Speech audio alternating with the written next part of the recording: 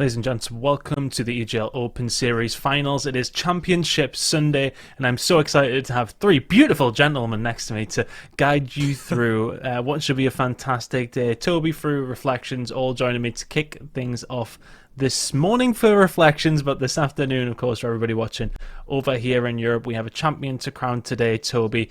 Massive look like the favourites, but it looks like it's going to be a good day of action.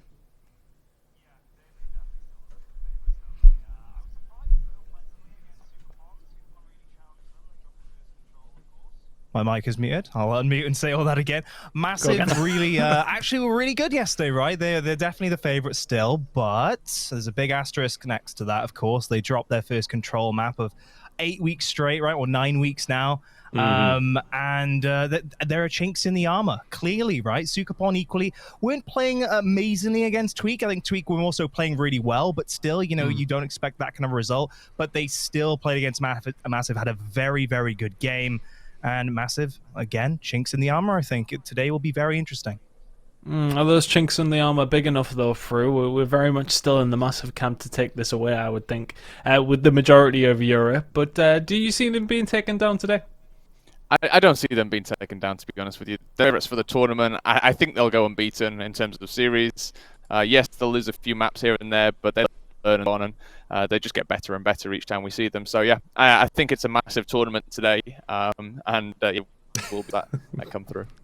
Yeah, there's a couple of times that Massive was slipping into the vocabulary quite a lot, wasn't it, yesterday? It's a tough one to try and avoid, isn't it, Taylor? But nonetheless, you know, let's have a look at the bracket very quickly before we do jump into our very first game.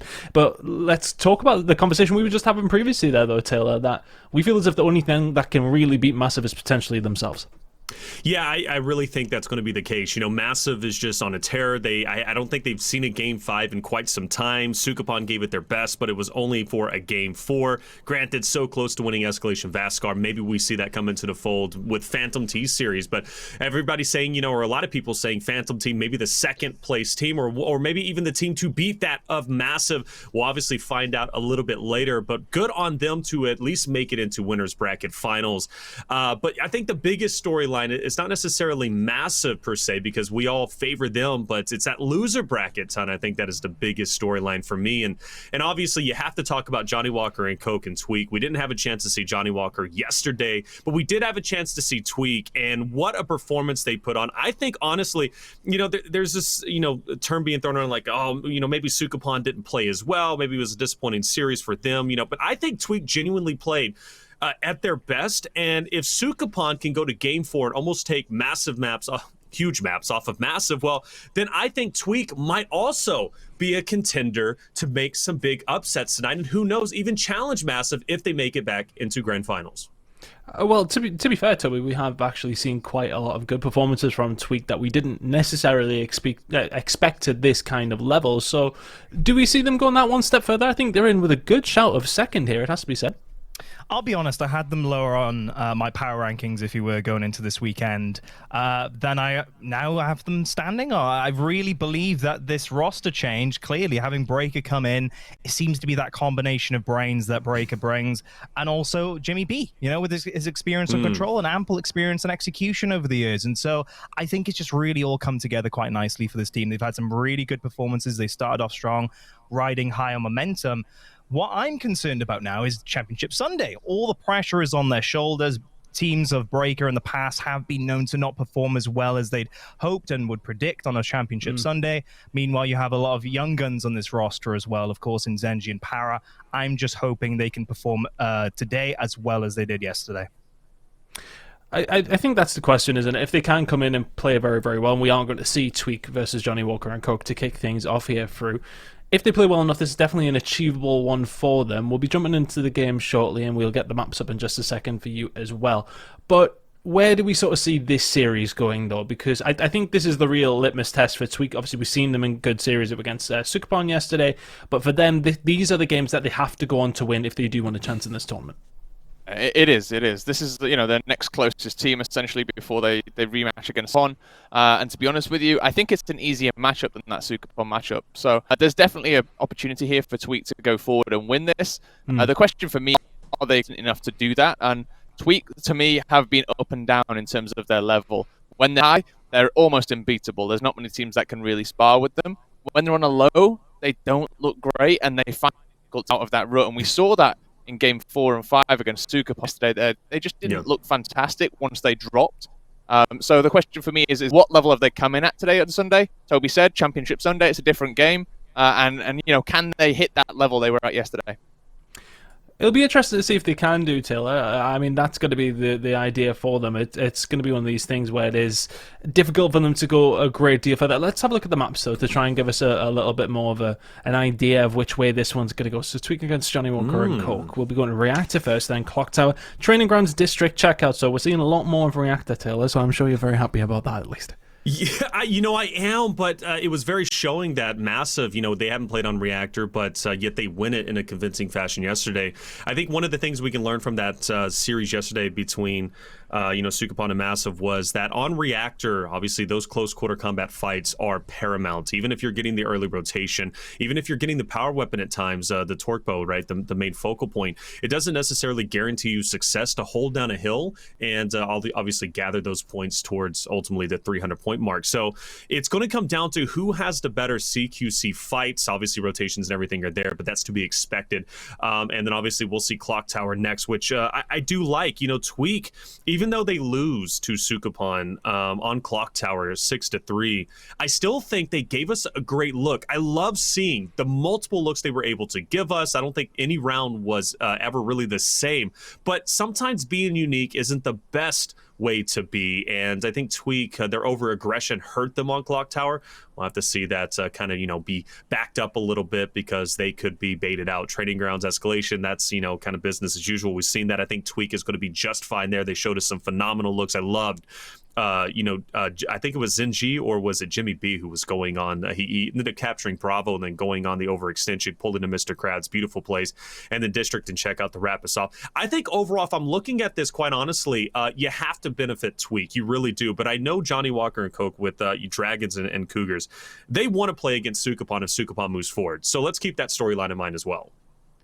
Absolutely, and look, for Johnny Walker and Coke yesterday, unfortunately dropping the losers bracket, a few reasons as to why we'll not delve into. I'm sure you've seen Twitter, but nonetheless, they've got some making up to do today, Toby. It has to be said, but we are going to be jumping in this game in just a second. So quickly to predictions from Fruit and Reflections. I'll let you go first, then Fruit. Which way are we seeing this one go? I'm on the bandwagon at the moment, so I think I'm going to go with those. I think it'll be a close series, so I'm going to go through Tweak. Excellent. And Taylor, which way? Yeah, it's an awesome statement. A Tweak bandwagon. I don't think you hear that too often, but I think I am. I'm on the Tweak bandwagon. I think they're going to be just fine. They played incredible yesterday, and I think they're going to play incredible today. Well, here we go then. We should be loading in just a second into map number 1 between these two teams. Toby, I'll ask you for your prediction in just a second as well. Well, actually, let's go to it now then. Let's see if we can get a level playing field. Are we all on the Tweak bandwagon? Is that where we're all sitting on? Yeah, I think so. I think Training Grounds and District Control are awesome for Tweak after their performances yesterday. In particular, it was only a 5-4 result, actually, for Johnny Walker versus 75 Hertz in their matchup. Meanwhile, District Control, Johnny Walker picked that when Tweak had an amazing game themselves against Sukupan. Boy, oh boy, that's very confident from them for sure. Well, Taylor and Fruit, thank you very much for hanging out at the beginning of this show. Myself and Toby will be taking this one away. Excited about this, and I mean, actually, sorry, I believe it's supposed to be me and Fruit. I've completely messed that up. I've sent people left. You know what, mate? You can come in. Toby, you can get lost for a second. My goodness me. See you later, Toby. You see, I'm so used to casting with Toby now. You left me with him for too long. That's what happened. I'm sorry. I'm so sorry. Maybe we can make it up in this series here.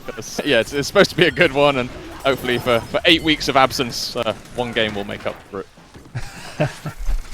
Well, here we go into Reactor anyway. It is the better start for Tweak, and look, I mean, I think, you look at this roster at the beginning of the season, and we just have not seen enough from many of these players. We've seen them look good in Control, specifically 1A, but like Breaker, we haven't seen anything at all from him so far in split number 3. But coming into these finals, they've looked a lot better, and he's been a big reason as to why. Yeah, he has. He's a great addition to this team. We mentioned it a lot yesterday. He brings that experience. He brings a little bit of calmness, a bit of control to this team that's otherwise a little bit chaotic, in my opinion. I think it's a good addition, and so far they've looked really good, haven't they? Throughout the whole tournament, they've been strong. against the kind of top teams. They've won against the kind of weaker teams or the lower seeded teams. So yeah, big test for Tweak against JWC, but so far a good start for them. 60 points up already. Yeah, very good start. Keen to see how a reactor does play out for a lot of these teams. And whether or not those rotations are going to be nice and crisp, that's kind of where they need to be with it. Obviously, it's not played quite as much as we see it over in North America. It is, well, until the finals, it hadn't been played at all, as far as we're aware, at least on broadcast. So, to see it here now, Johnny Walker and Coke, 50 seconds remaining on this hill. You can see they are set up very, very nicely for it. A bit of a spread across the map, and they should be able to hold this for a good chunk of time. Yeah, they should be able to claim some points back here. There's 40 on it still. Cougar's getting that kill on Breaker's going to be big. Trade out will come through there. Power weapon in the hands of Tweak. May be able to open up a roost if Para can just get a stick. It's difficult. You know, you're shooting uphill there. Taught bow, always better. Shoot hill. You can shoot over the top of the covers, get those easy sticks. Uphill, not as easy. Good kills coming through here from Dragons and Cougars. The Spanish duo connecting. But talking of connecting, there's Jimmy B and Breaker finding two. Breaker should get another one, but he misplays that. He steps way too close there. Breaker should have just played that one wide.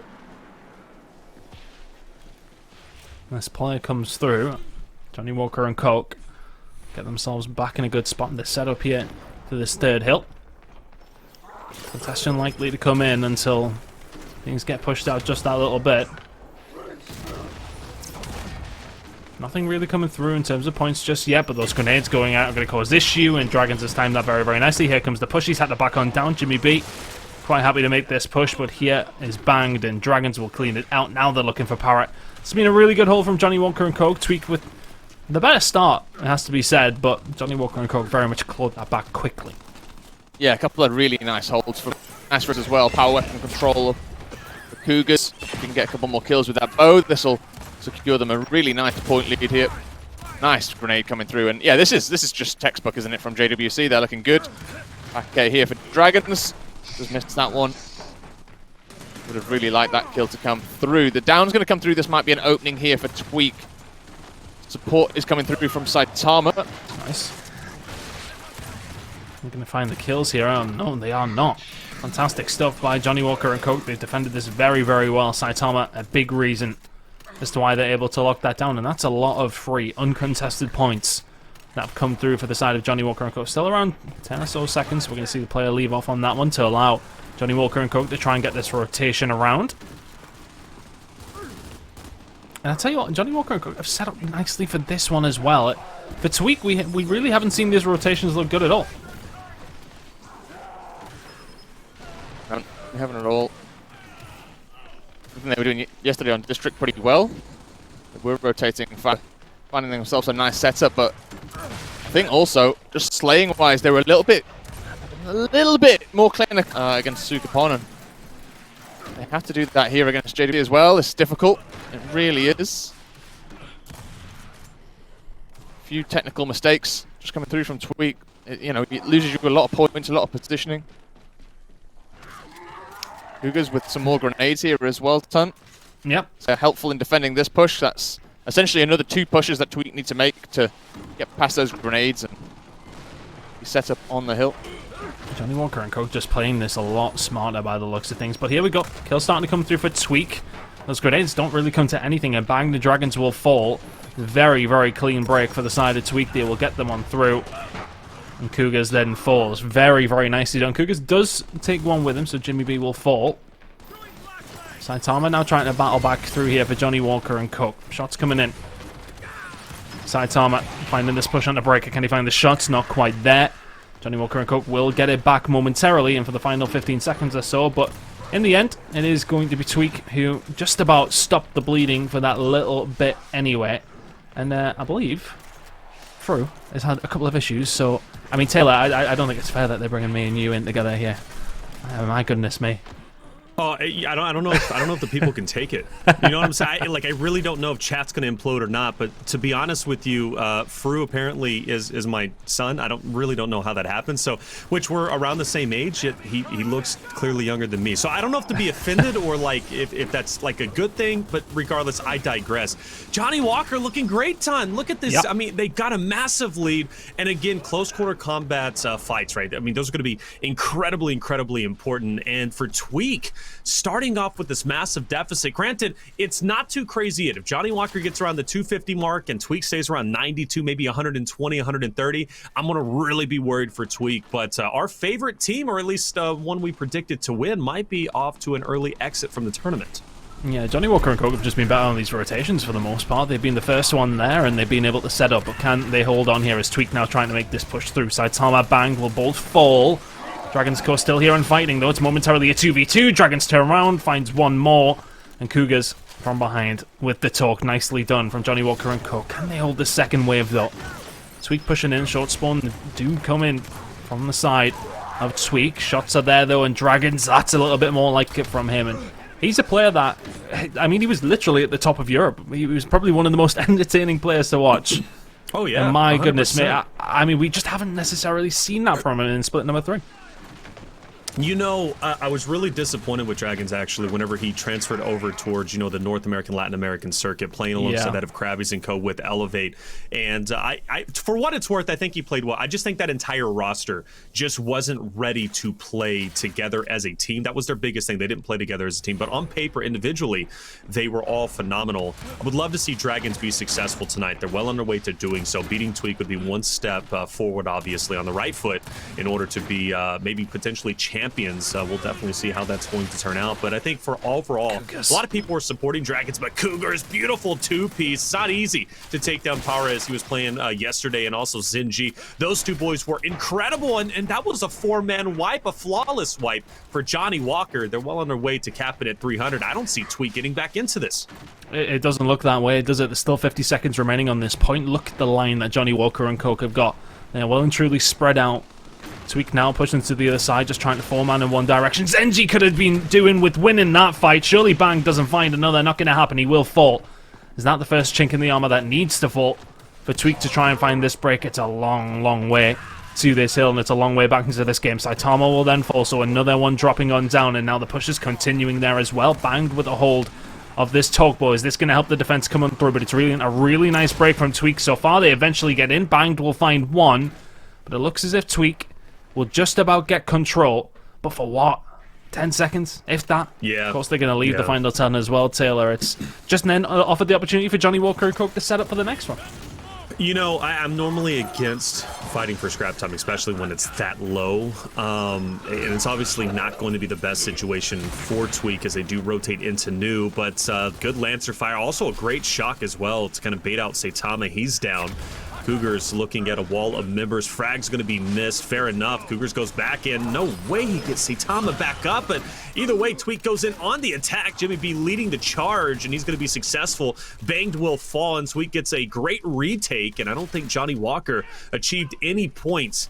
This is, honestly, at this point in time, with Johnny Walker at 260, again, it's very scary for Tweak, but Johnny Walker isn't within the realm where they can, just get a point here or get a point there. They need at least 20 points to get into that comfortable range. But for Tweak, they've got to play flawless. They have no other choice but to play flawless. It's going to be quite the comeback if they can manage it. Dragons will fall. There's been a lot of trading going on across the map, but it's ultimately ended up with Tweak still in control of the point. Kuga's trying to force them off here. Here comes the big push now for Johnny Walker and Coke, and to be honest, the contest kind of works out in their favor. That lead still belongs to them. It's over 100 points, and it still should be a Johnny Walker and Coke win here. Cougars trying to find the shots. Dragons and Coke here to help out as well. Dragons continuously finding it down. It's looking like a fight that's going to go the way of Johnny Walker and Coke, but you say that, and all of a sudden Zenji finds two. Very nicely done on the side of Tweak. They needed that. They need every single point. Now, this next rotation coming in, who's the first one going to be there? It's looking like it's going to be Johnny Walker and Coke now to get themselves set up. Tweak are going to have to find a break here. You can see they're on their way around, but it is Johnny Walker and Coke, the first ones here once again. So that torque bow, I'm curious when that's going to be up. That's going to be great if Tweak can get that while simultaneously attacking maybe 3 strong. So Dragons does get it. This is not going to be good for Tweak, especially going into this specific hill. And the reason why is because you have such a good angle. You can see just up ahead. If Dragons connect, taking anybody down from Tweak is going to be devastating. Johnny Walker now starting to get to that 280 point mark that I talked about, Ton, right? Where Johnny Walker can just get a point here, point there, and they're going to be quite all right. That angle should work, but just splash damage. Tweak doing a good job battling back, even though Johnny gets about 10 points. Tweak still has a chance to make this map competitive. This would be monumental comeback. I mean, we were looking at a 220 plus mark to about 90 before Tweak really started to get the ball rolling. But once they got that ball rolling, I guess it's hard to stop them. And one of the things that I do see sometimes in Control, whenever I've casted it before, Ton, is teams will take a lead. They take that for granted, but slowly but surely, the enemy team they're playing against starts gaining momentum, and once they gain that momentum, it's just so difficult to shut them down. And if you're a Tweak fan, you're hoping that's going to be the case. It just takes one good rotation round and one good hold, doesn't it? Absolutely. And, well, you're well and truly back into the game. Saitama trying to make something happen, finds one, can't find anything else. But what are the rest of the team doing? Dragons and Bang combining well. This looks like the break that Johnny Walker and Coke did need. Looks like they're going to be able to solidify it in here as well. Dragons finds one. Can he find the second? No, he cannot. And Jimmy B clutches up. 15 seconds to play for that. And Tweak are going to get it. But the rotation this time around, this is the problem for them. When they're so far behind, they need to sacrifice this scrap time, maybe that a little bit earlier. Now Johnny Walker and Co can just concentrate on this rotation. They're well locked in this time around. Can they hold up for the 17 seconds they need? Again, this is going to be one of the best comebacks I have ever seen. And I've seen some close maps. One of the closest maps I've seen was during Challenger, 300 to 299. Nothing has kind of beat that since, but this could. Johnny Walker dangerously close to victory, however, 7 points, 6 points, 5 points away. Will they continue to take? Jimmy B, you got to get in there. Cougars also has the frag. He throws it out. He's going to take that one. 298, 2 points away. Johnny Walker now 1 point away, and no points away as they will take the victory, 300 to 193. Nicely done by Johnny Walker and Coke. We said Tweak were maybe our favourites heading into this one, but that is a convincing performance out of Dragons and the boys. Tweak dropped down 1-0, and that was honestly, it just felt as if like maybe the first half of the game, it was very much about the rotations, which we do harp on about it when it does come down to Control, how important they are. Johnny Walker and Coke locking those in on Reactor very, very nicely there, and a really, really solid performance at map number 1. Yeah, absolutely, and I have a chance to look at the scoreboard here. Bang played very, very well. He was constantly in the hills. He had 7 caps, 2 breaks. I think more importantly, he had 31 eliminations. Anytime you're dropping a 30 bomb like that, you're putting in a tremendous amount of work. But, I will say this, for what it's worth, Ton, I think across the board, the eliminations were very similar. One of the things that does stand out statistically, though, is Dragons with 13 caps. That shows to me, even though he had 26 eliminations, not the highest, but by far not the lowest at all. I mean, after all, Zinji was the highest on the team of Tweak with 26. But Dragons was consistently getting into those hills, making it happen, making it work, and being a nuisance overall, right? And being annoying sometimes is the best play. I know we don't like it if it's a little brother being annoying or a little sister being annoying, but for Dragons being annoying, he was doing his part, doing his work, throwing Tweak off. Yeah, look, about staying alive, it is important. It's just being in those awkward positions where teams need to get rid of you, don't they? They need to get them out of those spots, and it just worked out nicely there. Dragons playing that role very, very well, but very well played by the side of Johnny Walker and Coke. They'll be heading into a map number 2 with a lead. I do believe Fru has got the hamster running around the wheel now, at least anyway. So hopefully he's all good to go. Here he is. What was going on there, mate? Are we good? Oh, the hamster, it needed a bit of water. We got it kicked up and running again. So yeah, we're back. Hopefully, fingers crossed. Yeah, good match all around there. Tweak, sadly, a little bit disappointing from them, I thought, as I caught the end there. But you got to say, Johnny Walker and Coke looking fantastic. Really strong performance. Yeah, excellent. And I'm curious heading into execution if they can keep this up as well. Johnny Walker and Coke. I'm trying to remember specifically the map we're going over to. I believe it's Clock Tower first, Yep. coming up second, I should say. So yeah, interesting to see if that does happen. But Taylor, I will let you take a break that you were supposed to. Thank have, you. Go on, you Hey, go you ahead. guys kill it. Grab yourself a coffee or something. I know it's early. Good luck to the hamster. If it needs some food, I'll send it over. Let me know. Let me know, Appreciate Fru. that. I'll help appreciate you that. out. Yeah, airmail. Thanks, Taylor. Okay, so for I mean, heading at the clock tower after that map number 1 performance, considering that was Tweak's pick as well, you've got to feel that they're in a bit of a difficult spot here. Yeah, a little bit. We didn't get much time to talk about it beforehand, but I was going to question that reactor pick as a first pick. They played it yesterday and they looked strong on it, but honestly, they were against a much, much weaker opponent, and I would have gone district if possible on that first control map. So interesting. Yeah, clock tower though coming up. I think they played quite well on it yesterday. Did Tweak? They brought out some interesting strats against Sukapon on it.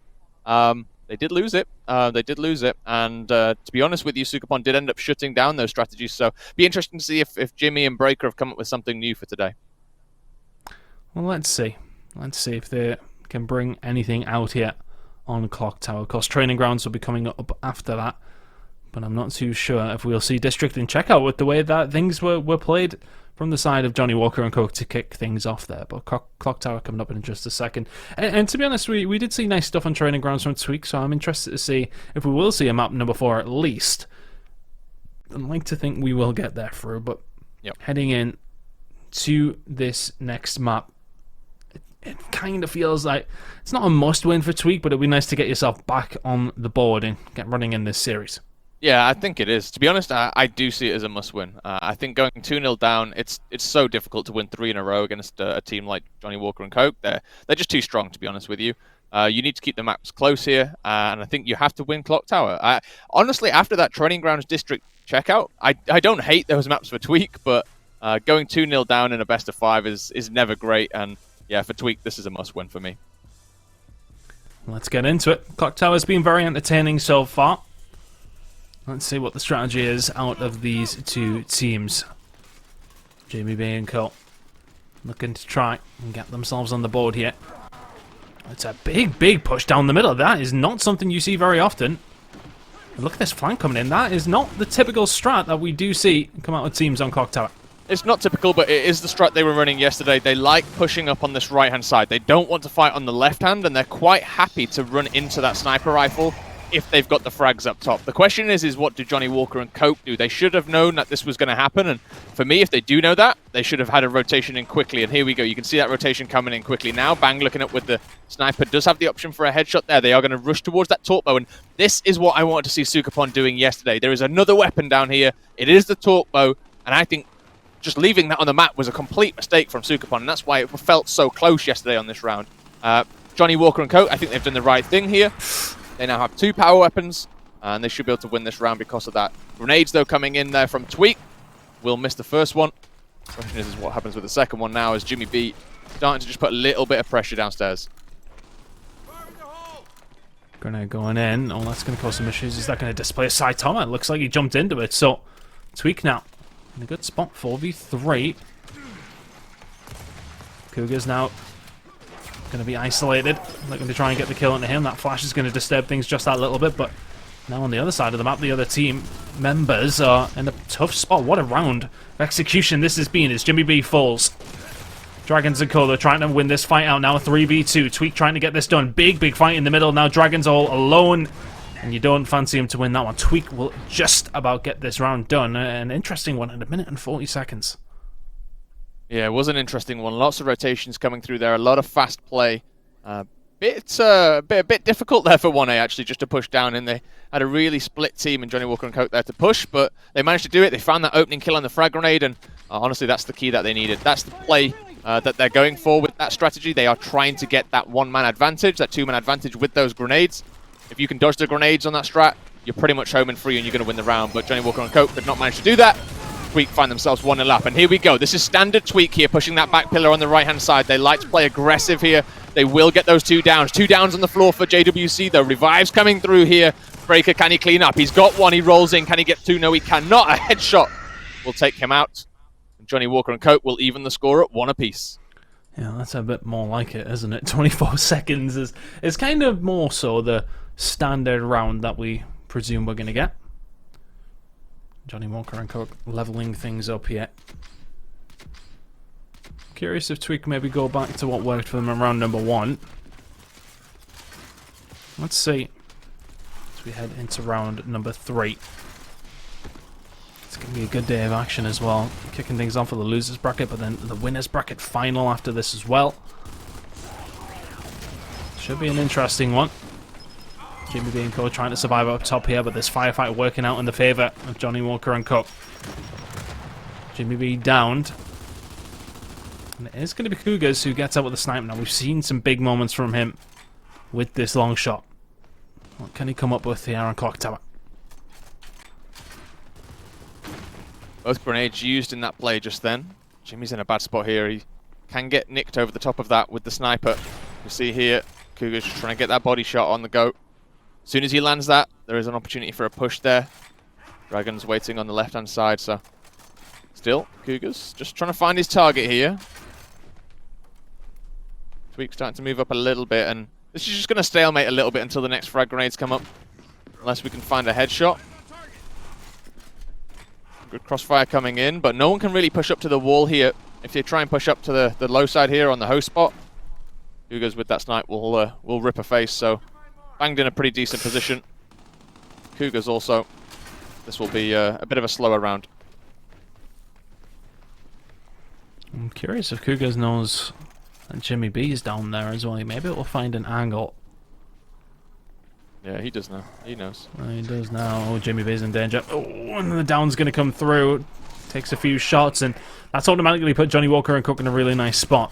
That overtime ring going to be spawning up down low.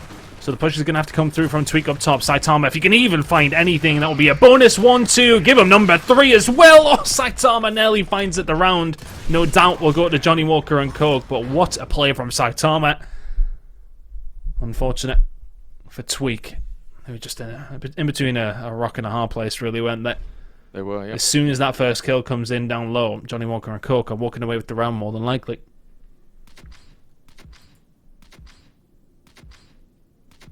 Expect Tweak now to make the same push up top. They do like that kind of back pillar push. It does work for them more often than not, so they will probably run this one again. You can see here Zenji just checking downstairs. Up top, things are a little bit slower. Both teams sending one downstairs, just makes it a little bit more difficult to make that push up top, just with the threat of a flank there. Big fight going on downstairs. Good crossfire there from Breaker, but in the end, Zenji does fall. Jimmy's going to trade that one out, and it's 2v3 up top for just a second, so Sniper should go the way of Johnny Walker and Coke. It does. Good headshot coming through there from Dragons. Yep, Dragons will clean up. Nicely done. Breaker now is he in a tough spot as well. And dare you to push, says Dragons. Shot goes through, not going to quite be able to land it. 3v2 up top. That's how things are going to continue, but teams will now start to think about maybe producing some different angles, especially for Dragons in this scenario. Talkbow there as well. Just a good spot for Johnny Walker and Cook. This one seemed to be like, for all, you know, sometimes, you know, I really like the addition of execution. Sometimes it feels as if teams are really just headbutting at times, over and over and over again. Definitely feels like there is a different level to it here in game number 2 between these two teams. Yeah, they're definitely trying to outthink one another, outstrat each other. Sometimes, you know, sometimes that works, sometimes it doesn't. And Tweak, I think I actually think they need to tweak a couple of these strats they're running out. They've got the right idea in some cases, but in my opinion, they're running them a little too often. So it's not really catching anyone off guard, which is the idea of these strats, right? Is that you want to basically put your opposition in a situation that they're not really comfortable in. They don't know how to react to instinctively. And when you put them in that position, you know, you find easier kills. You find rounds that you perhaps wouldn't have got. So yeah, for me, Tweak, I think they need to work on their base a little bit more. But here we go again. Overtime ring just coming up here. Breaker's going to fall down. Jimmy in a bad spot. He will fall. Johnny Walker and Coke, they clean that one out nicely. Just nice patient play out on the side of Johnny Walker and Coke. That I thought Saitama maybe let Breaker find a way through. He did, but then Breaker got slayed pretty heftily, pretty quickly. Let's see then. Can Tweak change this up in any way to maybe make things work for them? That round number 1 did maybe catch Johnny Walker and Coke off that little bit. Since then, it has been fairly comfortable for them. They're finding their advantages and they're not letting them slip. Initial flash. No. Bang, there's going to be the first one through the door for Johnny Walker and Coke here, you find. Looking for that clean-up potentially on somebody like Jimmy B, who could be very, very weak. But 4 players up top from both two teams here. It'll be one of those where it's a bit of a stalemate, but as soon as one down comes in, it's going to just spark into life. When will that happen is the question. Yeah, it's the question on everyone's mind, really, isn't it? I think got to work out who's got flashbangs left, who's got an option here. Para with that flashbang in hand, looking to maybe make a play here. We'll probably flash behind Banged there and open up a route for Jimmy to try and make a back A push, but so many players looking at Jimmy here, it's really difficult to make this play unless you've got a couple of flashbangs at least. Opportunity to push down back lane perhaps as well, but the way both teams are set up, they're on basically maximum coverage here. See Dragons on back pillar, you've got obviously Banged there on the cut and Cougars in the prison there. It's very, very difficult to push this kind of setup. Yeah. It's like they're all just having maybe a little chat. What are you doing with the rest of your Sunday after this? You looking forward to the Portugal-Belgium game later, boys? Yeah. Should be a nice one. Should be a nice one indeed. Overtime ring, 30 seconds coming up. Should be upstairs. I'd quite like to see one of the teams start to make a play here. There's so many power weapons left on the map. Me, you, and everybody else in the stream. There's 10 seconds left on the ring here. With 20 seconds to go, you can probably play for those grenades and then get them back upstairs. It's possible to defend that snipe with 3 players, but here we go. No power weapons on the map. Overtime ring's going to spawn here. Flashbang's going to be out. Stalemate opportunity in 30 seconds. That might come through. Oh no, it's definitely coming to life, hasn't it? Oh my goodness me! After all of that, and then here we go. First kill's going to go over towards Johnny Walker and Coke. Breaker then going to fall. Cougars just shooting at anything that's around him. Swarm will capture it. I mean, after all of that, I actually just don't even know what to say. I don't even know what to say for him. Won't play Johnny Walker and Coke in the end. Yeah, I'm surprised. I'm surprised it spurred the action there from Tweak. They seemed very content on just playing the defensive game there, as did JWC. But I thought they might have been trying for a defensive play that round. They are the aggressive team most of these rounds, so maybe mixing it up. But Jimmy stepped out, got caught out, and 3v4 it was always going to be a Johnny Walker and Coke round there. Bit more aggressive here. Dragon's pushing up. He'll try and get a hold of the sniper. Needs the revive to come through. Gets out with it. Fight's going on though, and it's currently a 4v3 in favour of Johnny Walker and Coke, but downs are in play as well. Which way is this one going to go? And look at this! Para finding the shot, but nobody else on the team getting there. That's 5 rounds in a row for Johnny Walker and Coke. They're looking good for a 2-0 lead here. Yeah, they're looking really strong. I think they saw Sukapon play Tweak on this map and said, you know what, we can replicate a little bit of that success. And great to see Saitama up at the top there. We've not really said much about, the individual players here. Saitama, he's been an up-and-comer for a while now, not really had a chance on one of these top teams, and the split managed to find himself in a very, very strong team. And performing at the top with the top players. Really good to see he's had that opportunity. 4-man up top once again, and I do wonder though, this hasn't been working for Tweak, has it? No. This 4-man hit. Say that actually, it was Johnny Walker and Coke who grabbed the grenades down low. Haven't come into play really. Not going to find anything there, and Johnny Walker and Coke though will be able to get a hold of the snipe once again. Head's been taken off as well. Well played from Cougars. Can you find anything else here? He's going to spot Breaker on the way out. But a 4v3, and this is for the map in a 2-0 lead in the series. It just feels like Tweak have come out a little bit flat today. Yeah, I'd agree with that. I would agree with that. Blind fire there down from Cougars. Makes it a 4v2. Yeah, I would totally agree with that. I just don't think this map suits them either. It's honestly the truth.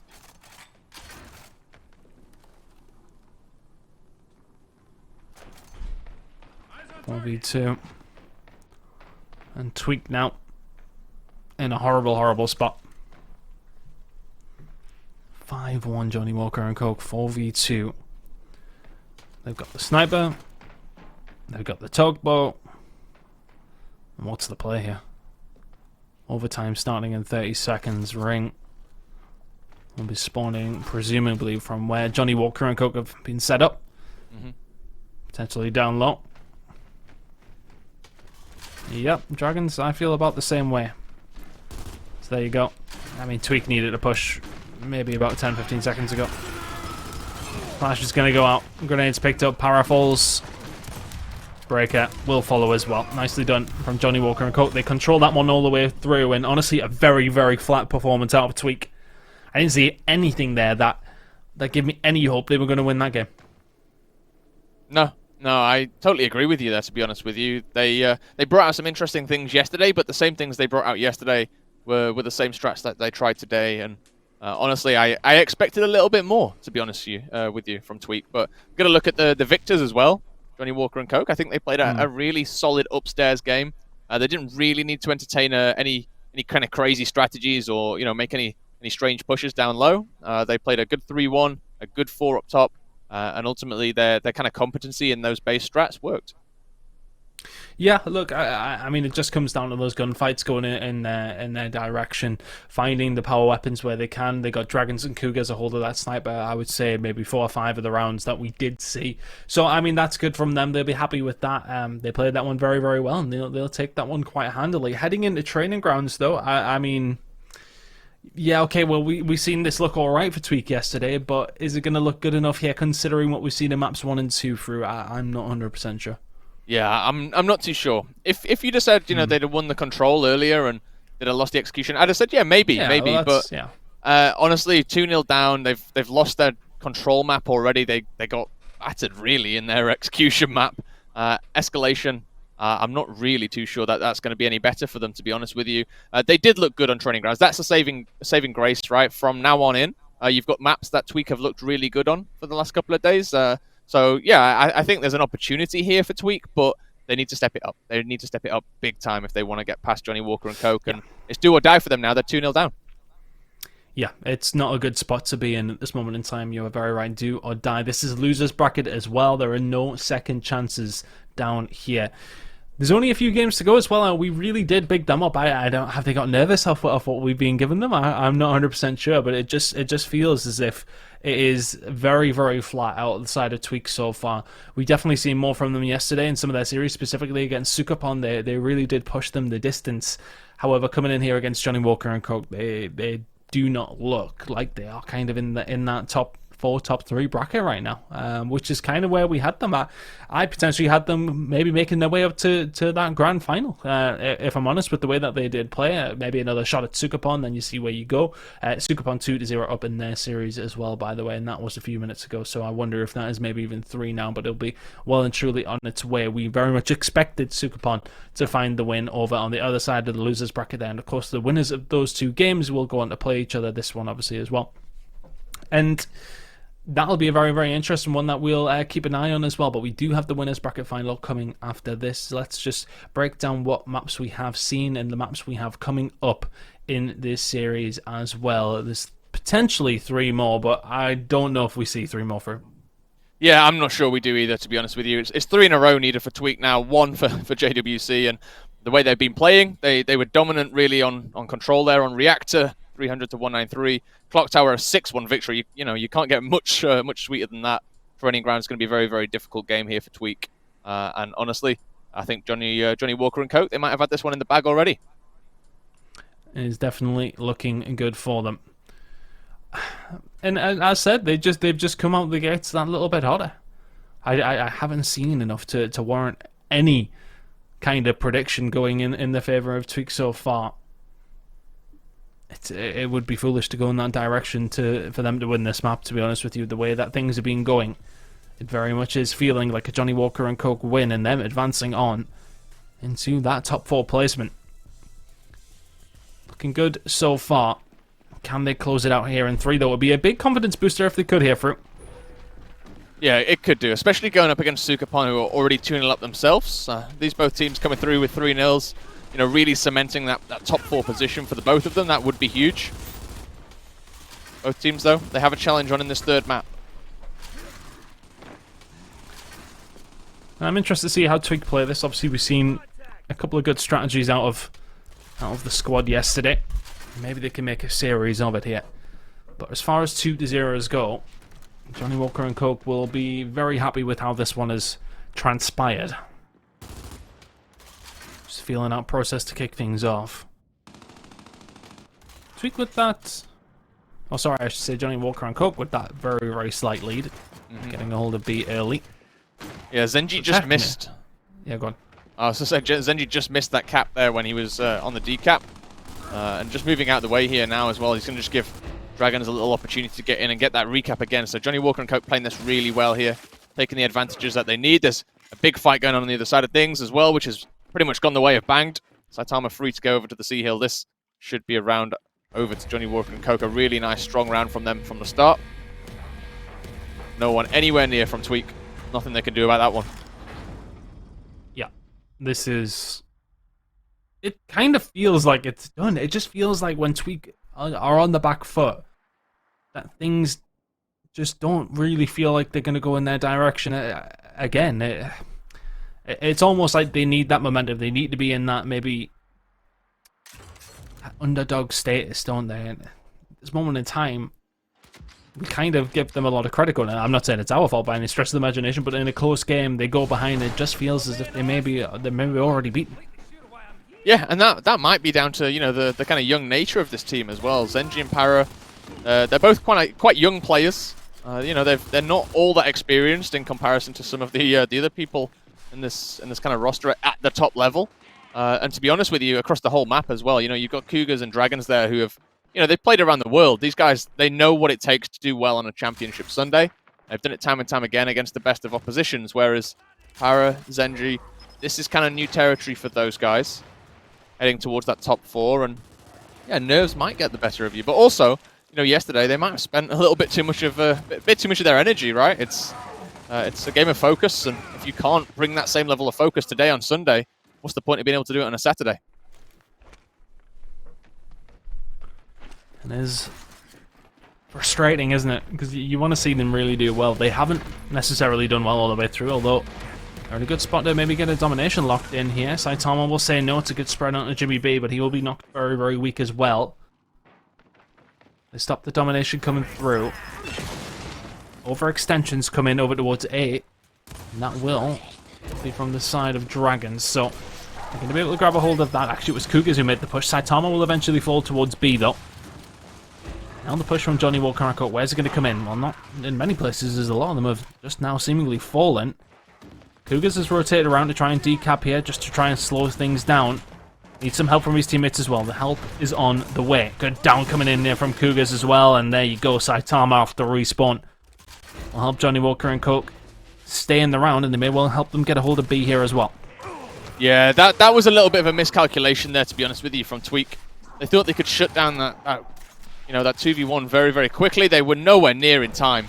And instead of going for a nice big setup, they end up losing it. They've just tried to force the play a little bit, and now they're going to be in a bit of a disadvantage where they've got to try and break a setup. They have got some points to play with, but honestly, they need some more kills here. That one on Saitama is going to be big. The B hill now looking towards that neutral. Will go over to Tweak, and this is a big fight up top as well. Big 1v2 there. Johnny Walker and Coke do take care of Zenji pretty quickly, but on the other side of things, Dragons fall, so a bit of a trade around. Coke team here on the Swarm home hill. We'll get that decap, and this will start to even it out a little bit. They are going to be in time. This is still Cog win condition. Just about. Just about. Yeah, it's so close, but you know, there needs to be a decap here. They need to get onto these home hills, do Tweak. Yep, needs to happen. There you go.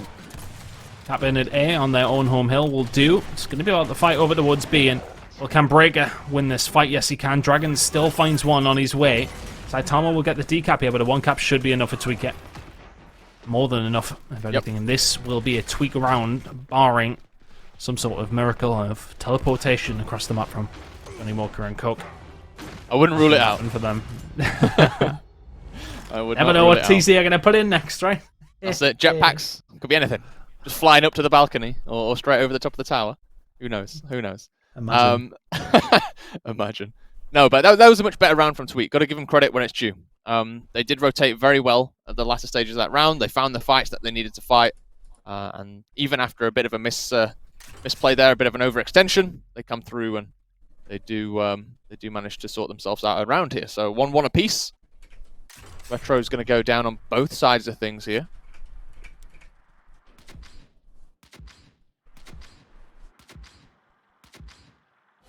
Into round number 3 we go. Much better from Tweak. Just controlled the round very, very well.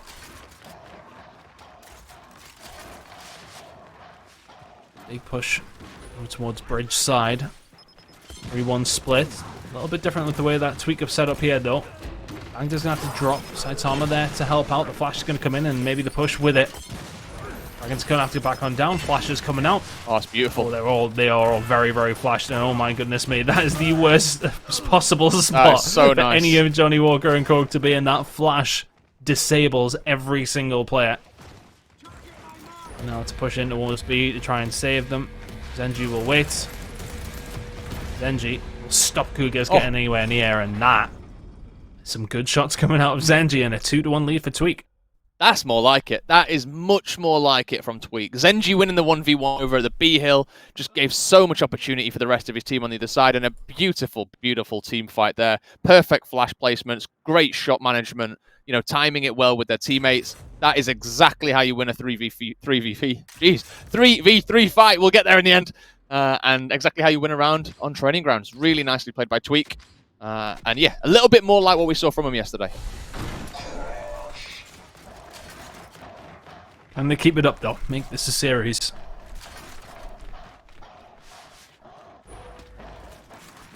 I wonder if Johnny Walker and Coke put something big in the middle and then maybe just play around that. Initial didn't work out too well last time. Saitama maybe misstepped just a tad there, and Jimmy B and Cove forced him away. Yeah, Saitama and Bang both falling. Good shots once again. Actually, I don't think this big weapon in the middle of the map would do them much good, because these initials up top have all been going in the direction of Tweak. Uga's trying to find something over towards B. He's dead. Just a complete misplay. Tweak now looking good for round number 3. Yeah, B's going to be going over towards them as well. This really should be the domination coming through. It will be the domination coming through. 3-1 lead to Tweak. That is accumulating very, very quickly here in escalation.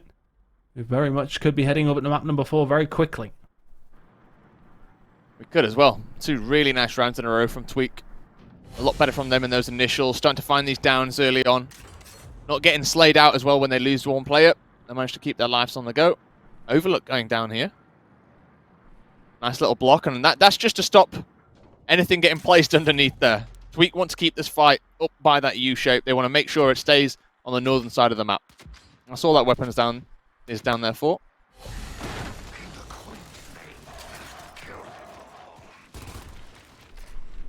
I'd say if it does affect things, as you can see, Johnny Walker actually sending 4 up towards E here, putting a lot of stock in this fight, and how it's going to really affect the outcome of the round. Should be able to get long shot for their troubles here as well. So a lot of stock in that. Goes E here now as we have winning at this half time. That's going to be a double home hold for the side of Tweak. And now they can afford to collapse in and around here, but Cougars does have this snipe. Are they going to be able to use it enough? It just feels as if Johnny Walker and Coke have been a bit slow to react to what Tweak are doing. Yep. You send 4 men up there, you need to steam through them, really, but Tweak have just held off and said, right, let's get F&D, and then we can collapse and see what happens. Well, what's going to happen is a domination. Although, not quite. The time just about runs out, and that is a poor round from Johnny Walker and Coke. It is a bit of a poor round there. They're just a bit deer in the headlights, weren't they? They realised that they had the advantage, and they didn't really just pick a side, but also, you got to, look at what Tweak were doing. They were up top on the balcony early. They had right-hand advantage, so able to push around the top there. And once they had that top control, they just split sides, and they had someone just looking down that back lane as well. So good crossfire into the sniper, and also that incendiary coming across top from Breaker, who was sat on the, the outskirts of that fight. All in all, it just doesn't leave much space for Johnny Walker and Coke to play in.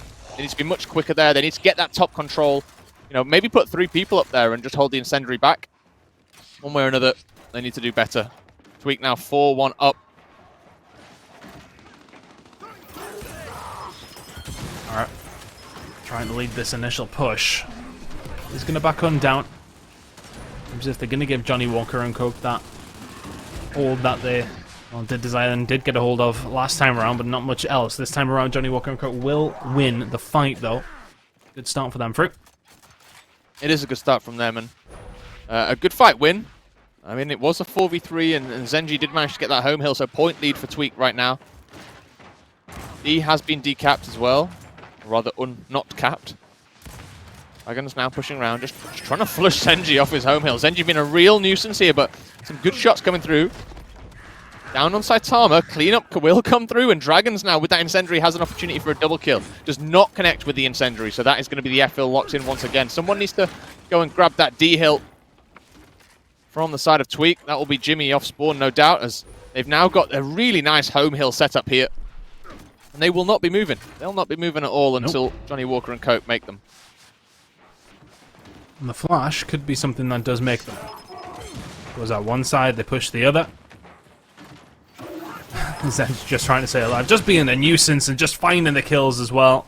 There's Saitama. He's trying to push around, and Dragon's lingering on the stairs. Could have been a danger there, but he's going to be forced away. I mean, that sniper maybe wants to try and stay alive. He's then going to be dropped. This may well be it. Keeping anybody around there if it doesn't seem so. Looks like Johnny Walker and Coke will survive this onslaught. Luga's trying to find the push though. He already gets one kill. Needs to find another, but the trade comes through. He's shot from a different angle. Luga's will be cleaned up though. He will go over towards Tweak. Looking good for them still. Very well played, but look at this overextension over towards D. This is what Johnny Walker and Coke need to do if they want to win this round. Yeah, they really need to start getting a couple of hills into their control, to be honest with you. Big kill by Saitama here, but no, he misses the second shot. The cleanup comes through as well. Zenji survives, gets the double kill. That is huge. That is Tweak now on the offensive. They've got a 4v2 for a second here. Sniper picked up as well. Cougar's trying to push there, but he loses his head to Para. A fantastic shot coming through, and now opportunity for a double. Does he get it? No, but he does get the body check. This is brilliant from Tweak. A push now around the outside. Should be all they need here to lock this one in. The domination denied for just a second here, but look at that timer ton. Tweak doing everything they need here on training grounds. Much more like it, and we feel like we have a series potentially on our hands now. We said that we found that Tweak have looked very, very good in the escalations, and very much showing that here on training grounds. 2-1 now. A very, very convincing performance from Tweak on this one. Johnny Walker and Coke very much not at the races, and it's been the similar story pretty much on every single map. It's been quite the wipeout, quite the washout, I should say. So let's see if things can continue in this way from one of these two teams, and which way it's actually going to go, because it just seems as if they are cancelling each other out completely on each map. Yeah, absolutely. And, you know, that's what we saw Tweak to Sukapon yesterday. They did exactly the same thing, right? They managed to get really good ring control. They didn't worry too much about the power weapons. They just denied the opposition the opportunity to use them. And they just managed the resource as well. And that's exactly what they've done here. That's exactly what they did on District yesterday against Sukapon. And, you know, guess what map's coming up next, right? District on Control. They might have the opportunity to do it again. Potentially. Let's see if they do a little bit better. But, I mean, Reactor was their pick, and then it's going to go over towards Johnny Walker and Coke's control pick. You've got to still feel that it's theirs to potentially have in the bag, and I feel as if they will still be feeling confident. After what happened in map number 1, it was very much about those rotations, how well they played them, how well they set up for them as well. They'll still be feeling super confident with how this series is playing out, even if we get the checkout. They pretty much smoked them when it came down to that map as well. So let's see. Look, Tweak, that was a very good performance. Much better from them in map number 3 than what we've seen in maps number 1 and 2. But it still needs to be that little bit more from them as we go into maps 4 and 5. But hey, look, it's been a good start to Championship Sunday, though, just to give you guys an update as well. If you didn't have Marsh's stream open, it was Sukapon 3, 75Hz 0. So Sukapon coming into Championship Sunday with quite the vengeance, it feels. But they will be coming in to face the winner of this one. So Sukapon are ready and waiting. Of course, that will be the losers bracket semi-finals. We've got the winners bracket finals coming up after this game as well, to then determine who's going to be dropping down to that losers bracket final. Still plenty of games to go today.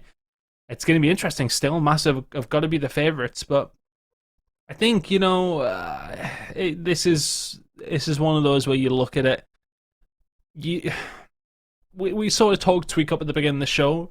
From what we've seen so far, though, I don't see it happening. Obviously, like they would have to get past Johnny Walker and Coke first, but with the way that they're playing, even if they did, I don't see them beating Sukapon. I really, really don't. No, I'm with you on that one at the moment. To be honest with you, I'm going to have to see a lot more from Tweak these next two maps for me to kind of change my mind on that matter as well.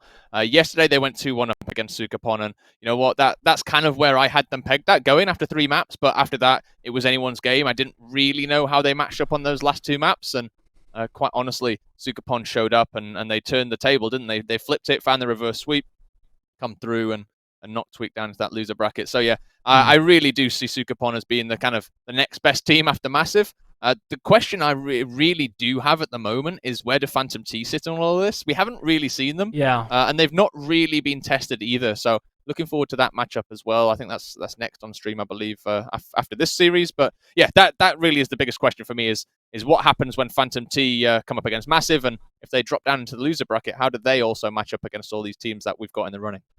Yeah, because obviously we would have seen Phantom T against Johnny Walker and Coke yesterday.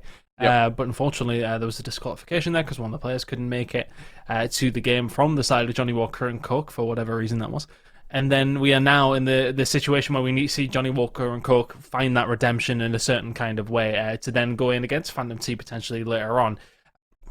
I am curious because for me, I still think, obviously we have that number 1 seed, we have that number 1 team in Massive. We very much expect them to go on to win this evening. Whereas outside of that, though, is the big question. I'd love to see Sukapon be able to get another shot at it because I think they can push it. But just to let you guys at home know as well, there's going to be a 1-0 lead and a best out of 5 for the team in that winners bracket side of that grand final. So already you're trying to climb a mountain to try and even get back, in a sense, against a team like Massive. So it's going to be very, very difficult for whoever does get there. If it is Massive who are there, of course, though, Phantom T could still surprise us yet. We'll be figuring out how that game goes after this. But this one so far has been interesting. Every single map has been pretty much a blowout in one direction. But at this moment in time, it's a 2-1 lead for Johnny Walker and Coke heading into the second control. They won the first one. I wonder if we should bring the maps up and just remind you guys at home of how things have worked out so far. It's being, as said, very one-sided in one direction or the other. It hasn't really had that close game. Maybe, okay, map number 1 is relatively close. Tweak did start bringing it back, but it was a good, solid lead for Johnny Walker and Coke all the way through, and then a 6-1 on Clock Tower, then 5-1 on Training Grounds from Tweak, getting themselves up and running in this series. District next, then check out if we need it, but this is Johnny Walker and Coke's pick of the control map. Heading into District, they'll be feeling confident they can close it out in 4.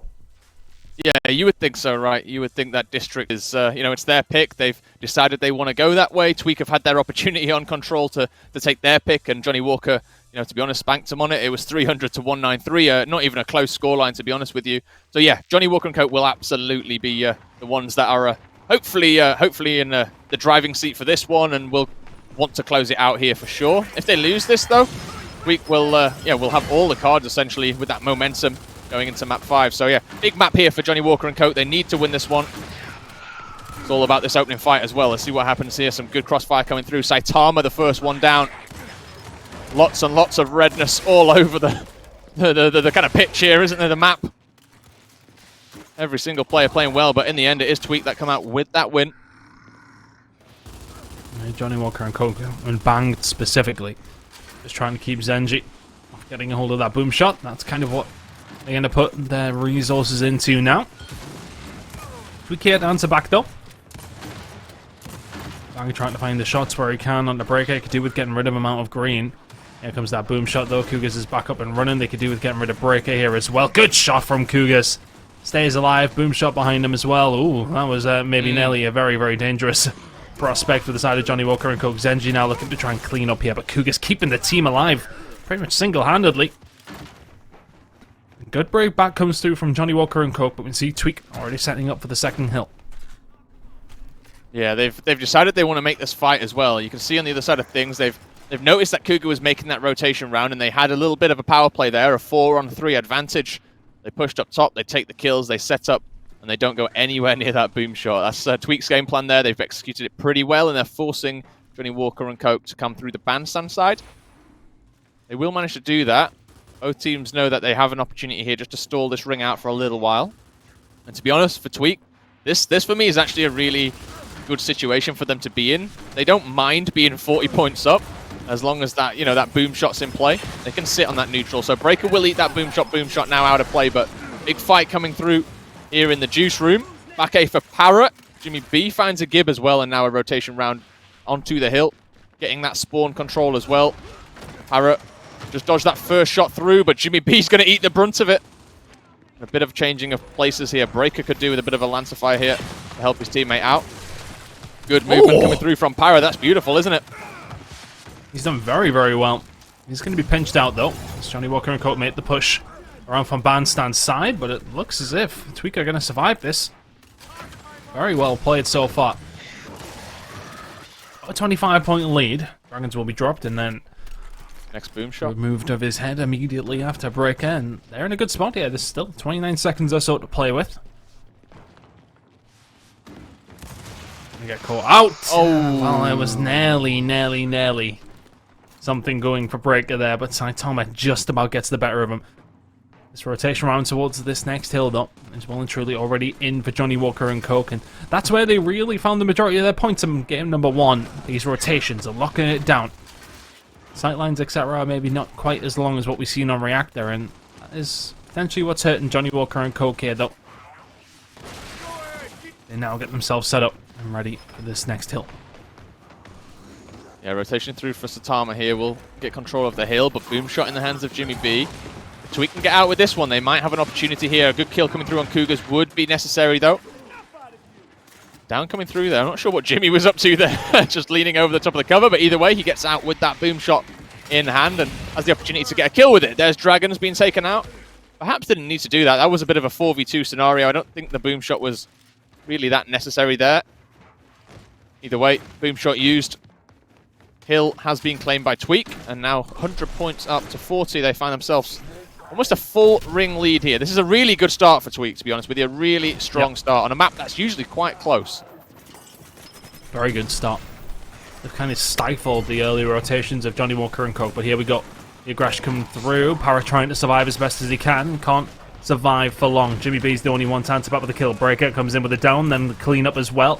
Can they get rid of Breaker? No, they cannot, and Breaker clutches up and stays alive in the hill as well. Dragon's going to make the push, and What he is that? will deal with him eventually. Breaker had to be so weak. Looked like Dragons had boom shot bullets in his shotgun there. That was ridiculous. That really was ridiculous. But anyway, going back into the action, it's still back and forth, isn't it? All to play for in this bandstand as Zenji goes down, as does Parra. No revives in sight here as Jimmy B with those incendiaries just waiting for someone to maybe walk out of the smoke.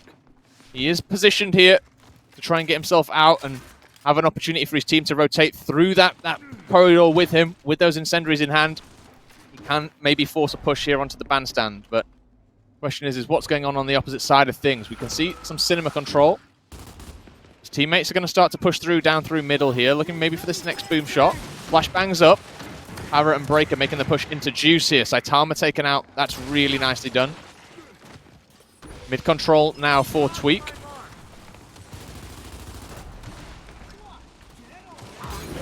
Oh, good incend from Jimmy B. Times it well in the end. Isn't able to save his teammate, but Tweak again just always seem to find this fight on the way to the next hill. Shots coming through. Saitama will fall also. Well, Jimmy B turns it back around just to help his team get a hold of this boom shot. Again, it's great that they get a hold of it, and yeah, okay, they've utilized it, but it just feels as if that boom shot is maybe not necessarily been the best time to use it. Both times that we've seen Tweak get a hold of it. Yeah, they're not finding those double kills that you would see Sukapon a massive find, but I think, to be honest, their game plan is not really, control the map. It's not really just use those power weapons to their maximum efficiency. It's use them quick and often, right? It's make sure you get at least one kill with it, and then you find yourself a 4v3 that you should be able to win, 90% of the time. So I can see why they're happy just to get a guaranteed kill, because their individual skill, it does match up to Johnny Walker and Co. They can win 4v3s. They shouldn't be losing those, so not the worst of ideas, all in all. Oh, good shot from Banked. They need to start working out here, though, for Johnny Walker and Coke, and that's the kind of way you want to try and get back into this game. It is still only an 80-point game, but they probably could do with getting rid of Breaker cleanly here, and they do. Spawn out for Tweak now. Very far away. from the 60 seconds that are remaining on this hill. And that really would put Johnny Walker and Coke well and truly back into contention here. I think for Tweak now, you're just looking towards those next power weapons. This hill is, you know, it's 40 seconds on. I mean, that's not that's not ideal there, running through the fire and the flames. But to be honest with you, they're going to find this one really difficult. They're on a staggered respawn at the moment. They're not really getting themselves into any real kind of good pushing opportunities. So I would just be playing for the next power weapons at this point. Take the loss on that hill, get yourself set up for the next one, and hopefully try and get 70 points off it, 60, 70 points off it.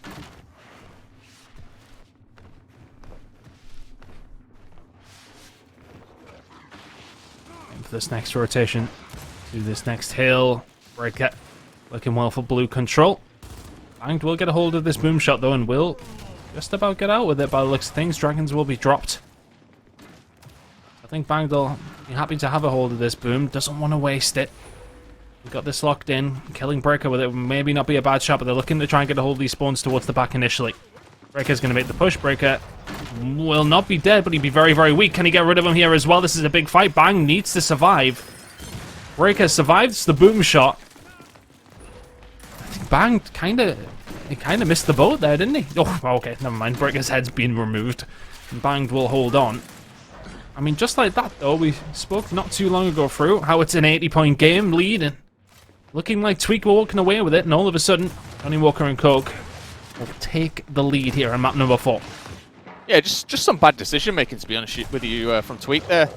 Breaker really didn't need to go in and fight that. His team were doing okay. He just needs to keep his life there and just be a nuisance, and instead goes for that 50-50, loses it.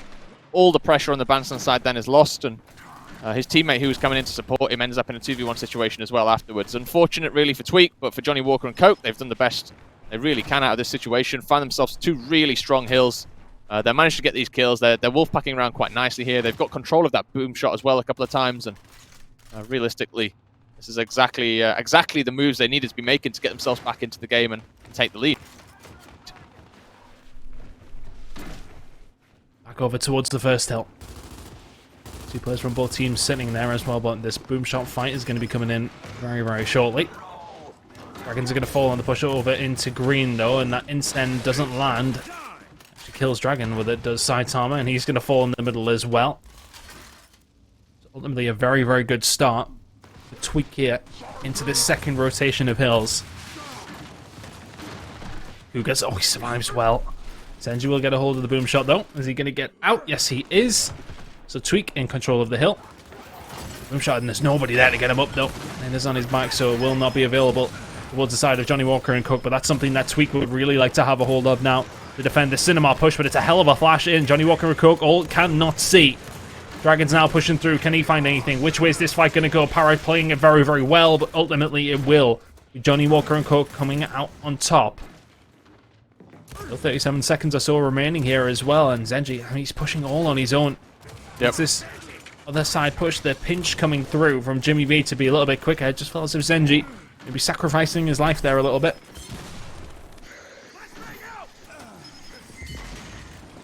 Wasted flashbang, really, from Tweak, and they're going to have to back out here. There's no opportunity for them. There's no push, and they've realized that they're in a really bad position for the next hill as well. The rotation is quick from Johnny Walker and Coke. They've met them at the bandstand, and they've got full position in the middle as well for any future power weapons kind of coming up. Good flashbangs coming out. Kugas trying to get his teammate out here. Good damage, really back and forth, and Kugas with a big old flank will get pushed out. He should be taken out here by Pyro. Pyro just needs to go wide. I don't know if he knows just how ready he is. In the end, Tweak will find the kill, but Kuga's doing really well just to hold his life. Zenji backing off here, will try and take the spawn, and just kind of standardized setup, to be honest with you. They'll see Zenji in the spawn. Jimmy will just hold the green room. You've got bandstand control, you've got someone in the hill. A nice spread out from Tweak here. Just leave yourself kind of open to a bit of a 3-man rush. Haro's going to find himself in that position there, getting caught out.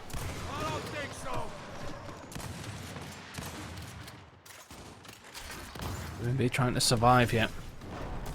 They could do with continuing to lock this time in, but the push from the front's coming through. They've surely got to get rid of Dragons. They do eventually, but the push from the front comes through from Johnny Walker and Coke, and it seems as if they're just about holding on here. Zenji gets a hold of the boom shot. Keep an eye on that one as it's going to be coming around bandstand side. Alright, here is a reinforcement as well. How effectively can they use this boom? Gonna find the kill and a bang. That's gonna make this push that little bit easier. You gotta keep an eye on green as well as there's a fight going on in there. That's gonna be Dragons taking on Jimmy B. Jimmy B wins that fight, so the pinch is set up. And that momentarily, Johnny Walker and Coke just back on down and say, right, okay, you can have it. Let's make our moves over towards this next hill. Johnny Walker and Coke in the lead. First one's there. They should have time to get set up, but you can see Tweak have got the back here. This is going to be an interesting fight. They really need to flush out this blue room at the minute. Zenji's going to go down here. Cougars can just get one more pellet on him.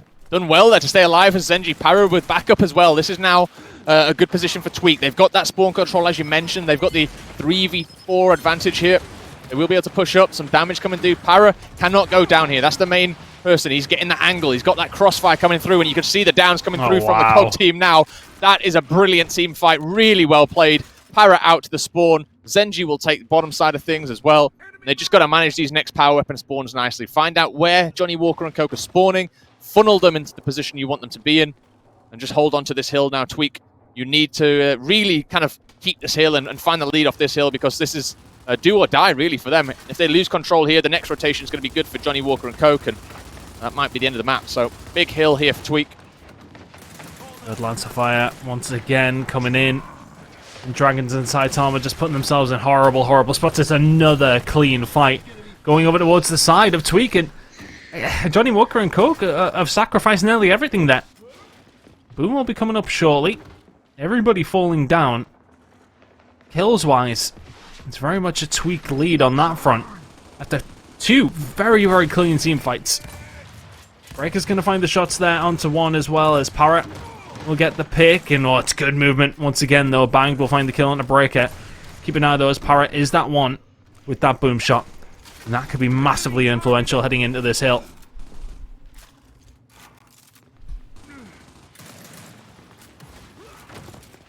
Oh, they're Head down from Shin. Yeah, they're really Yeah. trying to force this play, and I'm not 100% this is the right play, to be honest with you. I think this is actually a bit of a misguided play.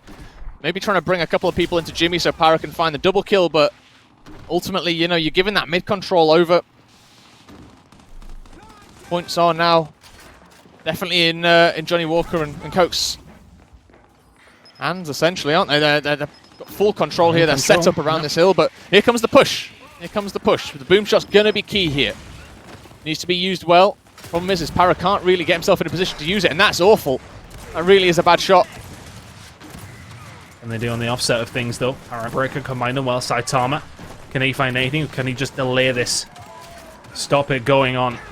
It's a big contestation coming through, but the kill's coming through for Johnny Walker and Coke. Jimmy B needs to push in because we're only 18 away here. Good movement. Well played. Finds one kill, but once again, 5 men fall.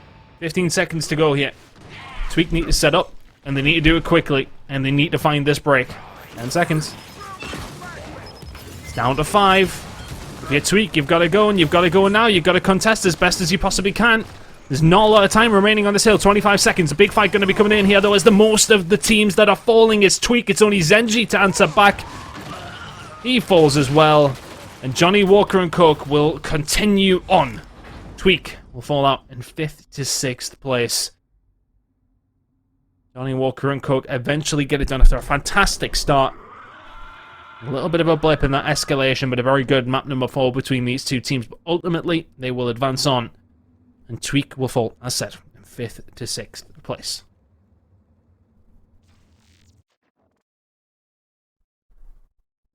And this is how things worked out across the board. Johnny Walker and Coke, 300 to 193 on map number 1. Then a very convincing win on Clock Tower at 6-1. Tweak looked good on training grounds and indeed on district as well, but could not close it out.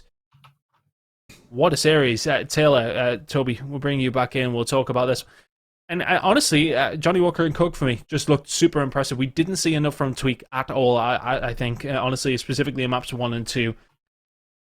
Map 4 was a little bit more like it. That was kind of the kind of game that we did expect to see a bit more of, though. But Toby, I think you'll probably be in the same camp as us, a little bit disappointed with what we've seen from Tweak there. Yeah, I think we all are actually a little bit disappointed. We all went with Tweak at the start, didn't we, with predictions? We were all wrong, evidently, 3-1 the other way. But it's kind of those first two maps for me, because I was felt really, really confident going into that map number one with the prediction. But then it just looked like they never really got going on Reactor, did they, Tweak? They were a bit slow with things. They weren't playing like the usual selves. And meanwhile, Johnny Walker were firing on all cylinders. They looked amazing. Individually, they were pulling off plays. Teamwork was on point. Their rotations were really good. And then, of course, you went into Clock Tower, and Johnny Walker were just answering so well against Tweak's very unorthodox strats, running down bottom, trying to play for that right hand. Yes, we saw it plenty of times in Gears 3, and it's a brand new strategy, but you know, they seemed like Johnny Walker just had an answer to everything that they attempted. And Fru made a really good point actually halfway through the map. You know, he said, you can keep going with these unorthodox strats over and over, but you know, if they're not working, eventually just go back to base and try and win on base. Otherwise, it's you're just throwing anything at the wall and hope it sticks. And I don't think it did. Training grounds and district were much closer to our predictions, but just those first two maps, isn't it? I think they made it very difficult for themselves with Tweak starting off strong a little bit too slowly. Yeah, I think, you know, map 4 was a little bit more like it, but Johnny Walker and Cook, for me, Taylor, they very much did impress there. We seen good play from them across control and execution, at least anyway. Escalation was a little bit of a blowout, but what did you think of their performance?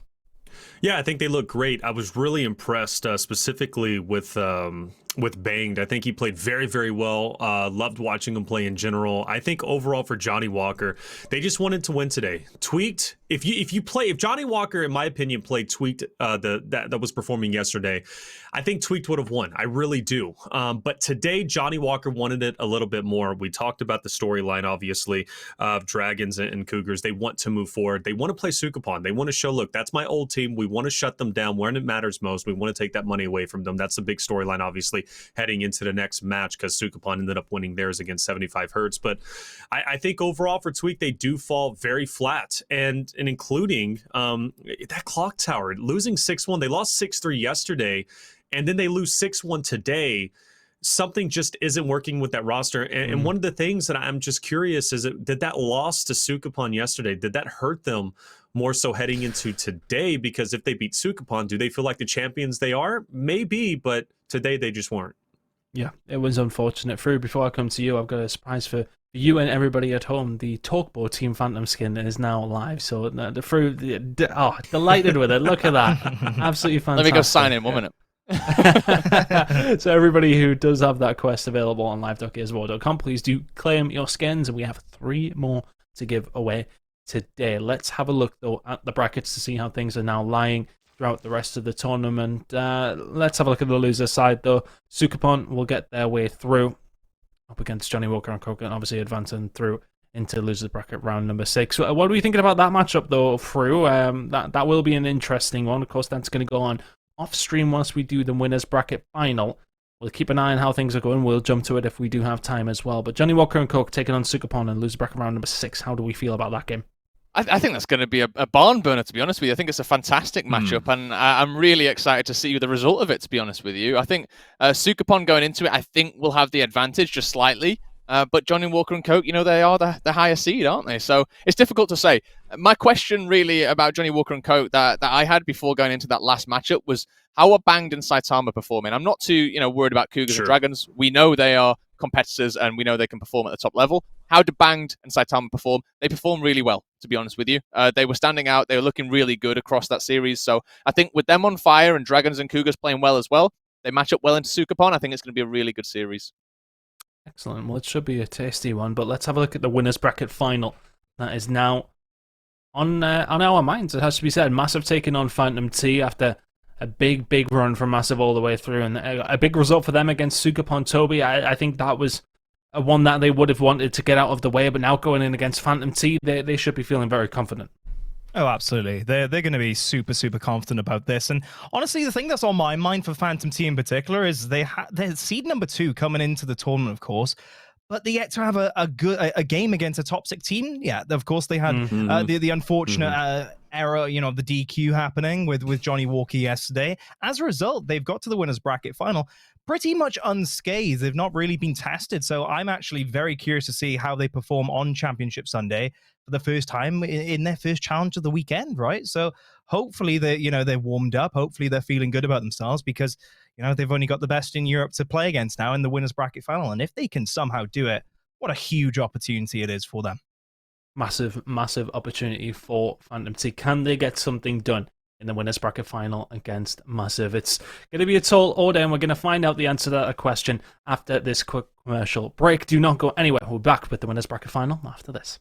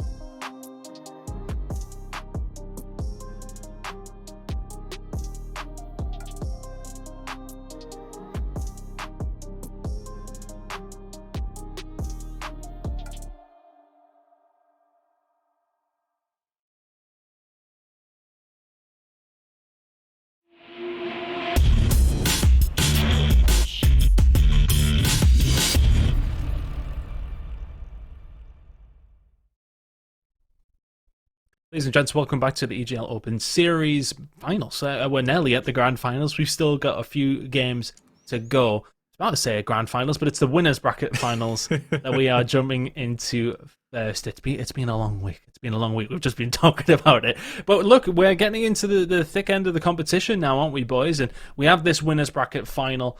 And the thing is for this one, that our storyline through is that Massive have been dominant all the way through, and they've mostly been going up against Phantom T for, I think it was maybe 6 out of the 8 weeks they ended up in this final.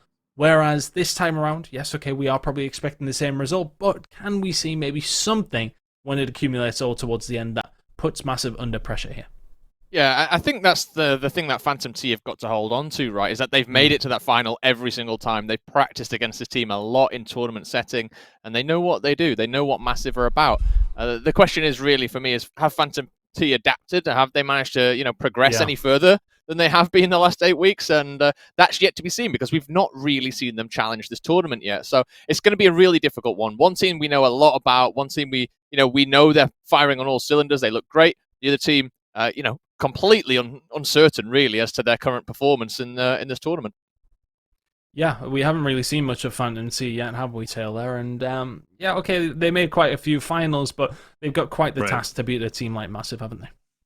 Yeah, I mean, honestly, Massive, again, has been in a different world. When I was talking power rankings with Toby, it was kind of like Massive was there in number 1, and then 2 through 5 was pretty much neck and neck. And he actually said something that was very stunning to me, was the fact that, 2nd through 5th is more closely contested than it would be from 2nd to 1st. And that's a big statement that shows how good Massive really is. I guess we have to take a look at the maps, because, we have a lot to talk about for Massive. I don't know necessarily about Phantom T, but, I mean, Ton, you've been casting over Phantom T for, 6 to 8 weeks. Any of these maps kind of their favorite? I don't think any of them really are a favorite against Massive, in fairness. Look, I think execution is really where we sort of see Massive struggle. And that is the only place that we potentially see Phantom T do something. They'll have the opportunity on Canals and maybe even Clock Tower if they do push it that far. Once again, Vazgar gets through. Look, I suppose if you're Phantom T and you've seen that Vazgar yesterday from Sukapon against Massive, then you sort of say to yourself, maybe something could get going here. But Training Grounds control to kick it off. That's picked by Massive. Not one we see too often. And then Control Reactor coming through from Phantom T. They've all been secretly practicing this map, I feel, through. Yeah, because we didn't see much of it at all in the regular season. Now it's coming out on nearly every single series. Yeah, it is, and I'm not surprised to see it. Teams do that. I think everyone thinks to themselves, "Oh, we've got a really good idea. Let's all practice the unplayed maps." And everyone's had the same one. Everyone practices the unplayed maps, right? And here we are. We've only got one unplayed map, so everyone's now picking Reactor. Interested to see if Tomb comes in at any point for the execution cycle. I'm not sure if it will or not, but. That would be interesting. But yeah, for this series, I think it's it's a good setup for Massive, to be honest with you. Vazgar, as you said, slipping through. I would have liked to have seen that one maybe banned out for something different. But you know what? It is what it is. You got to play him on at least 3 maps, maybe 5 maps if you're going to beat him. There's not much deviance really from the kind of set pieces that we see here. Training Grounds is coming through. It's a usual one. Clock Tower at the end there is, it's a preference as well for the community. So no real massive surprises apart from that Reactor for me. Well, let's see if it does make too much of a difference in this series. It'll be interesting to see what Phantom T can do on the map if they do indeed get it. So let's move to the prediction side of things, though. Taylor, I know you wouldn't have seen much of Phantom T, but based on what you've seen from Massive, where are we going with this prediction? I mean, it has to be with Massive, and I think everybody is going to go with Massive. You have to, and I do want to say, for Reactor slipping through, Phantom T picking that, all good and well. I'd love to see it. Like I said, I want to see more variety. Would love to see Tomb Execution come into play. Sukapon tried to sneak in Reactor against Massive yesterday, trying to take a sneak map off them. They lost 300 to 141. So clearly, Massive knows that map very well. It suits their close quarter combat play style. I'm going with Massive. True, same boat. I'd be surprised if not. Yeah, short and sweet. Massive, probably 3-1 here. I'd be surprised if Phantom T managed to make 2 maps, to be honest with you. Yeah, it's going to be very, very difficult. Well, I know we are loading into the game. It's time for the winners bracket final here of our Open Series finals, and split number 3. It's going to be Massive taking on Phantom T. Taylor and Brew, will you please take it away? Hey, Fru, it's going to be a good time casting with you again. First and foremost, you love to see it. Training Grounds Control is a brutal, unforgiving map if you don't rotate on time. It is indeed. It is indeed. And to be honest with you, that's what these two teams are pretty good at. Phantom T, they're very, very disciplined. So I would not be surprised to see them managing that rotation. But on the other side of things, Massive, they're equal to the measure as well. And that play at the start, they're a little set play, getting those grenades, using it to just push off the player on the tower, get the kill, and the drop shot. A really nice opening from Massive, and this will set them in real good stead for this fight coming up here. Look at that from Bouncers. Yeah, Bounces has been impressing me so incredibly much. You know, for what it's worth, I haven't watched Massive play throughout all of the 8 weeks many times. Obviously, I know they've been in first place, and I know their story and their history that they have. But yesterday, when they played against Sukapon, it made me take notes. And I said, you know, Massive all around is a phenomenal team and a scary team in general. Again, I would love to watch them play against North American, Latin American teams, really to see where they stack up. This next hill is brutal. You need to rotate in early. I like that Phantom T is prioritized in rotation. Quite honestly, if Phantom T wins this over Massive, I think it's going to be because they're setting up defensively early on. Look at the ground Massive has to cover, and this is why this hill is so brutal. You have to cover this long area where Sarksta or anybody else is going to be able to just lancer you down, snub you out. So you have the Wolfpack. Ricardo doing a great job handling the left side of Sarksta so he can focus on just getting that chip damage in. He's going to get a drop. And, you know, I really hope this is an exemplification as to why it's so brutal, but the frags will help. Sarksta's out. Payne's moving in. He's got a long hallway to go through. He says, maybe I'll come back another time whenever it's a little bit calmer. But for now, Massive's keeping the pressure. They will get the touch. And no way do they get the break. They made that look easy despite me setting up the storyline. Phantom T was going to look great. Yeah, this is what Massive are about. They execute so well. When they've got an idea and a plan, they don't often fail. And those grenades just opening up that route, that really is the kind of key to that play there.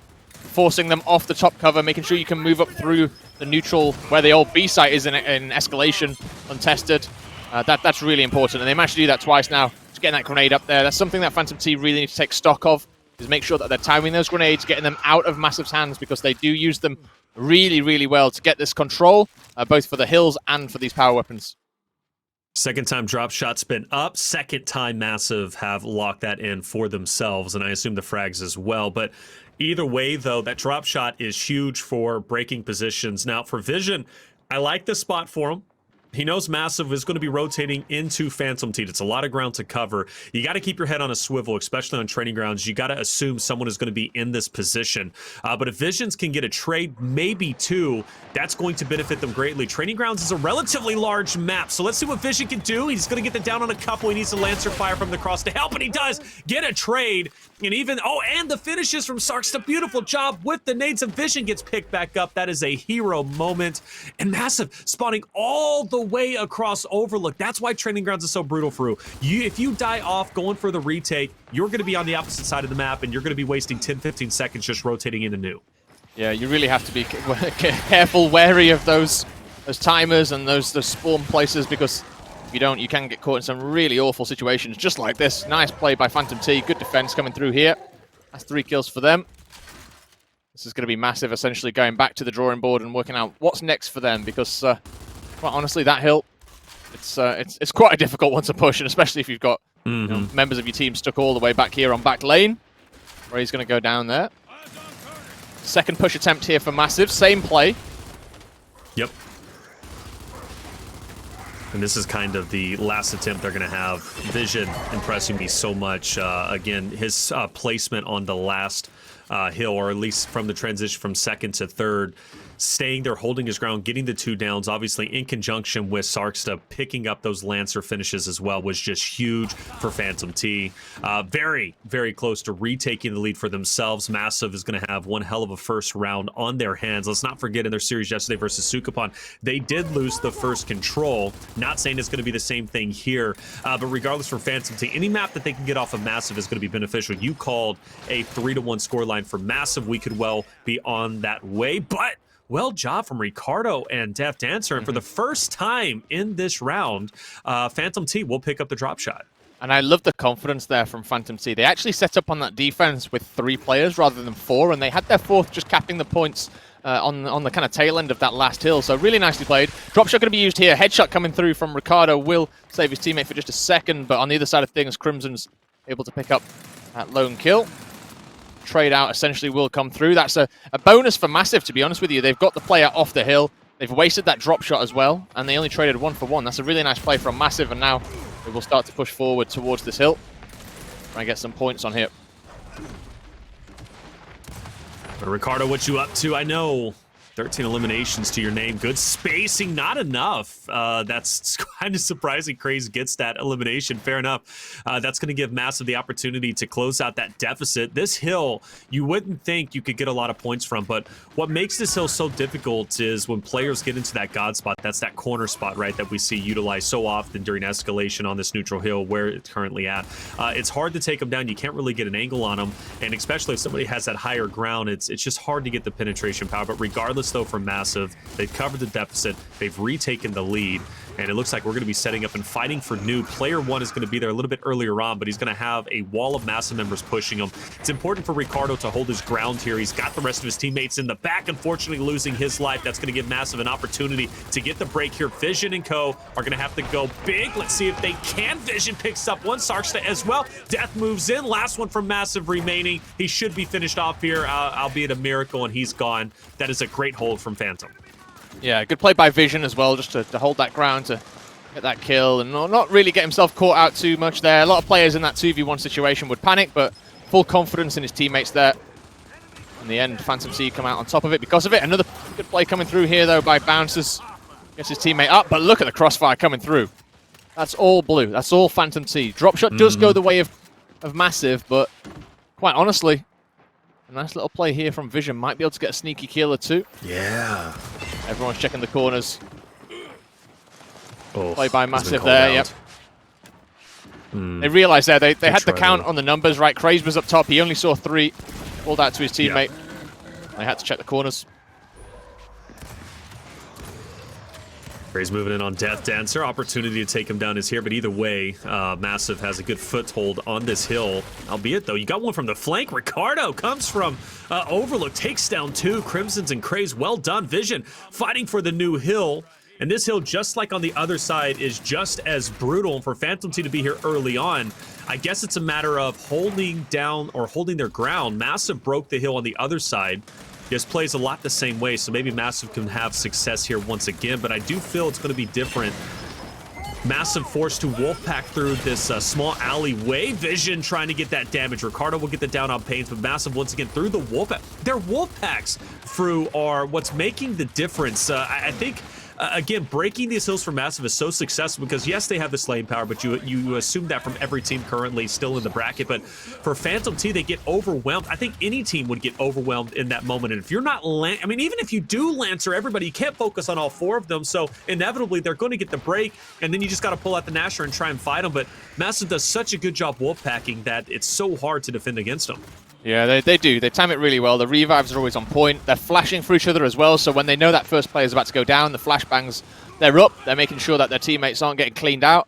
They do it really well, and then when they're on the return, when they're on the defensive there, they do have those Lancers to boot, and they can get those downs. They can, keep a hill basically under their control really, really nicely. They are, the full package on Massive. That's why they're there, the number 1 seed over here. It's why they've won 8 out of 8 there. They really do know the game, and they can play it well. So I'm not surprised. Not surprised at all. But Phantom T, 2nd seed, right? They make it to those finals for a reason. Fishing going from downtown doesn't connect. You don't want to waste that drop shot. He had time to rotate up, so kind of shooting that drop shot out a bit haphazardly. For what it's worth, Massive is, as you said, the complete package. That's why they won 8 weeks in a row. That's why they are obviously the favorite to win this tournament. And it's also why they did well on Reactor, because again, their wolf packing, their close quarter combat skills are phenomenal. But for Phantom T, I do give them credit. On these more open hills, Phantom T, for me, has been team firing better than that of Massive. So where Massive excels in the up-close battles, the wolf packing, the chaos, right? I think Phantom T, if they're able to pace out and space out the fighting, again, their team fire is incredible. So good communication there. I think that could give them a leg up here and potentially give them the win here on Training Grounds. Yeah, Phantom T, they're definitely about that. They're a very well structured team. Rowdy going off as well here. That's Death Dancer getting a couple of kills. Really nicely played there. There's Mr. Gears EU, if you don't know him, Taylor. He runs the Gears EU Twitter. But yeah, he's a fantastic player, and all around this Phantom T team, Tun mentioned it a little bit. They might not be the the superstars that you see in Massive, but I'll tell you what they are. They're practiced. They trust in each other. And they've grinded to this point at which they are, top 2, top 3 team over here in Europe. And Phantom T, tournament after tournament, they are up there. So they've got the capability to win here, and you can see that, 250 to 198. They've got the point lead here. They're playing this really, really well.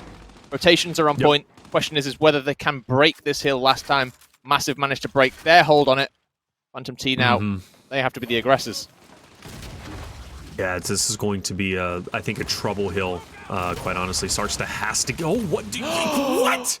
What? Crimson's wasn't it? I thought he was about to get chunked in the back. Ryan Full Summers always says the hardest shot to hit is the one where your opponent isn't looking at you. And Crimson's wasn't looking at Sarksta. I thought he was just absolutely oblivious to the flank, but then he turns and then business as usual to Lancer down low. Crimson's, what are you made of? You're built different, my guy. He is indeed. He is built different. And there you go. Drop shot as well off the back of that play. That'll make this this next push even harder, really, for Phantom T. You see them rotating around spawn side this time, going at it from a different angle, but what have they left up? They've left the grenades up. Pains will pocket those. To me, they should be rotating around. I think Phantom T, they can't really force this one through. They're going to go for the kills here, but I think they're probably just going to end up getting slayed out. They'll respawn over the other side. They've got someone over there holding down the respawns, which is good, but are they going to be fast enough? That's the question.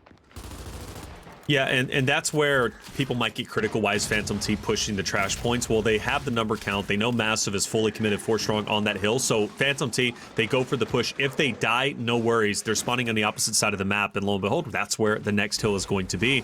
Now, remember, Phantom T was very successful on this hill. And this very well could be the last hill if Phantom T holds it down as they did on the first time. Now, Ricardo is where Visions was. And you assume Sarksta is going to be on the other side getting the cross. So actually, no, they have 2 members over here, so looking to put them in the funnel. They understand where they're going to be rotating. This, in fact, could be the final play of the game, and Phantom T is making it happen.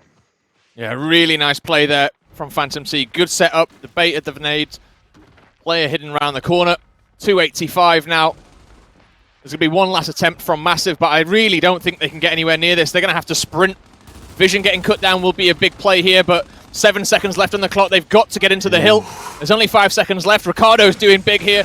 2 seconds left. It's not going to be enough. Phantom T are going to take map 1. Woo! I still can't get over that Crimson's call. I know Massive loses, but the fact that he turns like that and gets to kill. But Ricardo, shout out to him. He played very, very well. I think across the board for Phantom T. Many people hyped them up, said this is the team to beat Massive. Well, they're off to a great start to do just that across the board. No 30 bombs, but fair enough. Literally 1 kill separate the top 3 on Phantom T. And that comes to show you how well they were playing. Again, the open hills is where Phantom T was thriving. Those closed hills, Massive were great. Again, they thrive off the chaos. They love the chaos. And some teams do. Fire and Ice, over in the NA Pro, Latin American Pro League, Fire and Ice is a team that thrives off of chaos. They love the fast initials, and that's where they just, pop off. But for Massive, they're much the same, it seems, at least from what I've been noticing, Fruz. So, but when it comes to the team fire, those open hills, Phantom T was on a different level. And fair enough, they found their strong point, and they utilized it well. Taking map 1 is a big victory. Yeah, it's a huge victory. It's a really good start for Phantom T, and I'm actually glad to see them performing at this level. Right, we've wondered whether or not they were, they were warmed up enough. They'd had enough practice at this level in this tournament, because you know what, they've had a pretty easy run, to be honest with you. And as a team going into it, you want a nice mix, don't you? You don't really want to just be beating teams you can 3-0 every single day of the week, but at the same time, you want to get to those later stages. So I think Phantom T probably would have liked a little bit of a harder run here, but ultimately they're competing, right? They're at the level that Massive are at right now, and managing to take map 1, it's massive. It really is. Excuse the pun again. It's a big victory. We'll go with that one. It's kind of interesting to me as well. Just before we get into the kind of next map, Training Grounds is a map on escalation, at least, that Phantom T are really good on. So I was wondering whether or not that would translate to TG Control, and it seems it has, which is good to see that there is some kind of transferable skills there. Yeah, it's not for every team. You know, Pittsburgh Knights is one of who have definitely had their struggles. They're a great training grounds team, but for some reason, on escalation specifically, they're one of the best. But for some reason, they struggle on training grounds control. Rebels, another team that's great on training grounds, but escalation. But then whenever it comes to control, they are I'm going to say it, literally the worst team control training grounds. I have no idea why. They just can't get the rotations down. Yep. But fair enough. But for Phantom T, you take the advantages where you can, and if they're good on escalation training grounds, they understand the angles. I think that's the big thing, right? And why they were so successful in the team fire on those open hills, because it's a fight, and those angles are absolutely applicable. You're fighting for the home hills. You're fighting for the neutral hill, right? These are the same hills that you see in control, basically. And for Phantom T, they knew them like the back of their hands, and they had their roles solidified. So very well done from them. I'm excited to see Canal's execution. First time casting Canal's, or at least in this tournament. I know it's been played on stream at least a couple times.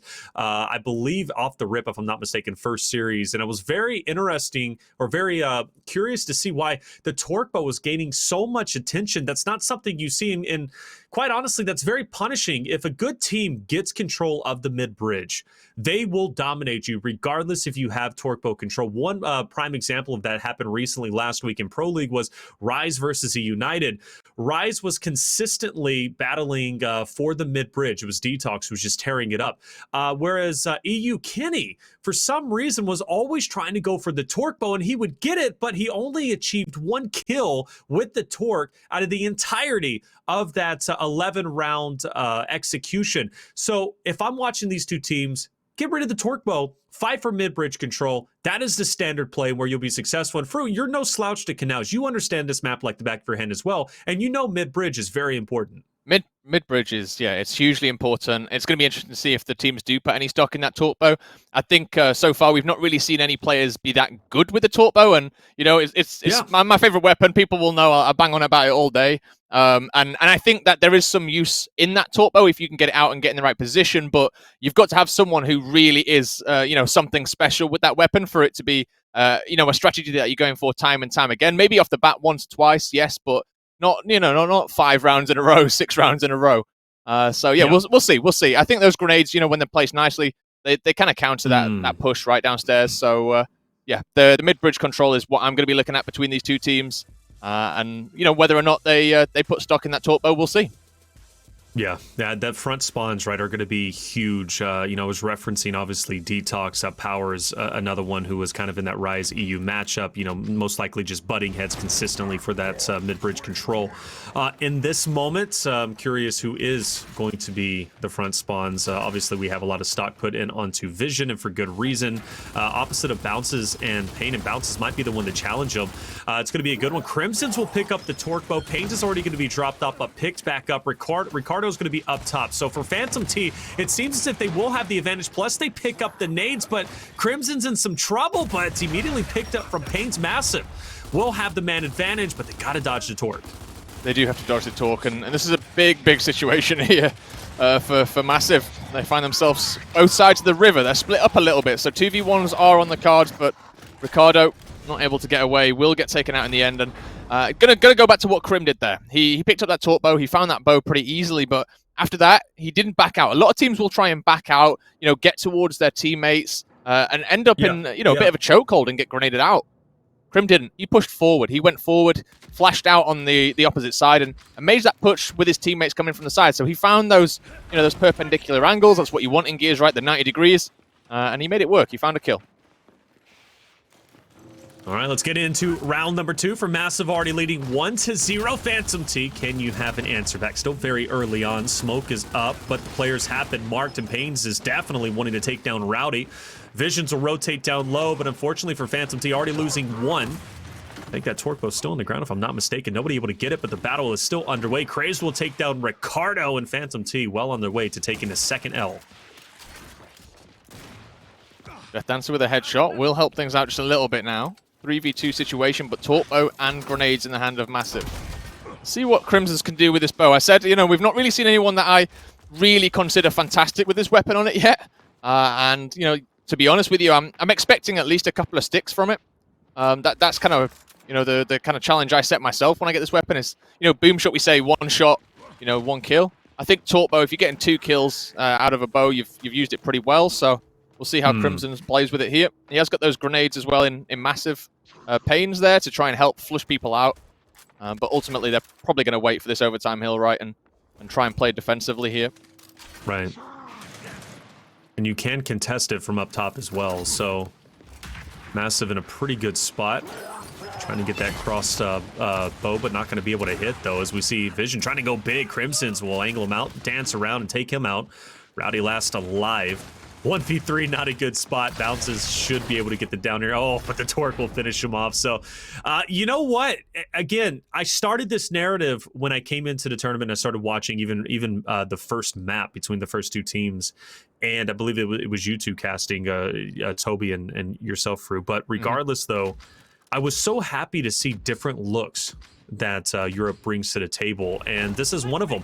You know, I was very critical on fighting for that torque bow. I still don't think it's necessarily the best play, but then again, it's not about the universal kind of best play. If it's working against one team and that team you're playing, right, and you're looking to move forward in the tournament, well, then that is the best play at the time. And at least right now, fighting for the torque bow, fighting down low, seems to be the best playing scenario for Massa. So fair enough, it's working for them here. So all in all, it's the perfect way to go about it, but a little bit more of a competitive round this time. Oh. Phantom T takes down 2. Sarksta finished off. It's a 2v3. Phantom T could do this. They can indeed. 2v2 situation now, though. They've got the isolated 1v2. They need to start to push on Craze, but they're going to lose the power weapon down low for that. I think actually the rotation is going to come through. Craze just has to keep running. He's taking damage, though, and will get taken down here. 1v2 situation. Question is, what does Bouncers do? Should jump on board with him if we can, but Vision is going to be pushing too fast for that one. Here we go. Big spread from Bouncers here. Managed to get one, but the back A comes through from Ricardo. Shuts him down. Bouncers, he's out of the action. 2-1 now. Phantom T managed to get their first round on the board. Not a bad one there. Not a bad one at all. Not bad at all. I do have to beg the question, though, for you, Bounces, Last Alive, Ricardo, and co. You know, obviously in Phantom T 2v1.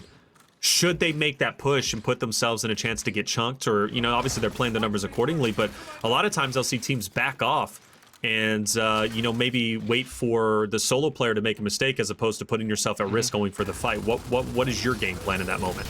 For me, I'd be rotating around the kind of low side there. I don't think you need to push high side, especially when they're on the right hand. You know, Bouncers was tucked in. Absolutely, I think you had the opportunity just to rotate down, you know, the steps, run through the river, get mid-bridge control from there, and play it out, to be honest with you. But it worked out. It worked out in the end. They're comfortable in their skill. I'm not going to be pretending to be anywhere near as good as these guys, so... Same. It's always the case, and that's why we're casters for a reason, although you are a competitor, Fru, so don't sell yourself short, okay? Either way, Craze Last Alive and Phantom T starting to heat up. And as I was saying, I think he's going to get blindsided here, and he will. I think he knew Ricardo was there, but he got to go. You have to go for the challenge. It's a 1v3. You got to try and make it to a 1v2, so no harm, no foul. So well done, Fru. Phantom T's brought it back to 2, and you know, that's a little bit of a lead Massive had in the beginning. Maybe that momentum they had has kind of been put to the curb for now. Phantom T might be on the up and up. Yeah, I'd say so, and I think, you know, we're talking a little bit about that Torbo again. The downstairs strat not really working too well for Massive those last 2 rounds. Phantom T, they've adapted a little bit, repositioned, found some kills early on that bridge, and from there on in, you know, it's a nice closeout for them. So yeah, nice adaptation from Phantom T. Be interested to see what they do here, though. Smoke grenade's going to go down. Crimson's blind, but, you know, has a rough idea of where they are. Sarki's going to pick that one up there. Should get taken down. It's going to be Death Dancer that takes the brunt of it. Portbow is out, though. Question is can we get a stick? There's a stick coming through from Starkster. Nice. Starkster is one of those players that I think is pretty good with this weapon, so 1 kill so far coming through. 3 shots remaining. Needs those actives to get that really quick charge up. You can really surprise people there. It's going to be a wasted boat. 1v3 situation. Has the opportunity now if he can just get a couple more sticks, but the opposition, they know exactly where he is. He needs a toe. He needs an elbow sticking out, right? He needs to find something. In the end, it's not going to be anything. Your right side. Crazed. Yeah, he needed that toe, and well, Sarkston knows what's up. He knows what's going. Puts himself in the corner. Massive takes him. You know, and it's not even Sarkston playing that bad, right? It's just your rest of your team falls. You're in a 1v3, and it's almost an impossible scenario to get out of. For what it's worth, though, Well, I guess not for what it's worth. Let me ask you a situation in general. I mean, obviously this Torque fight has been kind of the biggest focal point, and Phantom T is meeting Massive for that battle for the Torque Bow. Phantom T maybe prioritizing a different push, a different angle. Would that benefit them as opposed to playing the Massive game of just going straight headfirst into each other under bridge? I quite like the match, to be honest with you. I think if you let Crimsons get too much control there, he's a very tricky player, and he will start to push around, and you can see it happening right now, right? Prime example. Yep, and he finds those pincers, and he really does start to put pressure on you. So if you give them too much match control, I think you're going to end up in a bit of a bad spot, to be honest with you. So if I'm Phantom T, I am matching that. I am trying to force Crimsons out from under that bridge. And I think, just in general, you know, try and get Vision involved in these fights a little bit more. He's not having the best of games here. If we can bring up that scoreboard, it'd be good to see just how the players are doing here about the midway mark. So yeah, 1 kill, 4 deaths. Would like to see Vision, you know, finding a few more kills off the wrap. You're a wizard, Fru. You called out Crimsons, and then you got the caster special where he just set you up so perfectly to prove exactly what you were saying. He popped off. Quick pick on the Torque. Phantom is doing what I thought would maybe work out for the best, giving up that mid control, but like you said, you give it to Crimsons now. It is still going to be a 4v4. Crimsons is down and Lancered out. Well done. Ricardo will take him out. Nades thrown. I believe both of them go 2 ways. Craze picks up the shock, but at this point, Phantom T not only gets rid of Crimsons, who is a star player, you're also getting rid of the Torque Bow. So Phantom T at this point should have this round in the bag. Pains is gone, and well done. And again, you got to keep Crimsons in check, as you said, but they didn't go for that head-to-head fight, therefore not losing somebody off the rip. They're playing the long game instead of the short, aggressive, let me just go pick up an early elimination, which I think Massive is doing very well, but Phantom T isn't taking the bait, at least in that last round, and it pays dividends. It does pay dividends. I think, you know, call out a little mistake there from Massive as well. Crimson's trying to get out onto the low side, I think, is not the right play. For me, you want to be backing out towards high side or towards, you know, the escape under the bridge there. I also want to see some smokes come into play. You know what? There is the shot grenades on the, you know, on the close bridge there. You use a smoke to get the torque bow out. You rotate it back. You pick up the shock. You've essentially got a bigger flashbang, right? So you don't really lose anything there by picking the smoke at the start. So here we go. Smoke grenades coming out, you know, as requested. They are going to play for the mid-bridge this time around. Crimson's taken out. Pincer's going to come through here. Massive in a bad spot. Pains will go down, as will Bouncers. Crazed finds it down, but he's got to run off a 1v4 situation. I've seen him do it before, but I don't think he's going to be able to do it this time as he gets taken out. Another good round from Phantom T, and they're going to tie it up. Woo! We have a close one here, Fru, and you said Massive. When it comes to execution, it's one of their weaker game mode, I should say. Massive isn't weak by any means or stretch of the imagination, but for Phantom T, playing their strengths and playing them well, it is Championship Sunday. Massive has not really been challenged. I take that back, maybe challenged by Sukapan, of course.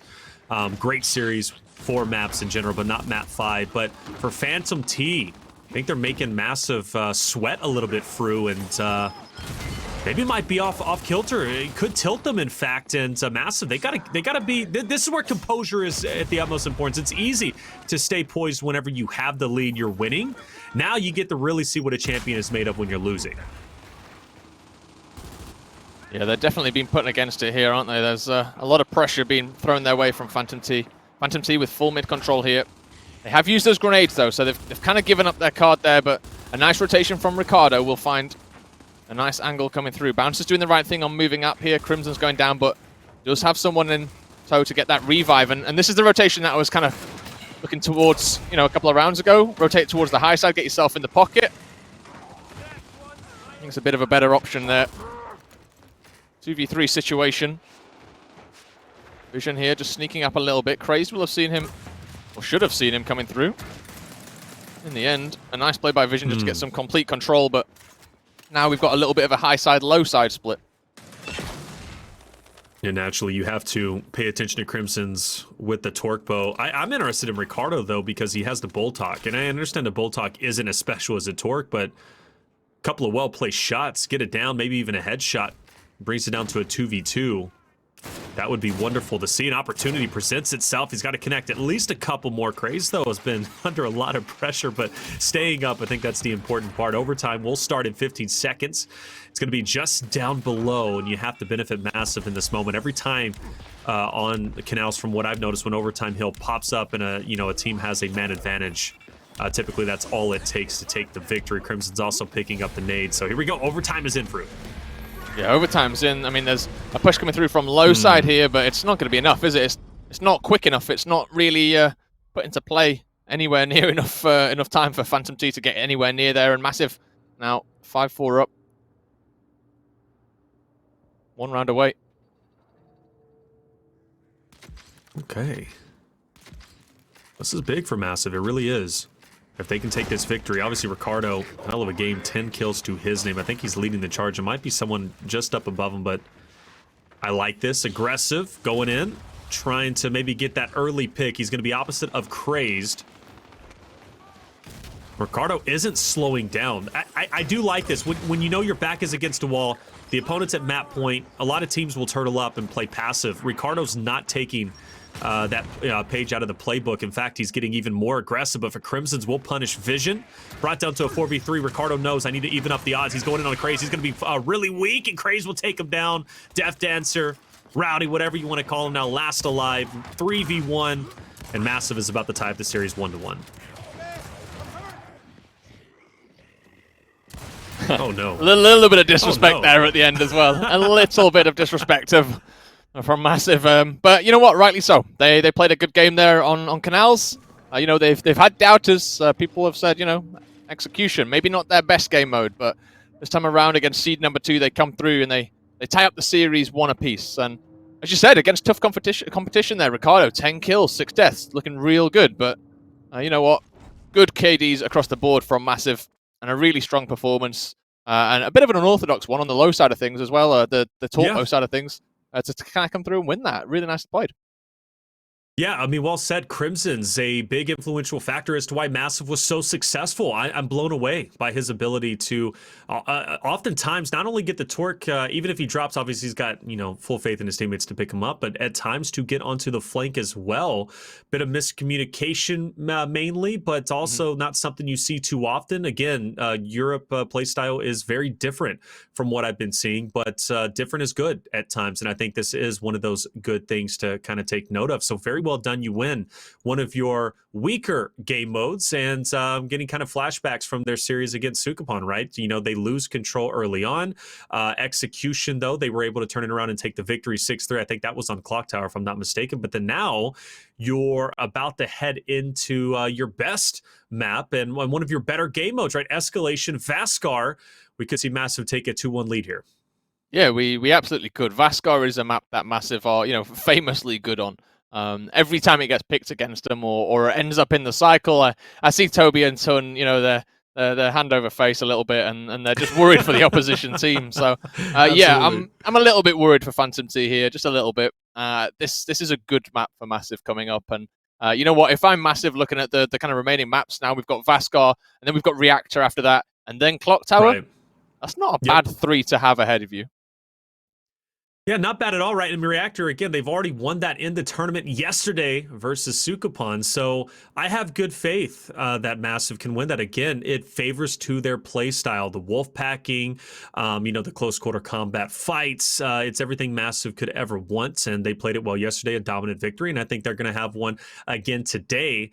I know we were kind of interested also in that loser bracket too. Johnny Walker currently leading 1-0 in the series over Sukupan. So could see an early exit from one of our favorite teams. And I say favorite in terms of power rankings in general, right? And I think rightly so. But, when teams lose in winners bracket, they drop down to losers. That doesn't necessarily dampen their ability to play in future matches or future series. But when they lose to certain opponents, sometimes it does. And I think for Sukupan, losing to Massive how they did, so close to taking certain maps off, who knows how it ends up, right? They lost 6-0 or they lost, excuse me, control reactor for 300 to 141. So we don't know how Clock Tower execution would have went for Sukupan. We don't know if they would have even taken the series. But I think when they lost Vaskar, it kind of deflated them in the way that they lost because it was 5-4 round 9, and Sukupan might have carried that loss a little bit too heavily into obviously Championship Sunday. We'll see if they can turn it around against Johnny Walker, but.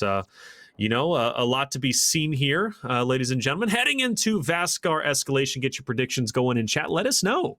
Who do you think is going to take this? Obviously, Massive, a big favorite here, but they showed that they can bleed yesterday, Fru. And that's the biggest thing to take away here for Phantom T, right? Phantom T knows Massive showed weakness yesterday on Vaskar, and Phantom T wants to isolate and maybe even punish those weaknesses. Let's see if they can do it here. Yeah, well, we're going to find out very shortly as we do get into it, Vaskar. The next map coming up, it is essentially a best of 3, isn't it, from here on out? One apiece going into this third map with a fantastic performance, really, from Phantom T on that first map. An even better comeback, really, from Massive. And now, at one apiece, they go into Vaskar, a map that Massive are famously good at.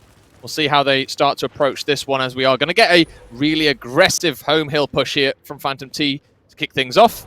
And a rotation coming through from Massive, basically to bolster numbers as they head towards that A push. The Phantom T has the favorable spawn, something to take note of, right? Because now they're going to be spawning up relatively close to B and A, so they can be able to get that if they can. Obviously, C is where they end up going. 5 is going to be Pains from Massive, and I like that he's already utilizing the mid position. Ricardo, though, on his backside is going to be able to call him out and keep him in check with the Lancer. But the pinch, though, for Massive is going to be big here, and Phantom T under a lot of pressure, trying to hold their ground here. The opportunity is still in. Crimson's with the Lancer is going to force them back, and I think Phantom T knows this fight might be lost. So they're going to send player 2 Ricardo to rotate around the challenge that of player 6 Craze for the fight onto B. Phantom T just trying to really focus up and get the 2-to-1 hill advantage where they can. Sark's a good fight, gets the down onto 1, but I think this is going to be the end of their stand, and it will be. Well done for Massive. Yeah, that was nicely played. A good set play from Massive. You saw them just kind of regrouping, heading back up there with that pincer, as you mentioned. A 3-and-1 split, essentially, with the crossfire coming in from the side. It is textbook push, but it does work well when you execute it. And Massive did exactly that now. But got to look at those scores, right? 110 to 105. Not really any lead either way. Massive will start to find something here, and a kill on Ricardo will help matters as B-Hill now under firm control. Push coming through from the COG team here. They should be able to get the decap at the least, but they've got to worry about those 2 players in spawn here. Maybe flash them off and then push the ramp. That seems to be the idea here, but a bad flash is going to cost them their lives, and you think this will be pretty much clean up on L3 for Massive as they do get all 3 kills there. Oof. Yeah, that's the slaying power Massive has, Fru. You know, we just witnessed it there. I do like the fact that Vision prioritized Pains. Pains was once again, you know, kind of hugging that middle portion of the map. I think that's going to be a reoccurring theme. In fact, he's going to be right there once again, getting the line of sight, getting the vision. I think one of the things for Phantom T, though, that could be telling is the fact that when they are a full force pushing into a equally full force of Massive is consistently winning the team fights, and you're not going to win Vaskar if you're not winning the team fights more often than not. Massive well on the way to taking this victory. We are going to get one last-ditch effort from Phantom T. However, they need to win the fight onto A. 1 hill is going to be enough for Massive, and that 1 hill is what they're going to have. They're going to cap out at 250 and take round number 1. Yeah, solid start, isn't it, from Massive? Really solid start. They win their team fights. The defenses are good. They're finding those pincers, and I think for me, the kind of key point there that I'm taking away from that round is that Massive were the proactive ones. So they were finding those pushes. They were forcing Phantom into a bit of a rough spot here and there. And then when they had a couple of members isolated, they executed them, found that 3v2, 4v2, and just kept that numbers advantage rolling. Really well played by Massive. Standard drops going down, at least on the Massive side of things. So what are we going to get from Phantom T? Are we seeing something special come out? It's going to be the long shot down at the helicopter early. I like to see this. Try and get Massive off their game.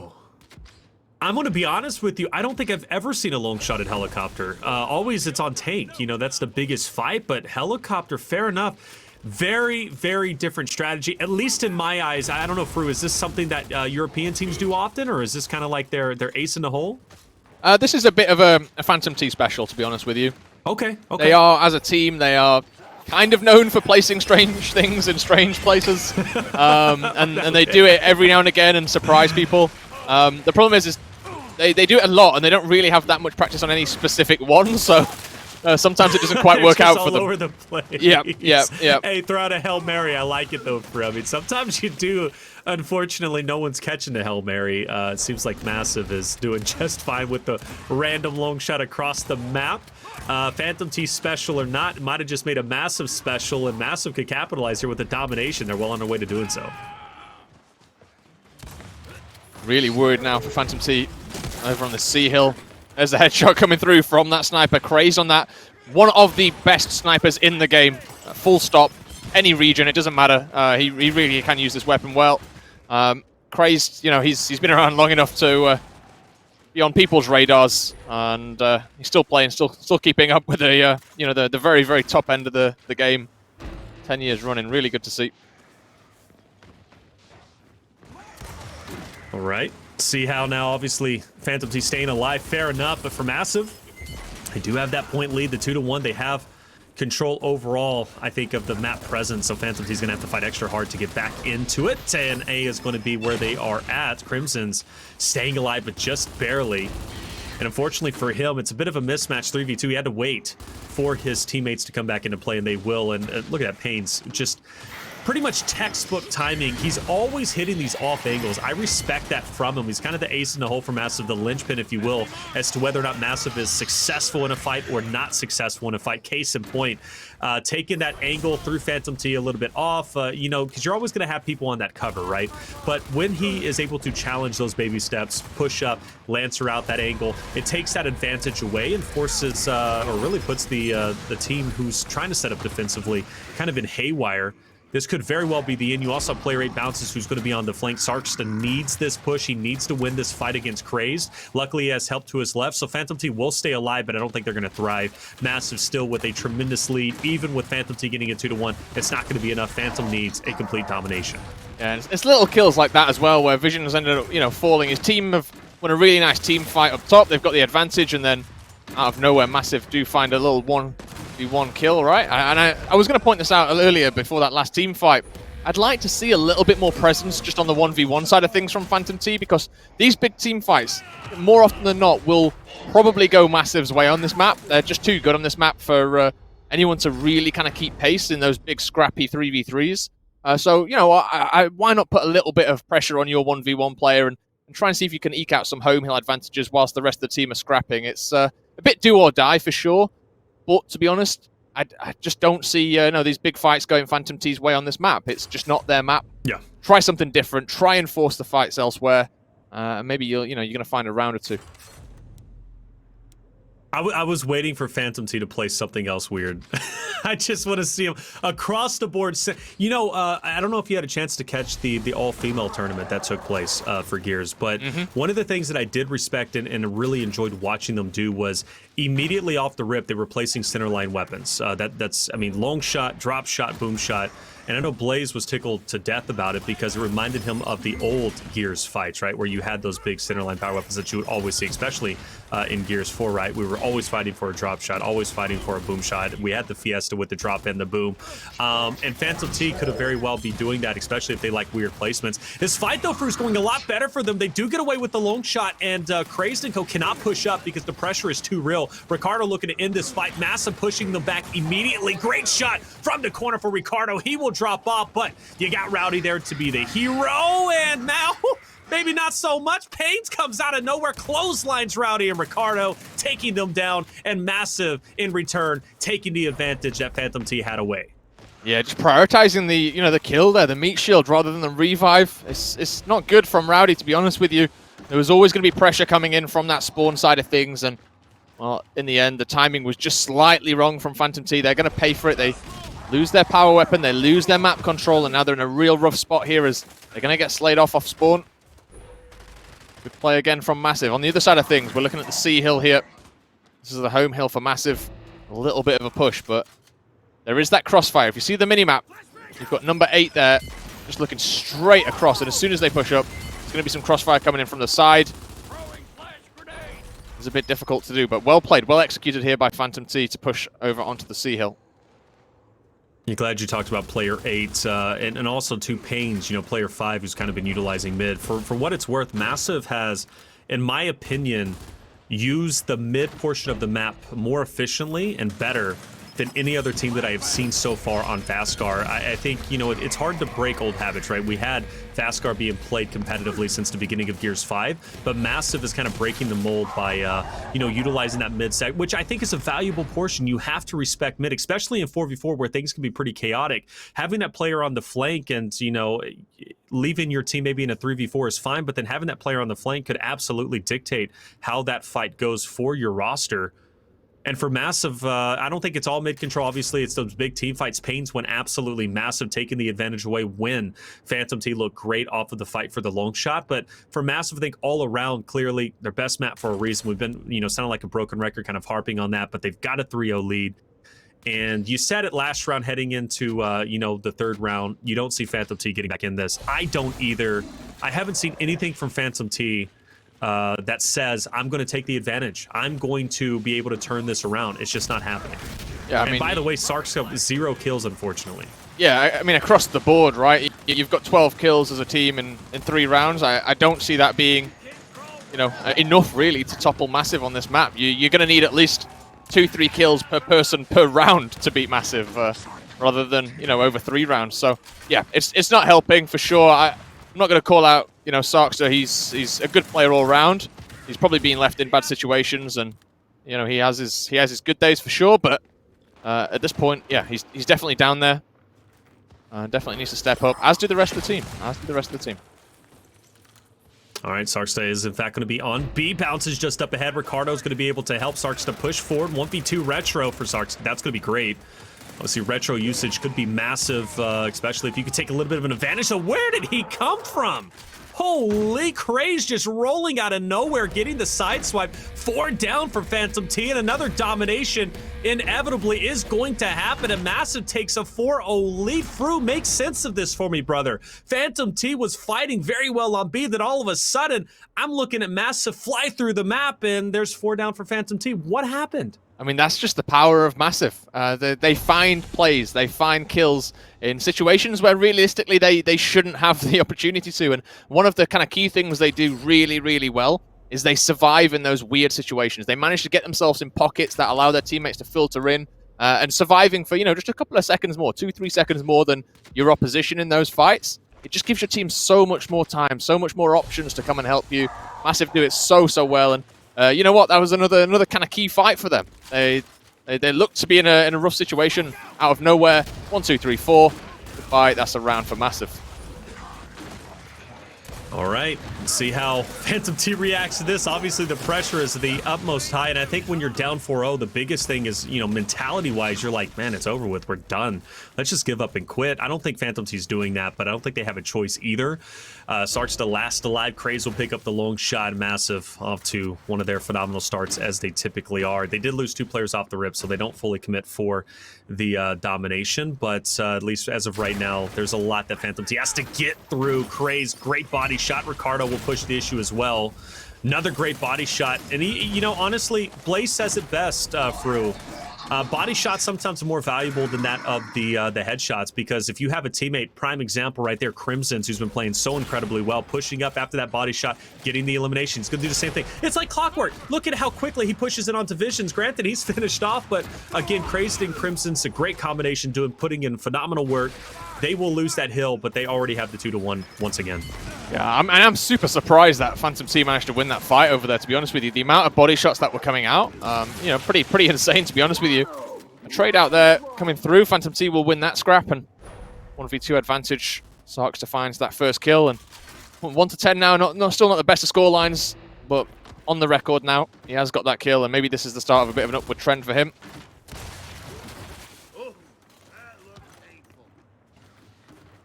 All right, Phantom T, are you going to be able to come back? I hope so. I really do. I want to see a competitive series, and after map 1, I was like, man, we're going to get it. Canals wasn't bad at all, but we know the problems that teams have. Vaskar, escalation. It looks like Phantom T might be kind of tempting at a domination here, depending. Sarky can't stay up or rowdy from the flank, though. 1v2 might be able to make some magic happen, but he's going to be angled out. 4 down! No! All that advantage Phantom T had thrown to the wayside, and Massive now is finally committing for the domination. They're going to wait for one more team fight, but honestly, they don't need it, though. They don't need to overcommit. It's Phantom T is the ones who have to get desperate at this point to retake control because Massive is sitting pretty. They have the win condition. They do have the win condition. They've also won the fight over at E as well, so if I am Phantom T now, I'm trying to close this round out. I don't think they've quite done the right thing here. I think they've taken too long, and they're giving an opportunity for Massive to come back with those extra flashbangs. Ricardo's going to get taken out now, and that's a really awkward fight over on the other side of things. Even though the E hill went well, Swarm still have that win condition. A bit of a cheeky rotation coming through there. We'll see that decap attempt on the D hill, but in the end, Death Dancer's taken out. Sarks are also down. 20 seconds on the clock. I don't think Phantom T have an option here. I think this is going to be it. 5-0 for Massive, and it absolutely will be, as Rowdy looking at the competition saying, you know, enough is enough. 5-0 victory, and that can sometimes, for, and you know yourself being a competitor, losing 5-0 on any map can be a very deflating experience. Yep. Oh, absolutely. I mean, Phantom T, they're not really one to get rattled by losses like this, which is, you know, it's credit to essentially the amount of time they've spent together as a team. They bounced back pretty well, but the kind of way in which they lost there, they got slayed out really, really heavily. You know what, Saki didn't have a kill till that last round. It's just that's a little bit tough, isn't it? That's a little bit tough to come past, and yeah, they've really got to bounce back now. You know, they've done well those first two maps, but Vaskar was always going to be tough for them. Always going to be tough. We said it was Massive's map before we even got into it, and that's why they're just really, really strong on it. They pick the right fights. They find those hills. They always have that point advantage, no matter what's going on the map. And a 5-0 victory is a really strong performance for them. Yeah, absolutely. You know, one thing that's surprising that's just hitting me is I haven't seen Harbor once in any of our series, if I'm not mistaken. No Harbor across the board, which is a map that I'm quite fond of. I love seeing that. But then again, I think Massive could be a good Harbor team, even though I don't know their experience on it, given how they do, love those chaotic fights. The winch fight would absolutely benefit them. But I digress. Reactor Control Fruit is coming up next. We've already seen good success from the team of Massive yesterday going against a tough opponent of Sukapan. For what it's worth, though, Phantom T did pick this map, so maybe they do have an ace up their sleeve. I hope they do to tie the series up 2-2. Retake kind of that momentum, get some win in themselves to head into Execution Clock Tower would be phenomenal. A lot of people again said we set up the storyline right. Phantom T was a favorite to beat Massive. Well, they have to get through Reactor Control. If you're Phantom T, what is your mindset? What are you telling the boys heading into map number 4?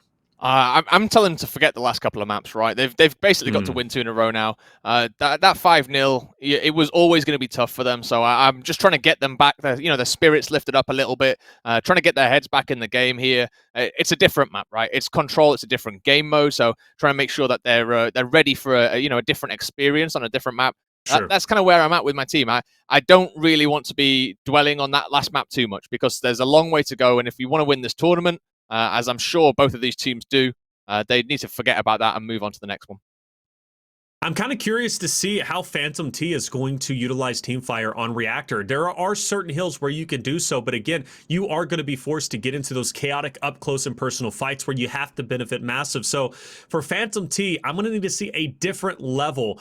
Specifically, you got to shut down Crimson's. Crimson's, for this series, in my eyes, has absolutely been the MVP. He was absolutely incredible and instrumental to the success victory on Execution Canals. Obviously, that mid-bridge control, or just underneath, picking up the torque while being on the flank, getting those eliminations was phenomenal. If I'm not mistaken, he was the top slayer just a second ago on Vaskar Escalation. Granted, I think for a team effort for Massive, it was just solid across the board. Yep. But Crimson's is a guy that is going to play a massive impact here. Bounces as well. Bounces yesterday on Reactor Control was phenomenal. I expect him to step it up too and be one of the leading slayers for his roster as well. Who else? Pains is a guy who's constantly in those hills, being annoying, being a nuisance. You got a lot to deal with here, a lot to work with. For Phantom T, who are you looking to step it up on Control? For me, it's Vision. He's the kind of pace setter for Phantom T. Everyone around him, they bounce off him, right? They use his energy as their own. And if Vision is firing on all cylinders, he's nigh untouchable. To be honest with you, he's one of those players that can really just kind of step up and keep going. So if Vision's the kind of leader there, I'm looking at his team to kind of respect that, to follow that lead. And we saw it in that first map, right? every single member of Phantom T had yeah. almost 30 kills, and it was Vision that really Right. set the pace early on, and then his team followed and followed and followed. So yeah, Vision for me is where it's at.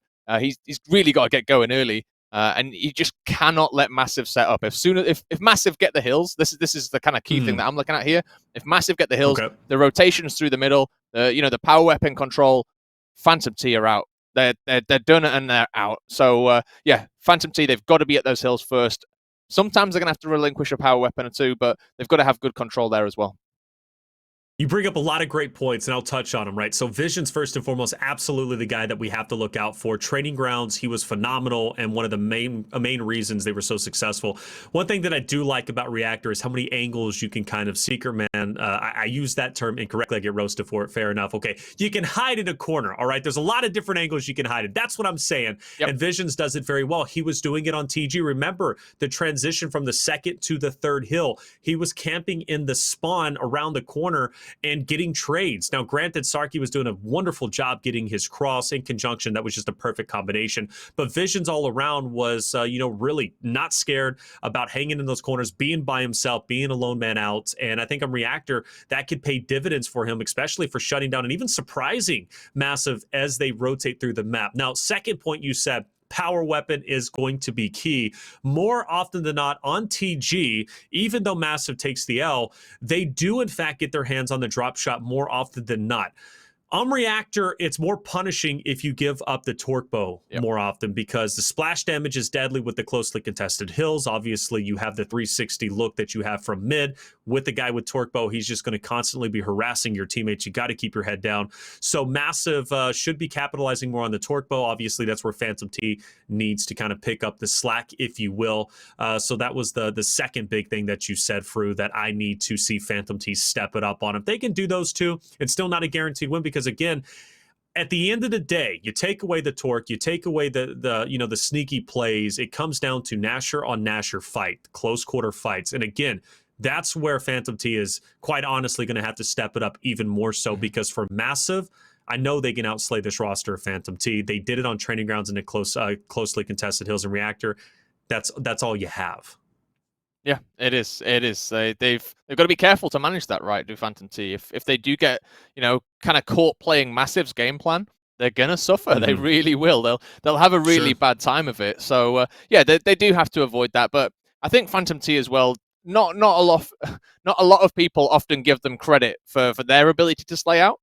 And they have stepped it up a lot. I'm not going to say they're the best slaying team in Europe, because they're not. They're probably not even the second best or third best. But in terms of when they're on their level and when they get going, they can absolutely match the likes of Sukapon, the likes of Massive.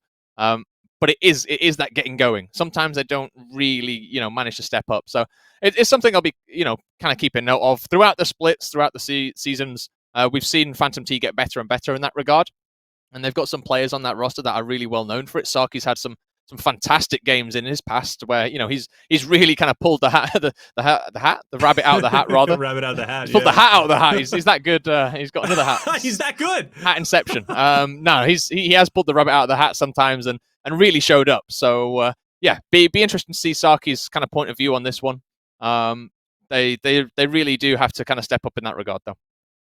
Could you imagine going to a magic show, how disappointing it would be to see the magician have a hat and then pulls out another hat? I don't know if I would laugh, cry because it'd be so beautiful, or laugh because it'd be so funny, or just leave because it would be so melodramatic and yeah, all that anticipation for what another hat. I guess if you gave me the free hat, it'd be worth it. But that would be the only reason why it'd be worth it. And then even then, is it a nice hat? I don't know. What is a nice hat? I don't wear hats, so whatever. I digress. Definitely not a talking point for Gears, but hey, check it out. Reactor control is the talking point. Picked by Phantom T again. That's the biggest thing to take away. So Sukapon, as I was saying, a little bit of a recap. Yesterday, did pick Reactor control as their map number 4. Massive won it 300 to 141. And now we see history kind of repeating itself. Phantom T, of course, going with Reactor control. But Phantom T is a different team, aren't they, Fru? And they did get second place in standings overall for Split 3 for a reason. So, hey, that means to me, or at least tells me, they're a serious team that you have to take seriously. And if you don't, they could surprise you and hit you in the mouth. Yeah, they could indeed. First kill is going to be really interesting here, and it is going to be Vision that does get the first down, but Bit of a team kill coming through there. Will cost his team full control of the hill. And it is going to be it's going to be Crimsons and Crazed that do get full control here, though. Zarkster over on the Torpbo. Power weapon in his hands. There's a shot grenade as well for Death Dancer, but Payne's been a little bit sneaky. As you said, lots of positions to kind of hide and find quick kills.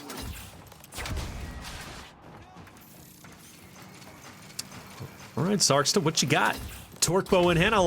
No one's okay. Well, hey, he didn't want that one. Fine. We'll queue up for yet another one. Angled out, potentially going down. That could be devastating. This has been one of the most unique rotations I've seen personally. I think you got members kind of everywhere. It's very chaotic. And you really don't see fights where Rowdy just picked up that elimination that finished, and he's got to obviously get Ricardo. Oh, nice job reading where Bounces was going to slide into, but you don't see many fights taking place, so already a much different start, much different engagements from what I'm used to, but I guess the same results. Massive has a decent lead heading into the second hill. Yeah, they do. They had full control over that, and you know, it's big, right? Yes, you can give that Torpbo up, you can give the shot grenades up. But if you hold that 60 points, it doesn't really matter. Like, you've neutralized what they, will get with those power weapons from the next hill. So I think that's a good start for Massive. I think they've done the right thing there. Avoid those single power weapon fights. Go for the big team fight on the hill. Hold the hill. It's difficult to push. It's difficult to get around without getting kind of secret manned or killed by someone hiding, as you mentioned. So why not play for the hill off that first that kind of first bat? Phantom T now though with control. This is going to be interesting. I'm expecting some kind of heavy push around the outside here. Often see teams go through. They'll get the angle and then they'll push spawn side, and it seems to be where Massive are putting their numbers here. Oh, so good. Oh, Bounces do it to him. Well, at least he'll get help from Pains. Why was that push good? Well, Pains and Crazed were pushing on the top left side. Meanwhile, Bounces and Crimsons were on the bottom right side. Phantom T were sandwiched in between. Massive closed the vice grip, and they did it so effectively and consecutively at the same time that Phantom T just wasn't making it out of that. You could really tell. They had Lancer Fire coming in from both angles. It was just chaos, right? Phantom T, it's so hard to get out of those vice grip situations. That right there was a beautiful break for Massive, and I think is going to be a reoccurring theme. Because again, one of the things that hurt Sukupan yesterday was they were the ones getting those early rotations and getting set up early on. But it was Massive who didn't care. It was Massive who was then getting the breaks just very, very quickly. So even though Sukupan would get about 10 or 20 points here or there, Massive was getting 30, 40, even sometimes 50 points to each hill. You're not going to win when the team is getting that many points off of each one and you're only getting 10 to 20. You're going to take the L. You will indeed take the L.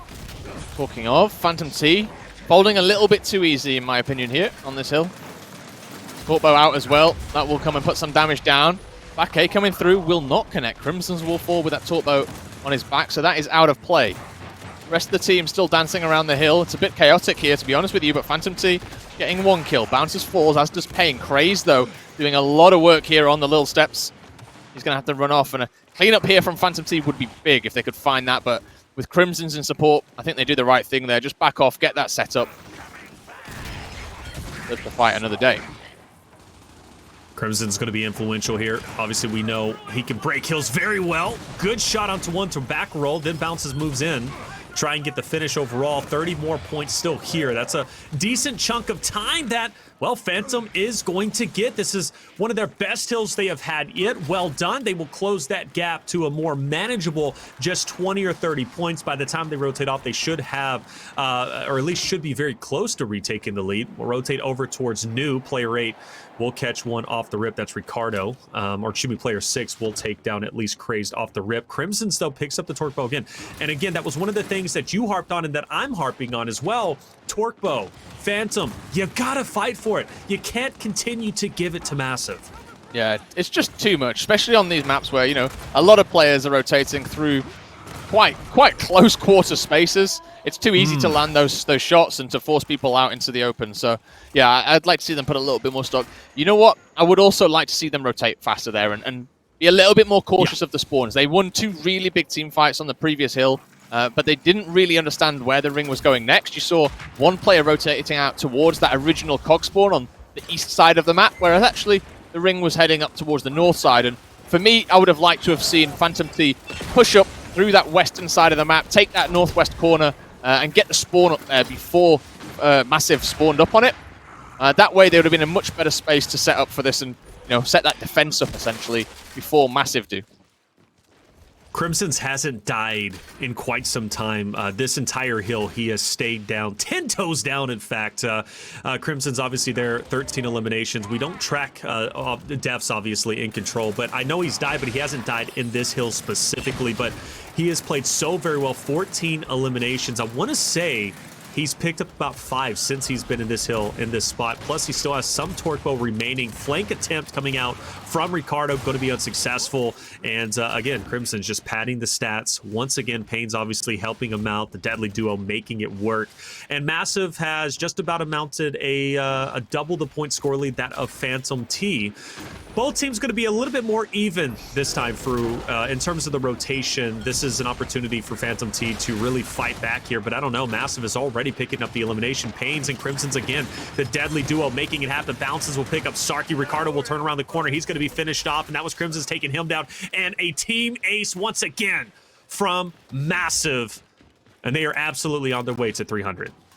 Yeah, that was a really clean fight, wasn't it? Very, very nice indeed. And Massive, they're showing their pedigree on this map. Twice they've been asked to play it. Twice they've been challenged here on Reactor, and twice they've kind of come out flying and have really, put their stamp on it, so to speak. They're looking really good on Reactor, and I think, teams going forward, they probably should be referencing this and referencing the game they played yesterday, and maybe staying away from it, to be honest with you. It's obviously not their map. Sorry, it obviously is their map, and Massive seems to be performing well on it. Yeah, I agree with you. Again, it's Championship Sunday. Yesterday was obviously, the first day of the tournament. Pick Reactor, fair enough. But once you see 2 of the most dominant teams lose on this map, and which could be 2 back-to-back convincing ways, yeah, this is one that I'm definitely starting to throw to the wayside. But who knows, maybe an opportunity for Massive to say, you know what, this map is pretty good for us. We haven't really picked it in the past, but maybe we should start putting it in our arsenal because we are so good at it. And unless they were playing like, I don't know, like reverse psychology, they never picked it. And they gave teams the false confidence to say, you know what, this is a map maybe we can take. And Massive was like, yeah, they're playing right into our hands, Fru. Yeah, potentially so. Potentially so. I think as well, if you're another team, what else do you go for, right? You know they're good on other maps anyway, so... Exactly. Why not try the one that they've at least not played competitively as much? They're still going to be very good at it, no doubt. And they're showing that just right now. 217 to 115. This is map 4. 2-1 up, Massive. They are looking to close it out here, aren't they? Only 8 points left before they do so and take that 3-1 victory. Secure themselves a spot in that grand final. That's the biggest thing, right? This is for the spot in grand finals. Like that's huge and massive. Looking to cruise their way into that opportunity. Vision, man, that you said needed to step it up. And, well, not a better time to step it up than right now when you are down so many points. Unfortunately, he will be silenced by Craze. Bounces will be down. A bit of a scrappy fight. And how many points is left? What, 18? So Phantom T gets the break, but for what? For just mere points, scrap points indeed. And look, Massive's already on the opposite side of the map, ready to put Phantom T into the blender. Yeah, it's a difficult map to kind of focus on those rotations on this one map, because as soon as you get into those big fights, peeling someone off, the runaways essentially they're so open. Even if you try and rotate mid-fight, you're probably just going to get lanced down anyway. So, yeah, it's a bit all or nothing in some of these fights, and teams finding it very, very difficult to kind of manage the spawning. It's something that, teams going forward, they'll have to consider. It's very well could be the final couple of hills. Good on Phantom T to get in, make it more competitive. Frags out, though, for Crimson. And it will connect on to Ricardo. That's a less pressure they have to deal with now. Rowdy needs to get out of this spot. Crimson knows it. He's going to push up to try and focus the issue onto him, and he will. The rest of his teammates, Pains especially below, taking down Death Dancer. Pains 26 eliminations. By far, Pains. Even though Crimson's, for what it's worth, has been having, I think, more important moments overall, Pains has just been that guy that you kind of point and say, take him down, and he does. That's just how he's been operating so far. Looking to drop a 30 bomb. And then it gets even better. Craze has 33? Hold up. Yeah, so where's Crazed. Craze been in this whole mess? He's been doing quite well, hasn't he? He has been doing quite well indeed. 33 kills. He's he's been in position. He's been in position. Perhaps not the flashiest of kills, but saying that, here we go. Trying to get some on the scoreboard. He gets another down. His teammate's going to try and clean this one up. 2 dead on the side of Phantom T. This is a big fight here. Ricardo trying to get over to next, but Pains is hunting him. You said, he's the point and click guy. He's the kind of canine, isn't he, for the team? He really is. And That's yeah, the best. I he didn't plays want to that say role. it, but he is. Yeah, he plays that role really well. I feel like we're starting to wrap things up potentially. Ricardo and Co now trying to hold their ground again. Massive with the torque bow in hands, and I think they've had it every single time. If I'm not mistaken, Phantom T has not touched the torque bow once. I think You Saki can't give up. Saki picked it up Is once, but Saki? was killed out very, very quickly on the hot pipe right at the start. But yeah, you're right. I don't think he had any meaningful moments with it at all. Good play though by Phantom T. Now. Good play by Phantom T. Yeah. They've defended well here. Still though, it's a massive comeback, isn't it? They need to get 100 points more than their opposition in the same time as they need 15. it's going to be a difficult one. It's going to be a very, very difficult one. And again, for it comes down to, Massive, they just have to touch the hill a couple times here or there, right? Get 5 points, puts them at 290, get another 5 points, now they're at 295, and then obviously another 5, they're at 300. But for what it's worth, though, Phantom T, there is a silver lining here. They do surpass 200. Ooh. That is a big mental point, and Bounces will take down Pains with the team kill as they're going for the break. And the reason why Massive is here challenging is because they know if we can get the scrap time, yeah, it's not enough to win, but it's going to be enough to at least put us up there, and they will leave a player behind. You're not going to see that in the early portions of the game. You're not going to see that in the mid portions of the game. But here in late portions of the game, it is a very real and viable strategy. And Massive will get the fresh hill. Will they cap out at 300? Yes, they will. And the comeback from Phantom T will end here. 300 to 211. Massive have just earned their spot in Grand Finals.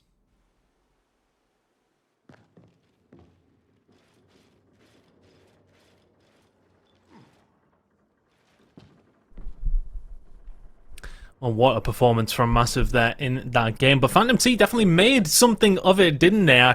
I quickly popped downstairs for a drink whilst the first map was going on. Come back, I was like, oh, who won? I presume Massive. Phantom T really coming out the gates, and that map number 2 was super close as well. So Phantom T have a lot to sort of work with, I feel, going into the rest of the tournament. However much of that there is for them, of course. I'm going to have to battle through the losers bracket finals before potentially another stab at Massive. But it has to be said, Taylor, a relatively close series, and good performance from Massive nonetheless. But Phantom T definitely staking themselves in here as somebody who can potentially compete. Yeah, relatively close until they reach Vaskar escalation. That 5-0 just really solidified in my mind. That like, just wow, belongs to Massive at this point. It does. I believe it. I believe it, Tom, because Fru was hyping it up, Toby's hyping it up, you're hyping it up. I'm like, okay, but then the first time I watch them play Vaskar escalation, it's against Sukapon, and it goes round 9, and I'm like, are they really that good? Well, yeah, they really are. The 5-0 victor was just a dominant one and made it look easy, and certain teams are just great on Vaskar. Massive is one of them, but it's a bit melodramatic because the series started off so good. And it's the same thing with Sukapon yesterday playing against Massive, right? Control, Massive takes an early L, and you're like, there's hope. There's hope, Massive. And again, we're not betting against Massive. We don't want them to lose inherently, but it would be nice to kind of have a storyline where Massive does bleed, and we're like, wow, there could be a new champion. But Massive, once again, kind of baits us into, it's possible they can lose, only to win the next 3 and win the series. Yeah, that's it for, isn't it? Look, it seems as if they maybe, I don't want to say it's like a loss of concentration or anything, but they maybe have to get a loss to get things going this weekend. It seems as if they need that kick up the backside to get into gear again. But once they do get in gear, they do seem to be quite hard to stop. Do you think it's maybe because for me personally as well, at least for the past sort of 8 weeks, execution has been their weakest game mode. They have dropped a couple of those. Control for me, it was so strong for them. But now they're dropping controls, but their execution looks a lot better. Yeah, their execution, it is looking good. They were challenged for sure there, but they managed to close it out. I think, to be honest with you, we're starting to see them lose a little bit more, in control, because control is that first map, right? So they're playing in a best of 5 control twice, and it's definitely, the first map, and it's the second one. If they lose that first map, there is the next one to come in. So we're seeing them play control a lot more than we're seeing them the other 2 game modes.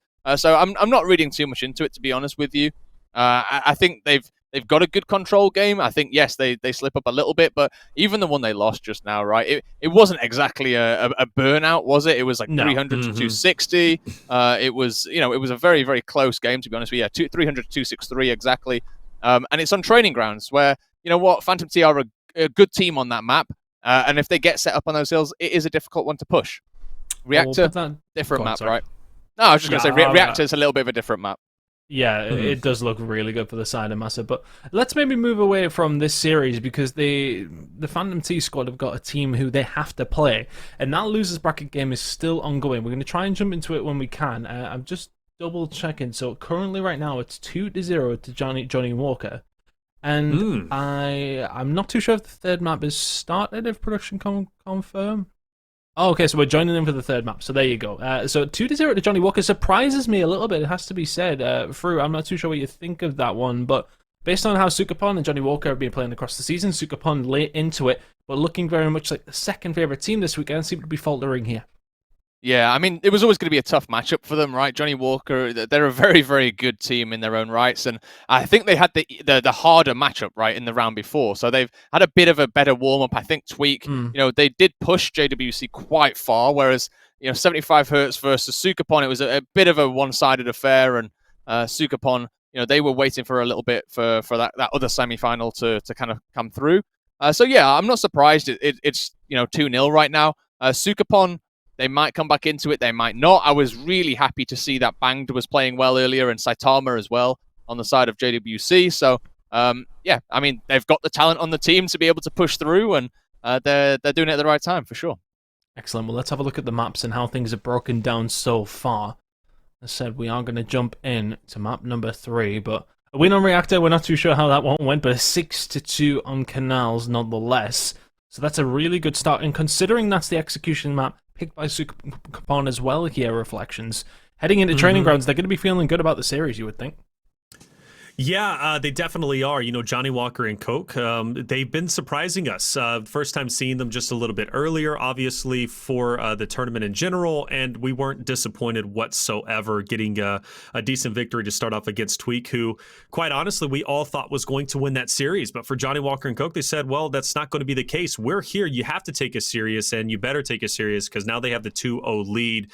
And for Sukapon, a team that was much favorited, could be having an early exit. That's just how it works in loser bracket. The better team, the more, not the more seasoned team, but the better team, the more team with, I guess, more heart is going to end up taking a victory. And, we talked about that storyline for Dragons and Cougar, right? They wanted to take this victory, and, well, they're well on their way to doing so. And you know what? I'm okay with it. I wanted to see Dragons have a good performance because I think he needs to kind of pick up his spirits.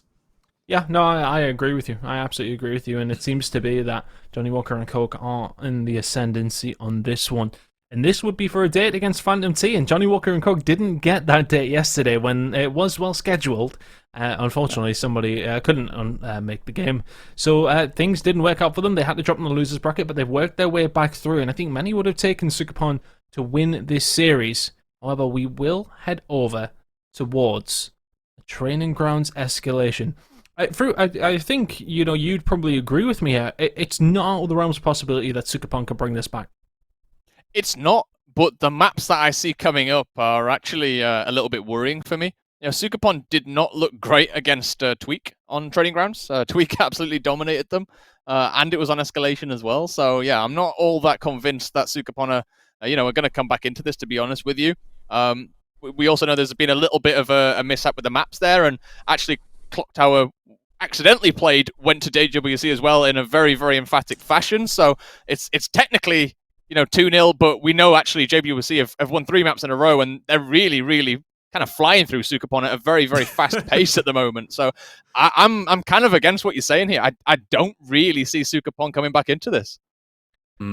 Yeah, it is going to be difficult for them. I just feel as if they've maybe got a bit more to offer, but you never know. You never really know with these teams sometimes. And as we said, look, we expected Massive to maybe take that a little bit more comfortably than we did. I think if we'd spoke about this game previously, we probably would have leaned towards the side of Sukapon as well. So you never really know which way it is going to go here. Taylor, any expectations heading into this one for you? We'll be jumping into training grounds in just a second.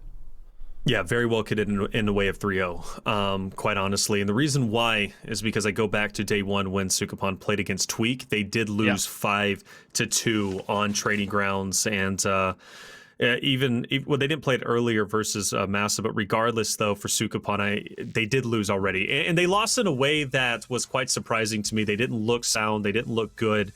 I think this is going to end in a 3-0. Well, let's find out. You guys can take us away into this one. Training grounds, into it we go. It's do or die for Sukupan, or can Johnny Walker and Coke get themselves a date in that losers bracket final? All right, well, let's see how it's going to play out. Fruit, it's going to be a good map, I hope, anyways, and a lot of expectations, obviously, for Sukupan.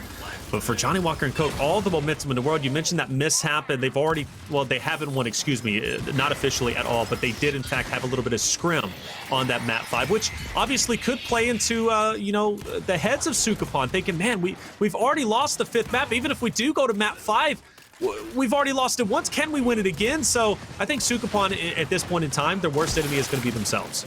Yeah, I believe so too. I believe so too. It's going to be a really tough order for them to kind of come back into this and keep themselves in that right headspace to come through and win 3 in a row. JWC, you know, they've proven so far that they can obviously bang with Sukupan, but you know, beat them, it's a different matter. They are technically the higher seed team, our JWC.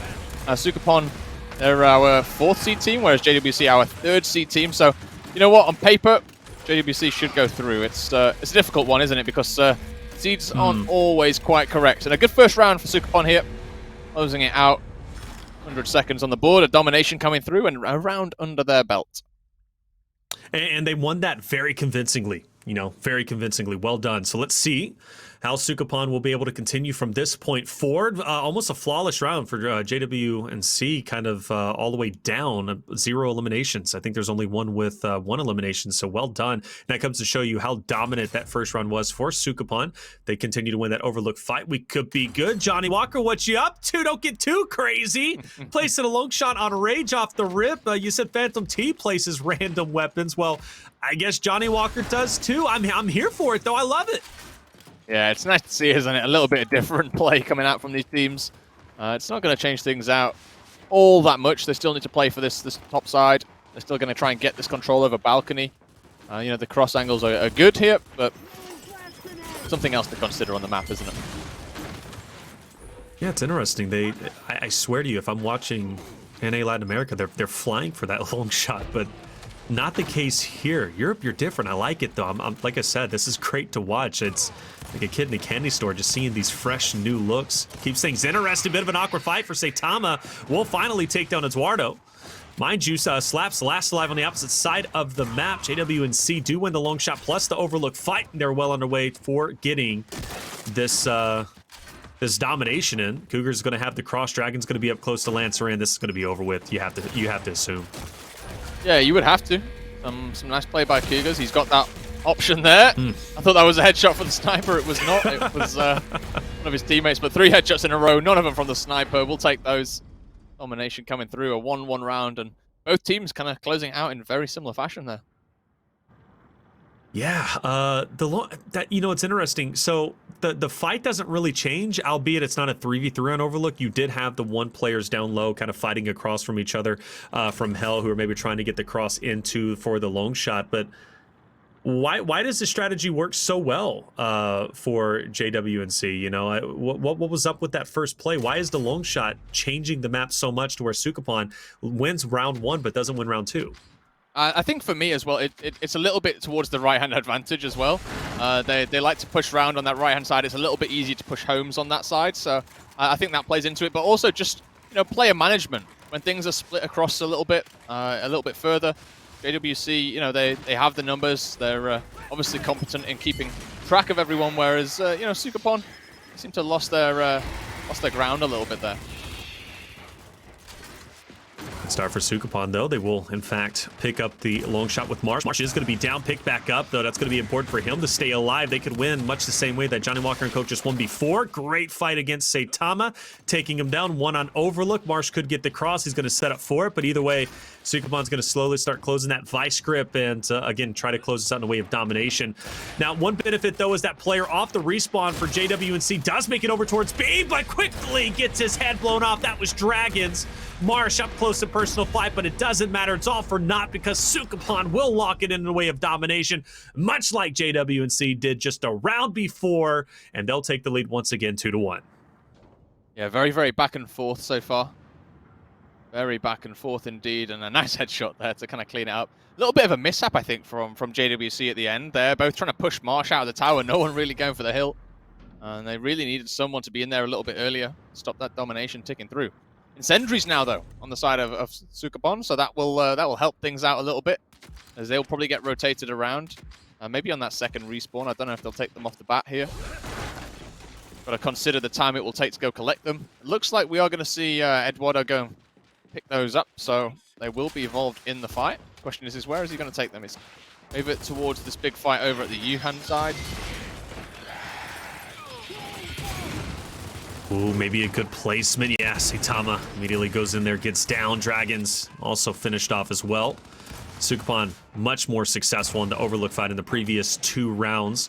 Meanwhile, though, on B, though, it is going to go well for Johnny Walker and Coke, so both teams will kind of trade out individual sides. And long shot, yeah, it's going to be in Cougar's hands. So even though Sukapan is threatening an overextension, doesn't guarantee them success. Saitama having a hard time, though. Not only that Overlook fight, I think he was, kind of angled out with the instant, but also, too, trying to re-engage on the home hill. And is this a Mr. Krabs situation? It might very well be, and JWC barely gets the touch, but that got a bit scary for a second. Yeah, it got very scary for a second. Sneaking in behind the team. Good reaction, though, from JWC as they kind of come through and collapse quite nicely. Find the kills pretty clean. Shot there by Saitama, rolling out. It's got quite red, but has a flashbang available. Gonna get lanced out from the right-hand side, though. And this is one of those things that I was kind of curious about Saitama, to be honest with you. He's, he's kind of new at this top level. Well, he's not kind of new. He's very, very new at this top level. He's one of those players that's kind of come through the ranks very, very quickly over the last split or two. Okay. And his technical skill, his ability to kind of fight with best is absolutely on point. It's up there. But I was always, questioning whether or not he'd kind of keep up in terms of kind of game pace and game knowledge. Right. Being caught out a couple of times here where maybe some of his teammates might not have been. To kind of keep track of that one as the game continues. And just keep up with that point, Fru. So Saitama obviously very new over the past couple of splits. He clearly, if you're saying the past couple of splits, obviously competing during that traditional 4v4 escalation, split, but also now during control and execution added into the mix. Do you think the addition of control and execution has made Saitama maybe more of an elite player than he already was? Honestly, no. I think he just needed the break. Is kind of where I see him. The kind of top levels in Europe. There's a kind of set group of players that you expect to see up there, right? And it's quite difficult to break in there because they have their own kind of cliques, their own teams. Saitama was, he was outside that for a long time, and he was off competing on PC for a long time with Toby. So his actual game time is vast. He's played a lot, but he's just not really been able to compete, controller within this kind of open series here with EGL. He's moved over to controller. He's playing really well, and he's been given a chance, right? He had to work his way through a lot of the kind of lower seeded teams, and every time he's been on one of those teams, he's performed, and he's been the kind of star player. So I don't think it's really, I don't think his game time's something to worry about. It's just the game time with top teams at the top level against other top teams that, it's a question that you got to ask. But so far, I'm not too worried. It's two different worlds, isn't it? From kind of your bottom teams who are kind of, grubbing it out as opposed to your top level teams who are consistently scrimming and playing against each other, kind of that click on click basis. And it's no different from North America and Latin America either. Challenger teams aren't getting scrims against pro teams, so it is a different world once those challenger players do rise up in the ranks from pro. Well done from Eduardo to turn on Saitama, who we've been quite hyping up a little bit, but I think the past couple of rounds he's fell a bit flat as Sukapan does take the 3-1 lead. We're now into the fresh second half. The neutral moves from Bravo to E, so the Overlook fight that much more paramount. JWC trying to stay alive. Marsh is about to have a lot of company very soon. You also have 7 who's been on the overextension, so Marsh will fall.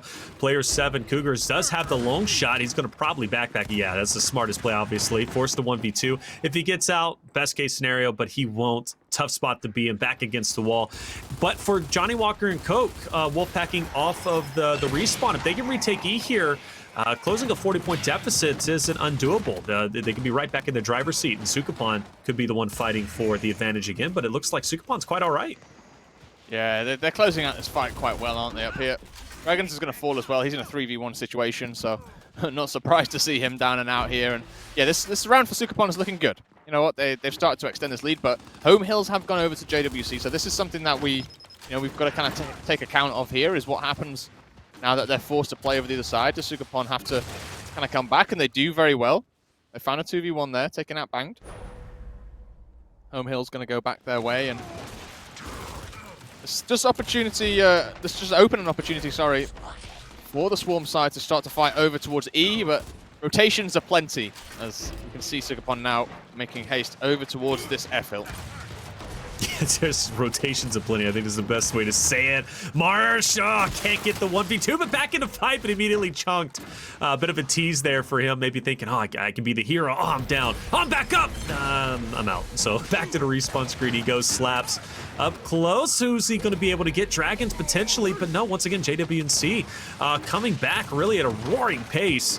Maybe locking this in a way of a domination. You have Eduardo and Sukapon still trying to fight tooth and nail for this push, but that kill feed is all red through. Eduardo is going to be gone, and Johnny Walker and Cook will win this round. Despite a rocky start, they fought tooth and nail to come back, and it was off those overextensions that they were flying home hill to home hill consistently, and it didn't work at first, but hey, try and try again is, I guess, the theme for that round. And well, Johnny Walker and Cook finally find an opportunity to not only take the neutral, but also the domination. And that was because they just continued to just bang their head into a wall, and it worked.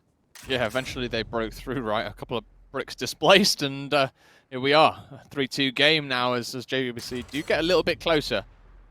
Seeing some weapons head down onto this bottom side of things here. Obviously, we've got the 2 incends up top we've got to kind of keep count of, but no blocks in just yet. Starting to build up on the bottom side. We'll see some shocks come through, no doubt, at some point. Liking that this is a bit closer than that last escalation we saw on Vaskar. Much closer. A little bit of competition here between these two teams.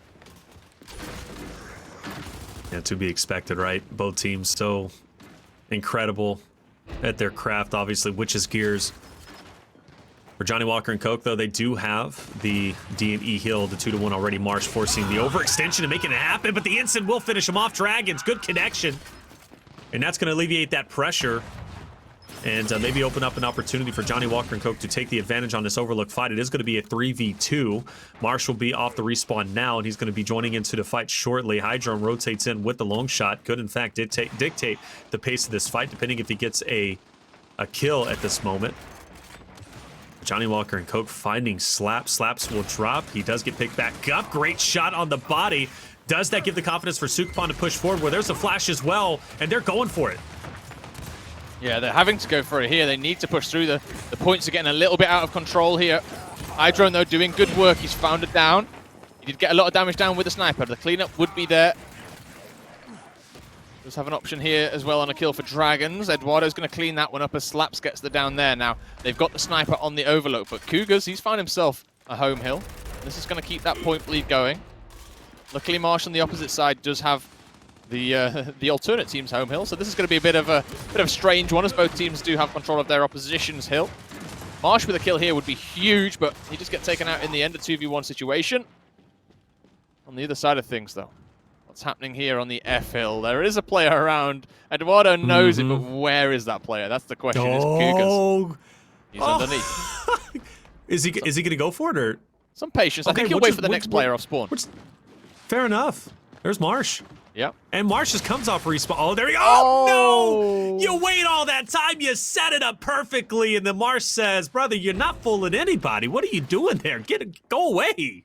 Yeah, Cougars perhaps just waiting himself out there a little bit. He had the opportunity for a full spread on Marsh. And I think if you get that opportunity, you do take it in the end. Bit of a rough spot now. Slaps getting that kill there. Bangs out as well to the incendiary. Saitama, yeah, he's not long for this world, stuck in that little pocket there. And no matter how many times you bounce left and right, you are going to get taken out. 3v1. Still, though, for Sukapon, through a lot of work, a lot of ground to cover. If Johnny Walker and Coke on this overextension, that's going to be the biggest kind of thing to pay attention to at the moment, right?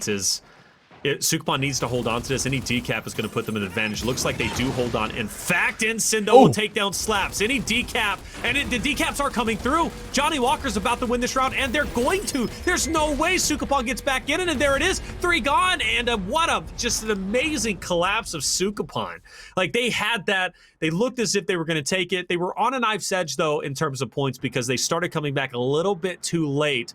And by the time they started covering the ground, Johnny Walker and Coke forced the issue 2v2, both on the overextension, but also on the neutral. And, well, they won both of those fights and obviously tied up 3-3. So that momentum Sukuban had, now gone. And, I thought they were sweating before, but now they're probably sweating even more. They got to be drenched at this point because they're down 2-0 in this series. They've lost this map already in this tournament just in the previous day. And now, of course, that was to Tweak. And now you allow Johnny Walker and Coke to get back in it and tie this up. And now the opportunity for them to win the series 3-0 is now a realistic chance. Yeah, they're definitely sweating, and no time to hydrate either. We're going to get back into this fight straight away.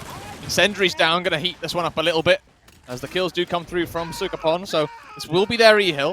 It will be their weapon, as they do get full control. Now the question is what's happening on the home hill. Flashbang out. That will not stun Hydro, and a bad flashbang there. Cougar's now in a bad spot, but will find the kill on Marsh. I'm not sure how he's got out of that one, but that's brilliant.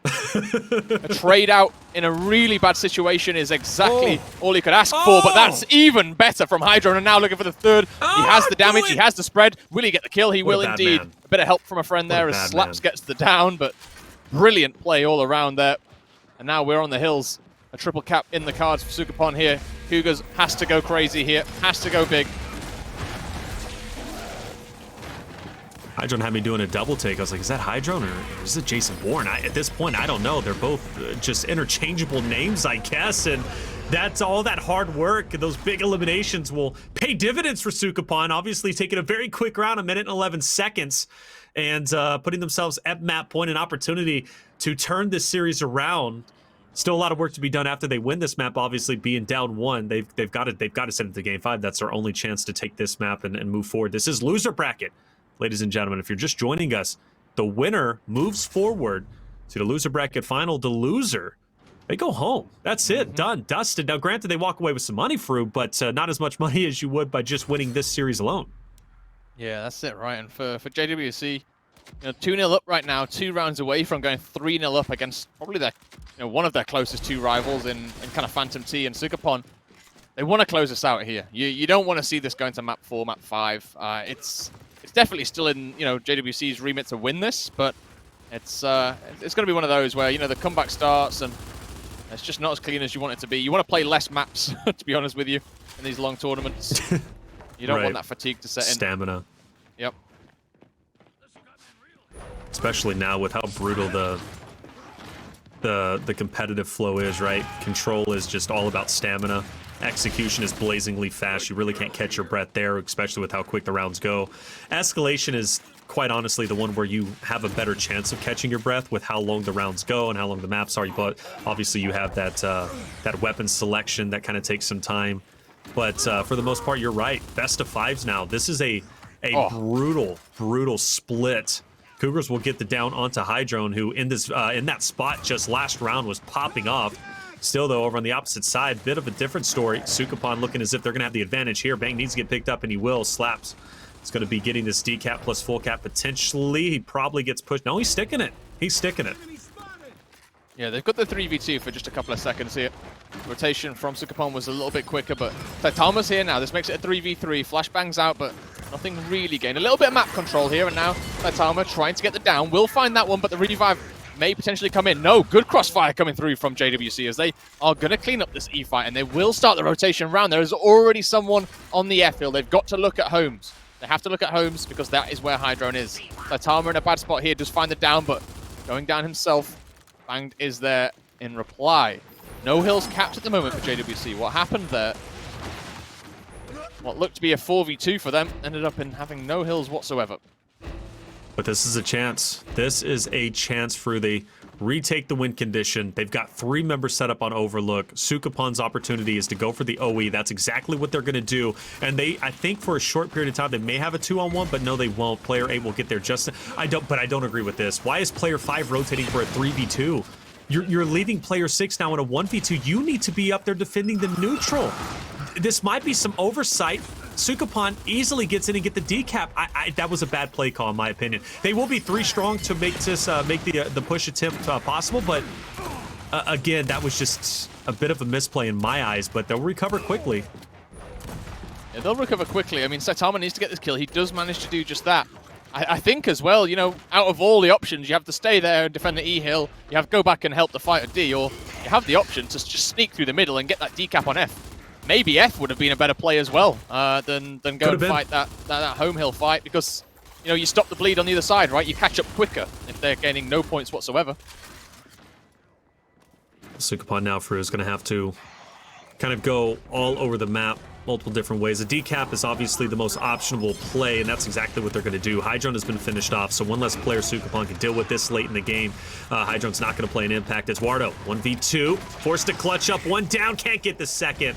And that's going to be GG here as Johnny Walker and Coke will force a round 9. And, man, after round 7, you're thinking Sukapon, a minute 11 second round. They're looking incredible. Hydron picking up 3 eliminations off the rip. Maybe Sukapon, you know, closes out 5-3, but Johnny Walker and Coke is resilient. And they fought back tooth and nail. Wasn't an easy round. And quite honestly, Fru, I think it's fair to say none of these rounds for Johnny Walker and Coke have been easy to gain. But for what it's worth, it doesn't matter easy or not. A W is a W. You'll take them how you get them. No disables coming out. We're going to get a drop shot. Wow. You talk about really upping the game, upping the pressure, Fru, brother. This is it. This is it indeed. Round 9. Here's the kills, here's the deaths, here's all the stats as we get into this last round here. A drop shot in play on one side, a sniper on the other one. All to play for here. Sukapon as well. Tournament life on the line with this fight. All right, Drone's going to pick up that long shot off the rip. And Johnny Walker, do they get the drop shot uncontested? Well, the Lancer Fire is going to be in. Banged, is going to be finished, or at least down. Ensign's going to connect. No, it doesn't. One from the flank. That's going to be Eduardo. Sukapon playing this brilliantly.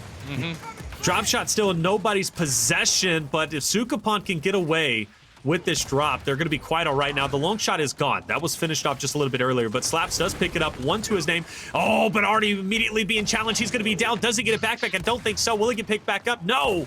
Marsh will get the finish. Eduardo's still here. The neutral, uncapped. The initial still underway, Fru. Still underway. The teams are back off respawn. Flashbangs from the second, third spawns are coming in now. Hydron's going to fall. Eduardo here does get the full spread, but gets taken out. This is good for JWC right now. They found a kill, but Marsh is traded out here. That's 1 for 1. The E-Hill's getting capped up by Saitama. There is no drop shot on the field right now. The sniper also out from what I can see along the cards here. But it is going to be advantage JWC here. They do have control of E. They have the balcony. They have the setup they want. They just need to get Dragons back over towards that E-Hill for this next fight. I'm Johnny Walker and Coke. I'm slowing it down. I'm slowing it down. I'm setting up with the Lancer Fire. Cougars is doing exactly what he needs to do. He's going to have that cross. Sukapon, though, bit of a sneaky play going for the overextension. Oh, great shock. That's at least going to allow Johnny Walker and Coke to rotate another player over to set this up to a 2v2. Before it was a 1v2, but the shot gave him just enough time. Banged is going to get that Lancer Fire in. Marsh, though, is going to take that advanced position up. One's going to be rotating for the flank. That's going to be player number 8, who might be able to make an impact here. Player 3 hasn't turned around. The flank is going to be coming in, and so is the pinch, and that's going to be Bang. Bang is going to pick up 1 Dragons as well. He's going to be there. Can he get the second? Big fight underway. Hydron's been popping off. So is Dragons.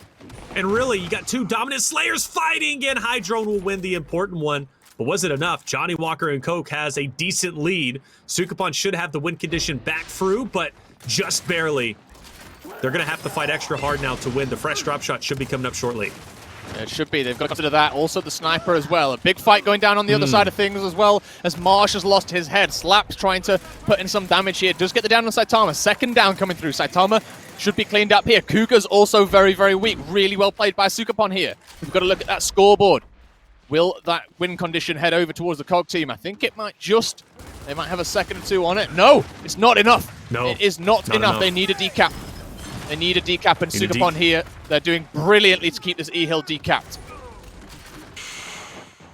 So Johnny Walker and Coke with the lead. Let's see if they can maybe lock this in. Slaps has to go big. Dragon's going to fall. Well done.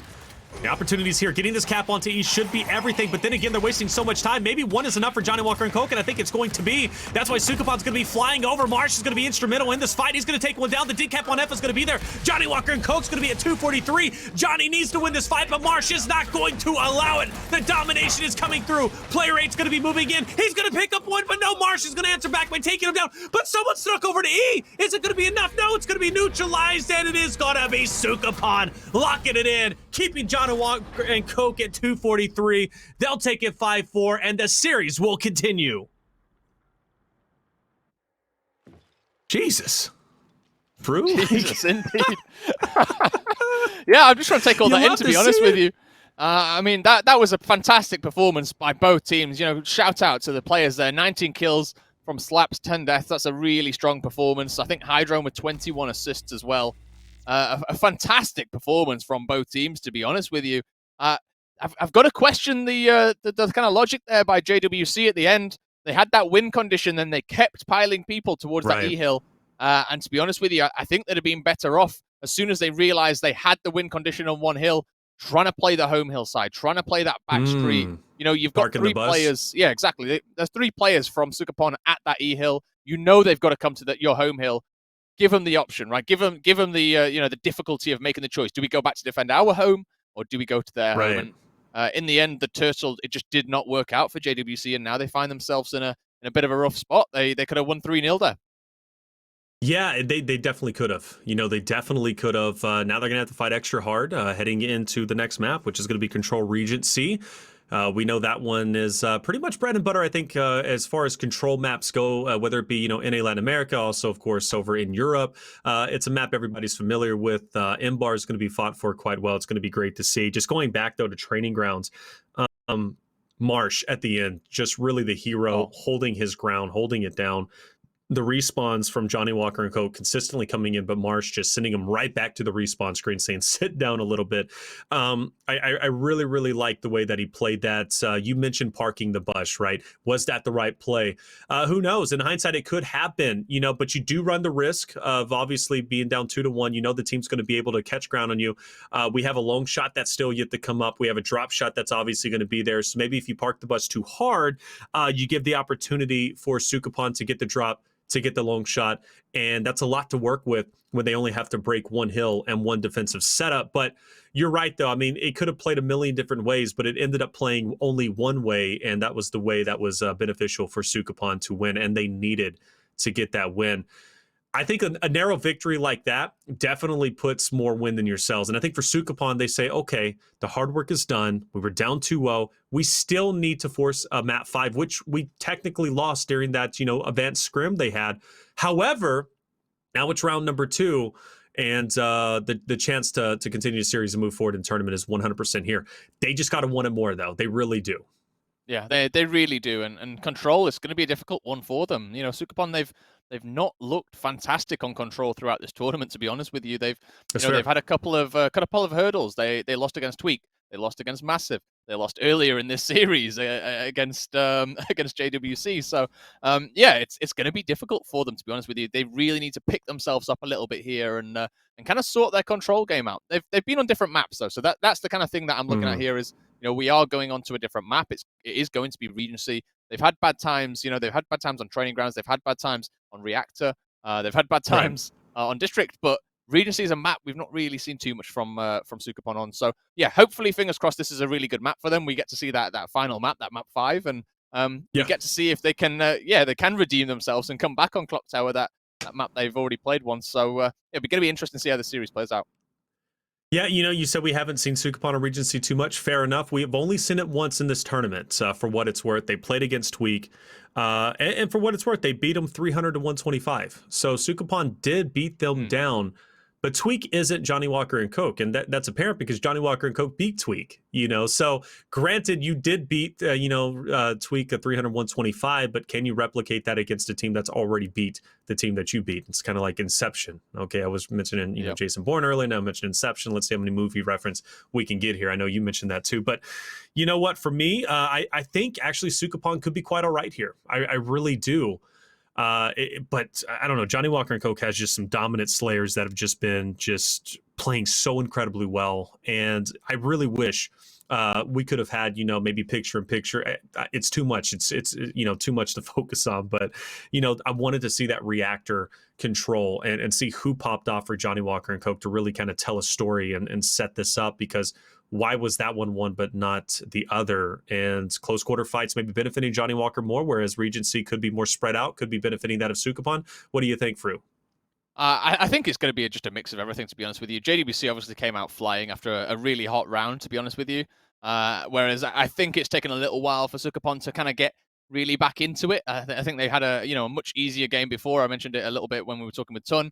It takes a time to warm up, especially to to this standard of gears. They're playing right at the top level. They're forcing their opposition to make mistakes. They're being forced to make mistakes themselves, and it can be quite difficult to to reach that kind of peak of gears when you're under such pressure as well, especially with the the kind of money on the line. It's tournament life on the line as well.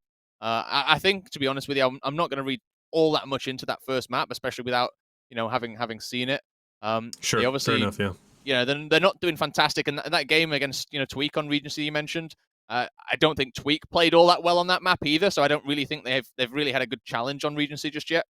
So yeah, it'd be very, very interesting to see how they kind of match up here. I'm excited to see it, to be honest with you. I really am. Yeah, I am as well. And chat, let us know, who are you favoring? I see you guys out there, the loyal ones, chatting it up, keep that chat going. I peek over from time to kind of see what's going through your minds. Sometimes it's a bit scary to see what is going through your minds, but fair enough. At least you're chatting and you love to see it. So who do you think is taking map 4, guys? Regency control Sukupan. The favorites kind of coming into the tournament, even though, for what it's worth, Johnny Walker and Coke did have that higher seeding.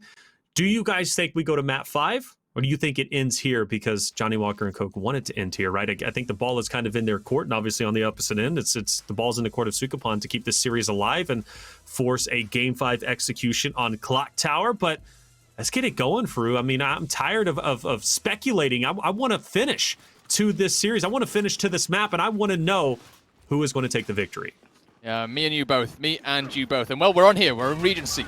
We've not seen it for a long, long time since one of the first maps of the tournament. We're back here, and we're going to see how these two fantastic teams kind of match up. There's going to be Saitama down first. We're seeing both teams kind of put a similar strategy on the cards here. JWC opting, to head up towards that M-bar and try and 2v1 that, which kind of works out for them. But on the flip side, they have lost the hill, so it'll be interesting to see how they start to retake this. They have the option here of the M-bar to try and find a headshot or two. Dragons, perhaps the first victim.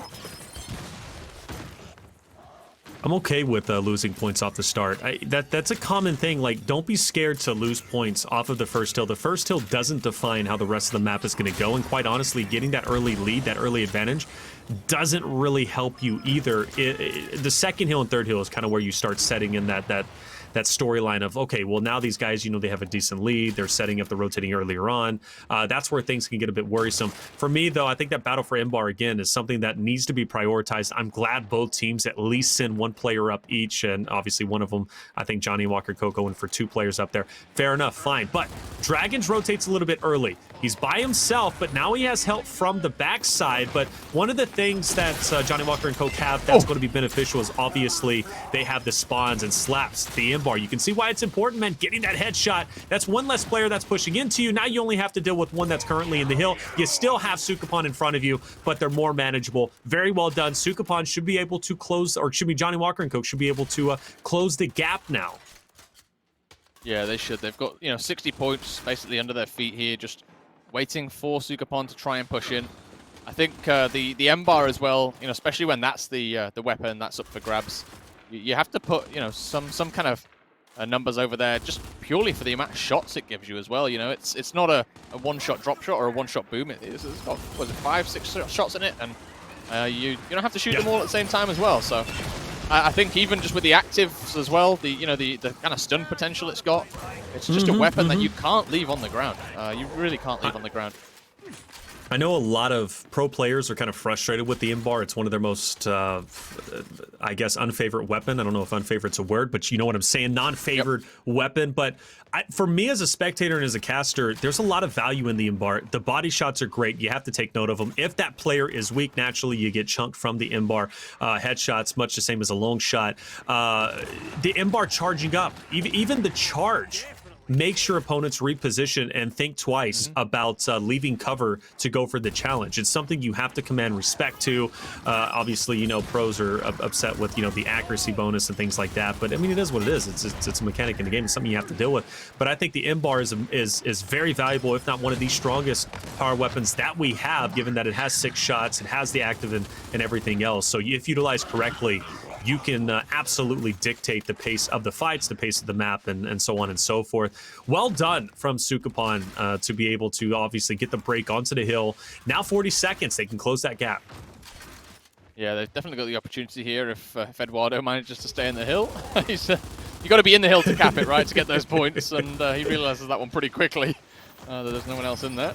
But yeah, you're right. Really nicely played by Sukapan. They've rotated nicely. They've managed to get themselves some points back on the cards here.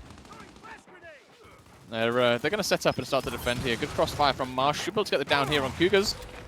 Dragons as well in a bit of a bad spot, but Bang's going to fly in and find 2. That's a really nice play from him.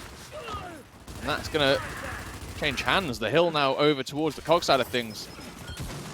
Not much time left on it. 26 seconds. Expect both teams to start to think about that rotation over the next 10 seconds or so. And actually, I think if you are Sukapan here, you probably just leave this hill and you kind of leave Slap to do his thing. Yeah, definitely. 100% right. Get rid of this hill. Doesn't matter anymore. Let's focus on next. Let's focus on new. This hill I love watching. It's a scrappy fight. It really is. Mid control is critical on Regency across, I think, for multiple hills. This hill specifically. First, if, you know, let's say Sukapan wins this fight, right? Johnny Walker and Coke, they start spawning out. Then you want to challenge for mid, but I guess let me flip the script for Johnny Walker and Coke. They win the fight against Sukapan. Now they can get mid control, plus Cougars gets his hands on the M-bar. Like I said, this hill is just phenomenal to watch. I love seeing the constant and just everlasting battle. Get Cougars up, man. That's going to be big, but I don't think they're going to have a say in it. And Sukapan, they lose the hill off the rip and immediately gain it back. Let's see if Johnny Walker can answer back themselves, but they're gonna take a little bit more time because they spawn out. Yeah, they spawn out and banged as well, just missing that spawn. He's going to be a little bit late to the party here. 3 players in. You see the grenades. Or at least the route through the grenades is an option here for JWC as they're trying to push up those mid steps. They will just try and start to angle out here, but you got to be, you got to be cautious about these 2 players on the back hill here. Dragon's going to push in, but the grenades are brilliant from Hydrone. Second one's going to go down. That won't clean up, but it did force Cougars out into the open where the down did come through. So I think objective achieved has just popped up on Hydrone's screen there, an achievement as they are going to lock in this hill. 25 seconds left on it again. JWC, they should start to rotate now. This is really not the opportunity for them. Even with the power weapons and whatnot coming up, they're not going to get into this hill. It's got to be the next one. Yeah, for Johnny Walker, they take an early lead, right? They prioritize that hill number 1, Sukapan, slowly but surely coming back. And again, that's a reoccurring theme. You know, that first hill doesn't really matter. Your early lead, I mean, it doesn't matter unless that lead continues to just skyrocket and catapult into something even bigger. Then obviously it's like, wow, you know, things are getting a bit worrisome for the other team. But again, that early lead doesn't really mount to much. And case in point, Sukapan coming back. Good on Johnny Walker to rotate a little bit earlier on. I like the use of the shock, but I think that was thrown by Sukapan. But either way, you can't go up the left stairs. Obviously, the right where Sukapan's currently at. Good shot from Dragons. One more player to deal with. Good body shot. He's going to be angled out. Dragons is gone. And I would have loved to have seen Bank be a little bit more aggressive. That was a great shot Dragons got. Bank could have easily got that cleanup. Now Cougars forced to fight in the hill, and Sukapan gets the break. For me, that's a missed opportunities from Dragons and Bank.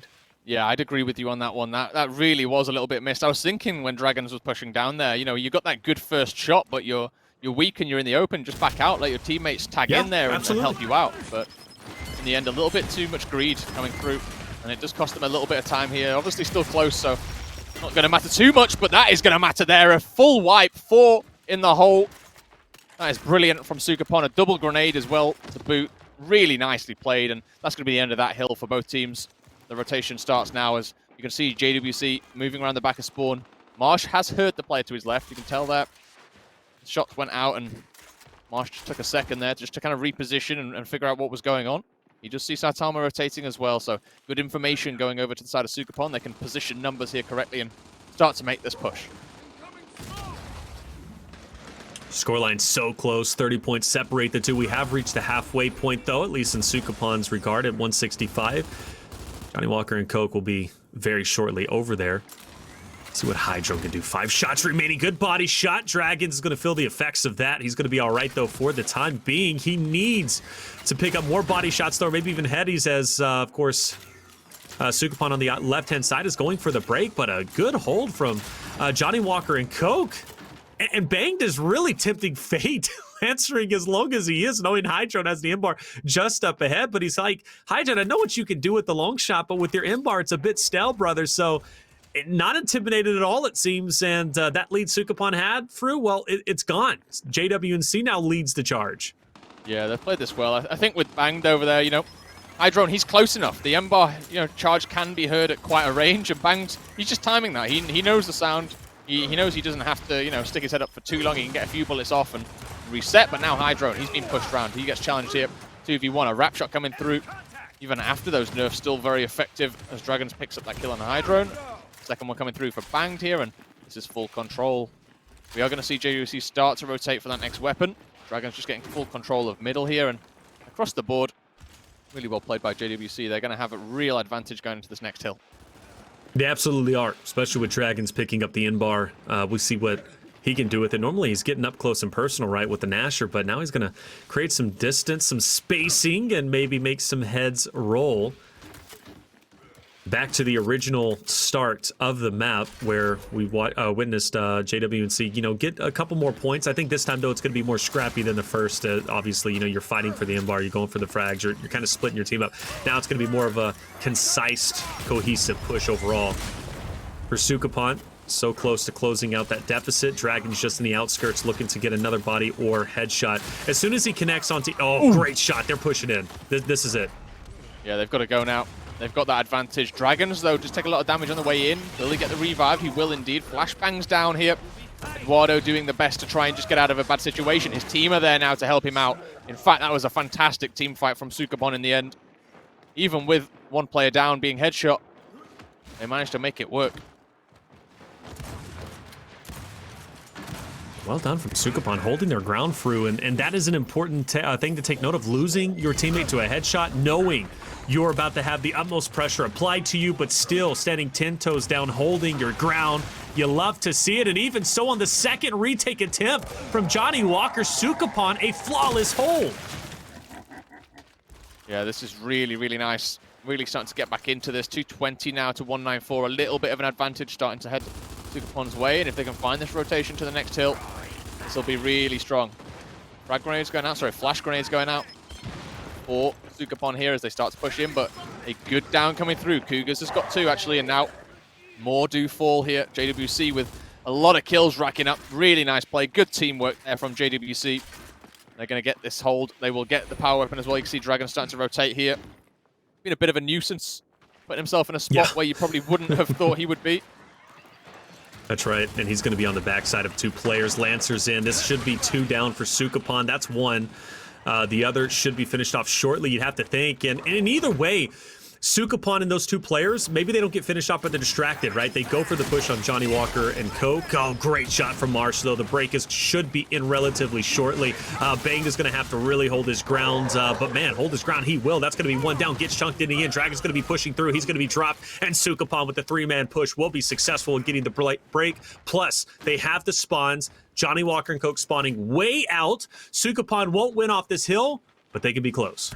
Yeah, they're going to be in a really good position here.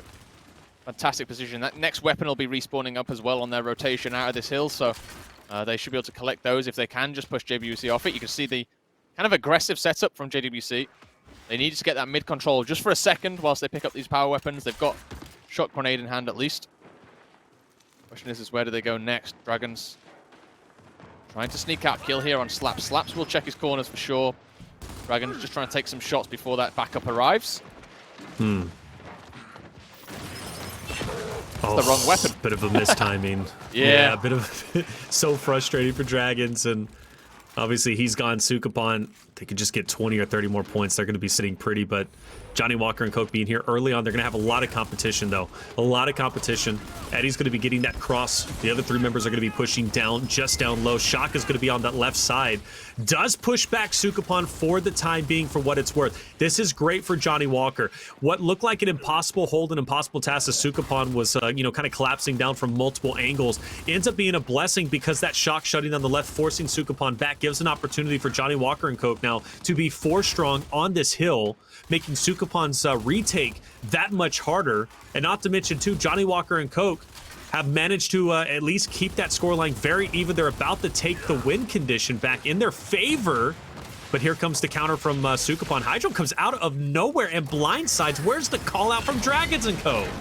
There was a bit of a double down situation in the middle of the gardens, and JWC, they put one player over to there to try and get the revive, but whilst he did that, the 3v2 happened, and it just allowed that, that extra player to kind of come in and clean up, and it was the right play to make. Sukapon there, they kind of sacrificed Marsh out in the garden, but off the back of it, they did manage to get that hill, and they're now gaining another 20 points or so. Really nicely played. Saitama. Interesting. I would have gone for the first shot. And in the end, he makes it work. Goodness. But yeah, it's taken a long time here. A very, very long time indeed. I love how because you sounded like me multiple times. I'm like just repeating the name of a player. Like, brother, you good? Hey, you good? Everything all right? Hey, just kill him. Like, come on, you got this. Just hold. Just pull the trigger. You got this. Well, Johnny Walker and Coke still very much so in this. We know this hill is very scrappy, as we said. This very well could be the last hill we see. Yeah, and potentially the last map if Johnny Walker and Coke come back. Definite win condition for both teams here. Going to be up to Sukapon here, just to stop the bleed a little bit. They don't necessarily have to win on this hill, but they can't really let JWC get any closer. 275 now to 280. Kills coming through. Cougar's trying to do his best here, but in a bad spot. Saitama is cleaned out. That's a 3v4 for just a couple of seconds. Cougar's going down as well. Didn't really manage to get himself out of there. Now Dragon's trying to fight and get his mate up. He does indeed do that. Really nice play by Dragons. May have kept this one alive for his team here. Gonna look at the points here. Yeah, so close. So close. Johnny Walker, are they going to be able to do it? Same thing for Sukapon. Saitama tries to stay alive. This is great for Sukapon. Johnny Walker and Coke is going to have one more attempt at this hill. Any player they lose is going to be devastating. Case in point, Cougars ends up falling. Sukapon, a great hold, is well underway. 5 seconds, you just got to go for it. You just got to go for it. Get the touch, Dragons. No, he won't be able to do it. And it will end 300 to 289. And dare I say, our closest control of the tournament. I think you're right there. I think you're right. Achievement unlocked as well as we get that Slaps MVP coming up. I think that was a really nice comeback in the end, and you got to give it to Slaps. Look at that there, 38 kills to his name. And a little bit disappointing on the side of Cougars and Saitama there, only 16, so getting double the kills of essentially 2 of his opponents. The Slaps really, really nicely played. Yeah, very well done. I mean, well, you kind of said it, the storyline. You were like, well, you're not really worried about for this side of Johnny Walker and Coke. You're not really worried about Dragons or Cougars. They can perform well. You were kind of putting more into Saitama and Banged. Are they going to be able to step it up and really bring the heat, bring the fuego? Well, I think all around relatively even. I mean, still with the kill disparity, 289, 300. That's a very, very narrow loss that comes down to that last scrappy fight around that statue. And, good on Sukapon. Again, we asked and we kind of said, would they be able to carry that momentum from the escalation close round 9 on training grounds into Regency control? I would say for what it's worth, yes, they did. I like it. Very, very close match. That's what we expect between these two teams. And now we have a map number 5. And we don't get many for mini-map number 5s, but we've been getting a couple at least from yesterday and today, and this is going to be awesome to see. We talked about that advanced scrim. That's what I'm kind of coining it. They accidentally played this map a bit out of turn. Okay, so the victory that Johnny Walker Co. got before doesn't count because it wasn't the right rotation, but now they're finally heading in. It's going to be a bit of a rematch. Does that help Sukupan? They've already lost it. Do you think that that's a negative or a positive because they lost it? Now maybe they can improve, but then again, maybe they think, well, we can lose it again. What do you think? I think it's a bit of a saving grace, to be honest with you. Obviously, they've seen now what JWC can do. They understand how they've beat them once. They can maybe take a couple of seconds here and just work out, something to kind of counteract that. So they've got a little bit of inside info onto how JWC would play Sukupan on this map. So I think that's useful. Yes, you've got to go into it knowing that you did get absolutely battered on it about a couple of hours ago. But to be honest with you, I think it was a 6-0, 6-1, something like that. It was quite heavily one-sided.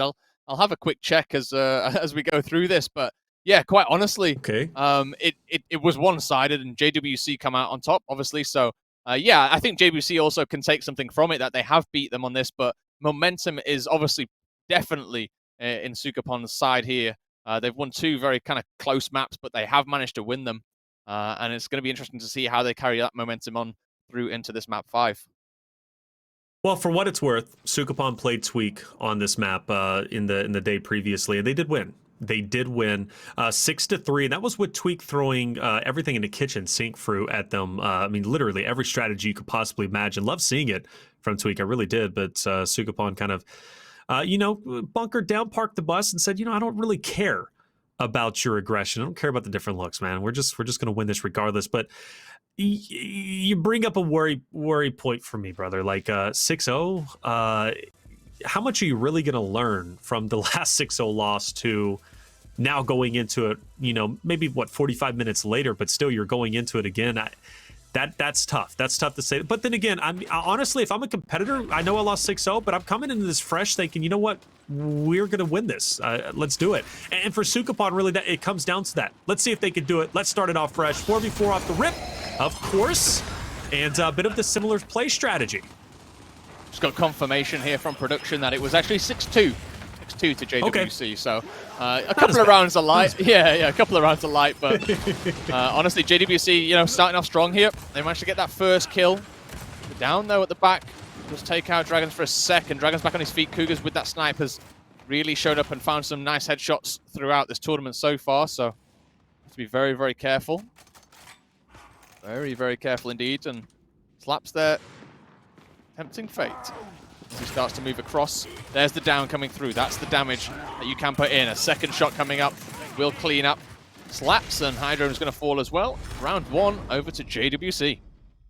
Well done. All right, so already off to a great start. So what? If you take into account the advanced scrim, now to this one, 7-2? Not a bad scoreline to say the least. Not a best start for Sukupan either, but again, lessons learned. It's all about lessons learned, right? And I hope for Sukupan they do in fact learn and maybe try a different attack here. Instead of going tit for tat for that of Johnny Walker and Coke. I would like to see Sukupan be the first ones to make the move. I think that was one of the things when they were playing against Tweak. They were allowing Tweak to make that first move. It ended up working, but case in point, this is beautiful. Slaps picking up that long shot early on, but oh no, Slaps immediately finished off by a well-connected nade from Cougars.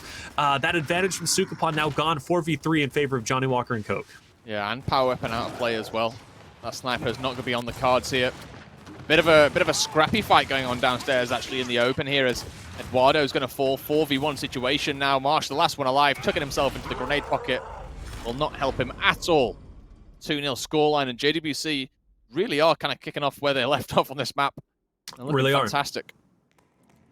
Well, now I pass the question to you. Previous competitor. I know you've been playing Clock Tower since literally the beginning of time. God said, let there be light. And, well, there was Clock Tower and Fru competing on this map, okay?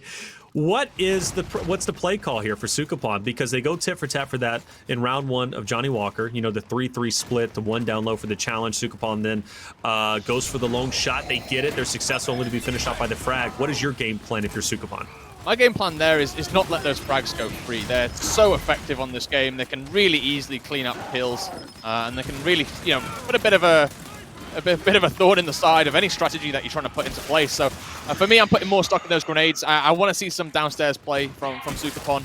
I think upstairs, you know, they're meeting their match, obviously. And I think those grenades might be an option here for them. To be honest with you, at this point, grab 4 smokes, grab the torpedo, try something different entirely, because it's obviously not working. You're 3-0 down. You know what? JWC looking very, very strong up top. Just try and get away from them. Try and play a different kind of game. I don't know about fighting for the torque bow, but I definitely think fighting harder for the nades would be it, because we haven't seen anybody take the nades and immediately throw it up post spot. Like, why hasn't that happened? You know, Johnny Walker and Coke is putting a lot of emphasis on this cover. Naturally, that's what happens, right? You kind of have that standstill. Eduardo, you know, in his position, he's going to try and go for the damage and the poke, and then, of course, you got Banged on the other side doing the same thing. This is an opportunity, though, for Sukapon. One player will be finished off. Dragons is down, so 4v3 in the first, literally, the first advantage over towards Sukapon, and they're making it happen, and Banged is gone. Well done. Yeah, much better round from them. Really, really good round from them. And a very quick one at that. 30 seconds on the clock. That's the reply you need. That is the reply you need. Some kills on the board, a quick round, a bit of change of pace. Get yourself within 2. Come on, Sukapon. Just make it competitive. That's all I want. I don't want to see another 6-2 after hearing about a 6-2. I want a round 11. We're already a See, this is the thing. I'm all for quick 3-0s. You know, as a caster, I'm like, hey, it's over with, it's done, you get a quick break. But if you're going to go the distance, send it to map 5, then I'd rather go all the way and send it to map 5 round 11. You know what I'm saying? Make it just the full-on show.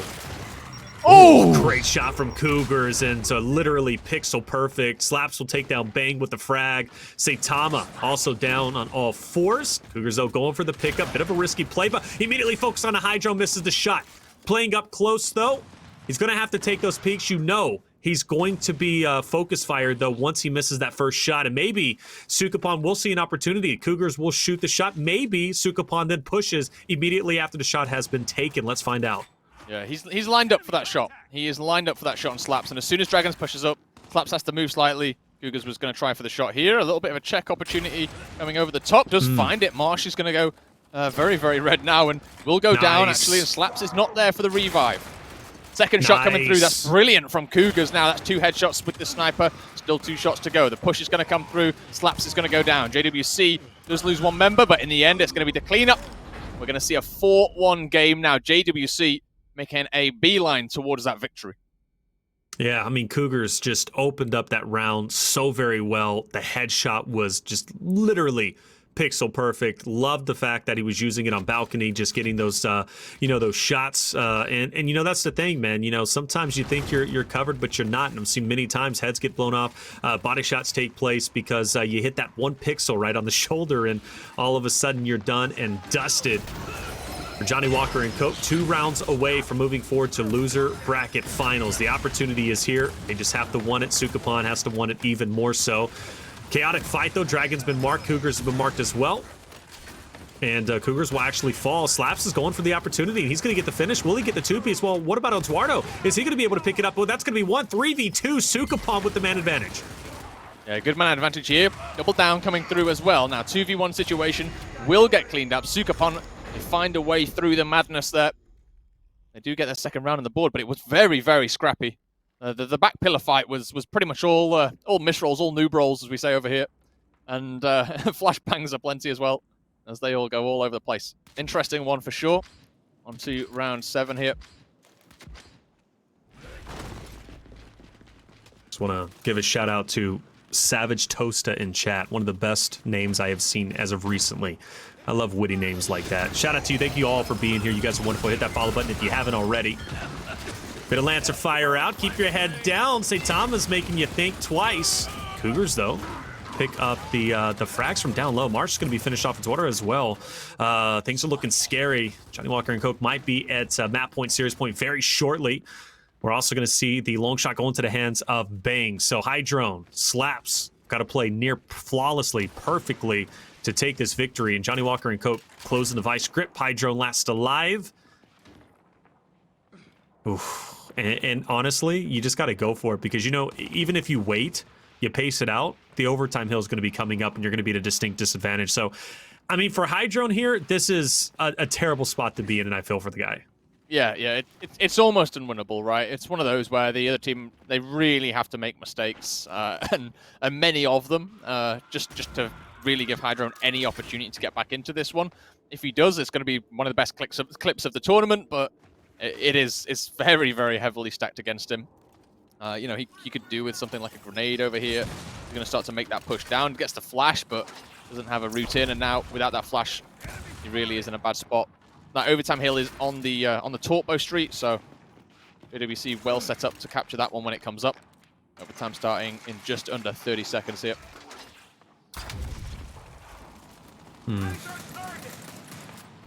Again, just not a good spot to be in. I mean, even getting the down on Dragons, got to push him. You got to try and get the finish. Yeah, and you're running across a sniper and a Torpo, right? I know. There's the check. Case in point. Yeah, Yep. it's just. And a torque bow too. Yeah, you're not getting out of that. Unfortunate for Sukapon, down 5-2. And Johnny Walker and Coke looking to literally replicate the score they had before, right before that restart. Yep. Now, and looking to win it 6-2 and say it wasn't a fluke, guys. We really did it. Let's show you again. Yeah, just in case you forget. Just in case you forget. Right, well, here we go. Here we go once again. JWC, they're on series points now, Taylor, as we get into this one. 4 versus 4, Clock Tower execution. Back to basics, Gears of War. As we all like to see a little bit of old school come into play here. Opening kill is going to be massive on this fight, and Slaps is going to be the one to start to make a play over the top. Hydrone does find that down. Slaps gets the kill. A second down coming through, but Slaps is down himself. A bit of a trade coming through, a 4v2 situation here, though. Sukapon not down and out just yet. They have a 4v1 opportunity to come through, and Slaps makes it a double. 30 seconds in the bag, 5-3. No replication here today. There you go. And exactly the case. Sukapon taking that round is big. That was the most decisive round they have won yet. I think they may have had one early on, if I'm not mistaken, for maybe another quicker round. But regardless, though, back against the wall to win a round in 30 seconds, that decisively shows to me that Sukapon is not phased, and no shaky hand syndrome here. Let's see if they can continue this momentum going forward. They've got to be flawless. 3 rounds in a row. I said I wanted a round 11. I still do. That absolutely rings true. Marsh taking a little bit too much damage, and this might be trouble for Sukapon as Eduardo's already down and finished, dusted 4-3. And Marsh is by himself, and he's going to have to back up. Yeah, join your teammates at back pillar. Yeah, not the best performance here from Sukapon. A very, very quick kill coming through from Bang to open up the score. Frag grenades now going the way of JWC as well. Cougar's in a bit of a bad spot here. Does have Slaps to deal with, but some damage coming through. There is an option for a 2v1 here, but a bit of a rotation coming through as well behind Cougars. Cougars the play, will go down. Marsh dead. Marsh will die. Slaps now is the last one alive. He will die as well. We're going to see the execution coming through. Heck yeah, man. I've been waiting for... I was about to say, man, EU's a bit too tame for me. This is the second time I've seen love being shown. The first time was little love tap, but that was the first true beatdown I needed to see. Hey, Dragons, you know what? Hey, it is what it is. You get the victory. You talk all the trash you want, okay? It's Gears after all. We don't have time for soft hearts and soft feelings out here. Am I right, Fru? Oh, you're right. You are right indeed. It's part of the parcel of Gears of War, and well, look at that guy at the top of the leaderboard there as well. Saitama, 6 kills, 12 assists, and only 3 deaths. Beautiful. That is a beautiful, beautiful performance. A phenomenal performance. Honestly, like, when it was 2-0, I know we were all saying 3-0, like, it was looking likely, but when the comeback started to come from Sukapon, I thought the reverse sweep was in order. If I'm on the other side of things, my head's maybe a little bit in the bin, and I feel as if the fact that they accidentally played that other map has probably benefited them massively, because now they've had the chance to play through that and be like, okay, well, we know exactly what we're doing. That worked last time, let's do it again. Nonetheless, though, you have to say really well played to JWC. A fantastic performance there. For everybody in the chat, if you have not noticed already, the snub Team Phantom skin is now available via your quests. Fru, let's open it up then. I think from the outset, yes, okay, JWC play very, very well. They'll get their date with Phantom T once again. However, I would say overall a disappointing tournament for Sukapon. Yeah, I think so. I mean, it's always tough, right? They've had really quite a tough run, if you ask me, to be honest with you.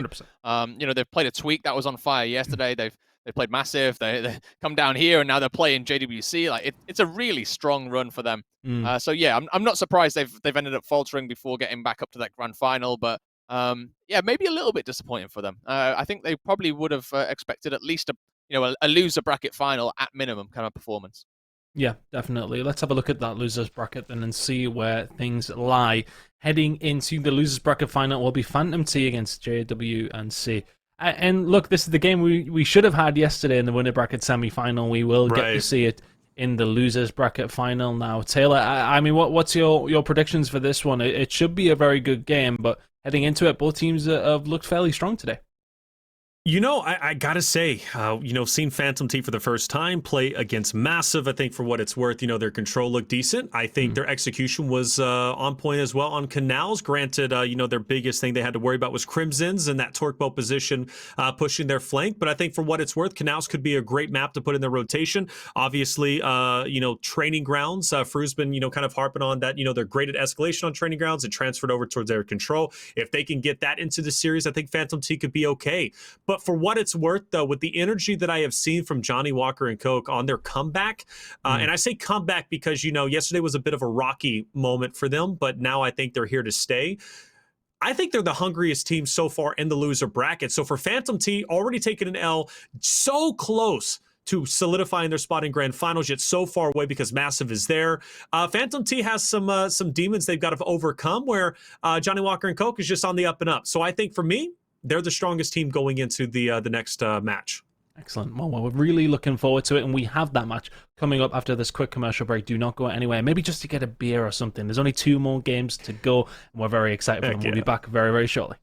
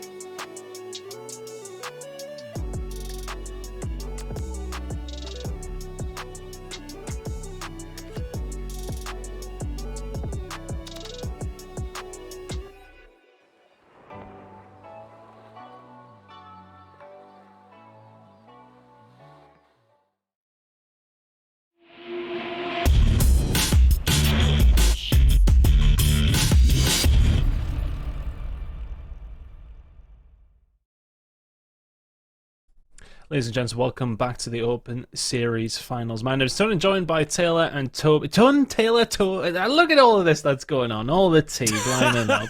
What a fantastic time. We have the losers bracket finals ready to go. And it's been an interesting day, it has to be said. Toby, look, there's been results that haven't necessarily been what we predicted. Some games have been closer. Some games have not been as close as we thought. It's been quite an enthralling day, and we still have 2 games to go.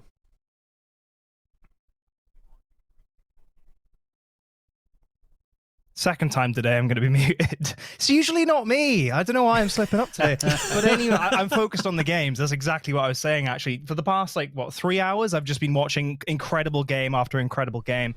Awesome casting from Taylor and Alex, as always. And it's been so enjoyable. Like my power rankings Taylor keeps referring to, but then each time another map goes by, they just look as even more inaccurate as we go on. But yeah, in terms of that game we just saw in particular, that was simply incredible. I think Johnny Walker has surprised a lot of teams and players this weekend. It was Tweak we were talking about loads yesterday. Today I feel like Johnny Walker is the talk of the town. Commiserations, of course, to Sukapon, who had a fantastic game themselves. But yeah, truly exciting Championship Sunday, clearly. Well, here we go.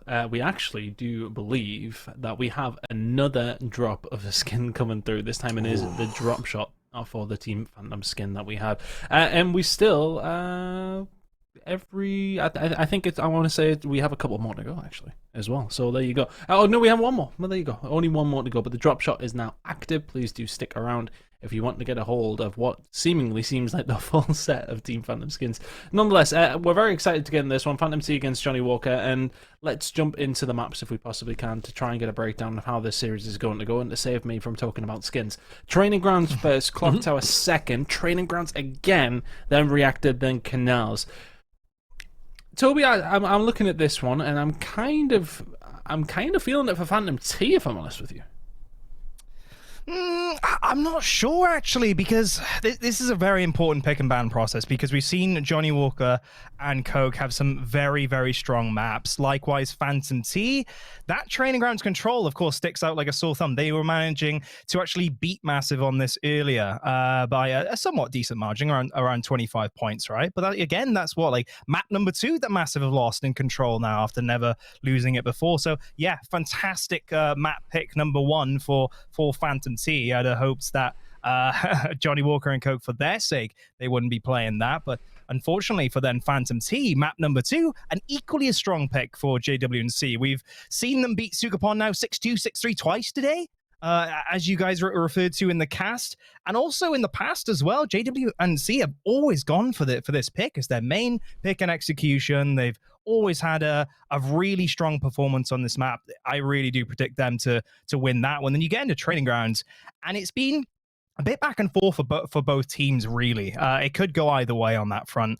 Reactor control, very good, actually, for JW&C. They've had some awesome performances on this today. Meanwhile, Phantom T, less so over time. They've never really got to grasp, I think, with the intricacies of Reactor so far. They lost to Tweak, I believe, in week 7 on this map before.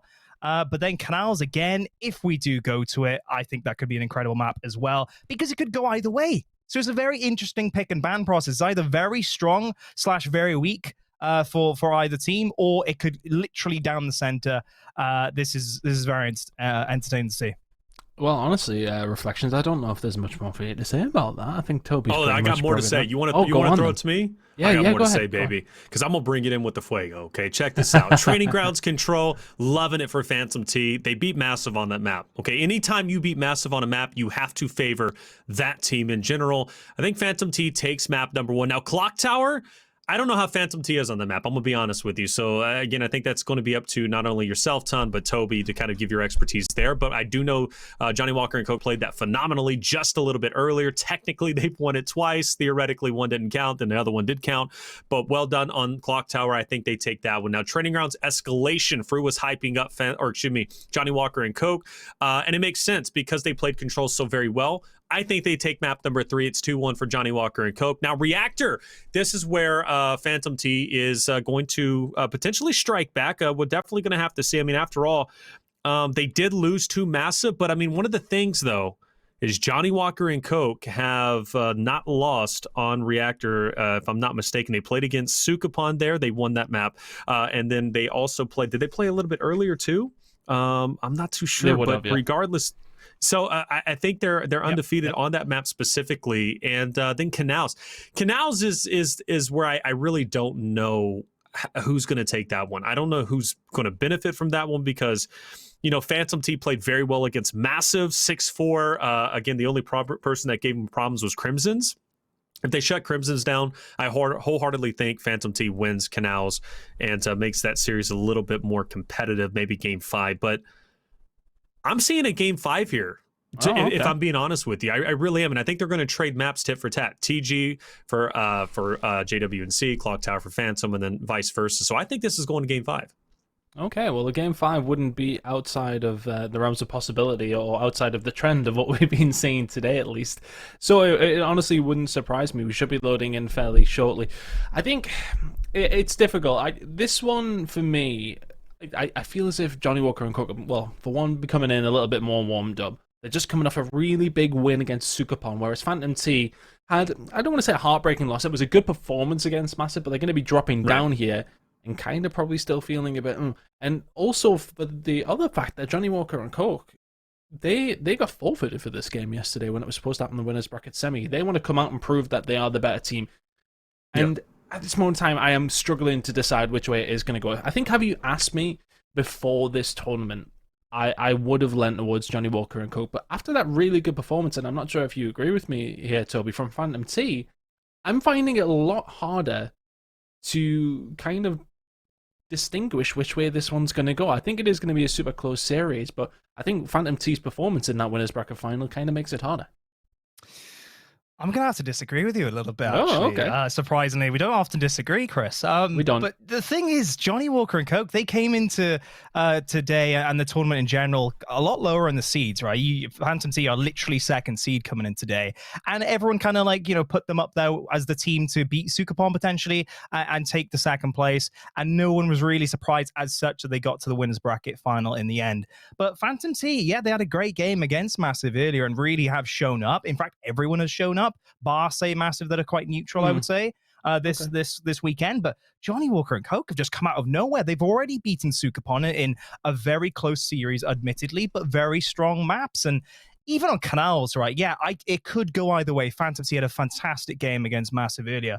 But Johnny Walker and Coke, remember, they 6-2 Sukapon on this earlier as well. So likewise, it's not a weak map for them either. So yeah, it could go either way. The only reason I wouldn't say Johnny Walker and Coke are going to win that map if we get there is simply because Phantom T played very well against the best in Europe on the map and had a really good game against them.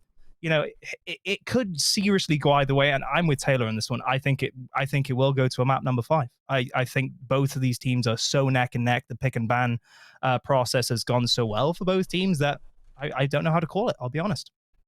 It is an interesting one. And honestly, both of them have got a tall order heading into the grand final, whatever happens. It has to be said. Not only do you have to beat Massive, you are already one map down at a best out of 5 series. They need 2, you need 3. So it's a really, really difficult spot to be in, whoever you are. But look, prize pool is still very much obviously there to be fought for. You want to get yourself to those grand finals. You obviously want to go on to beat Massive. We're kind of saying that it's going to be difficult, but nonetheless... The prize pool's significant. It's well spread out. You have a good opportunity, though, to make a good chunk of extra change here. And that's what the players are going to be wanting to do. Look, I mean, we've had the majority of our placements in. We only have 3 teams remaining. And it really is the business end of the tournament.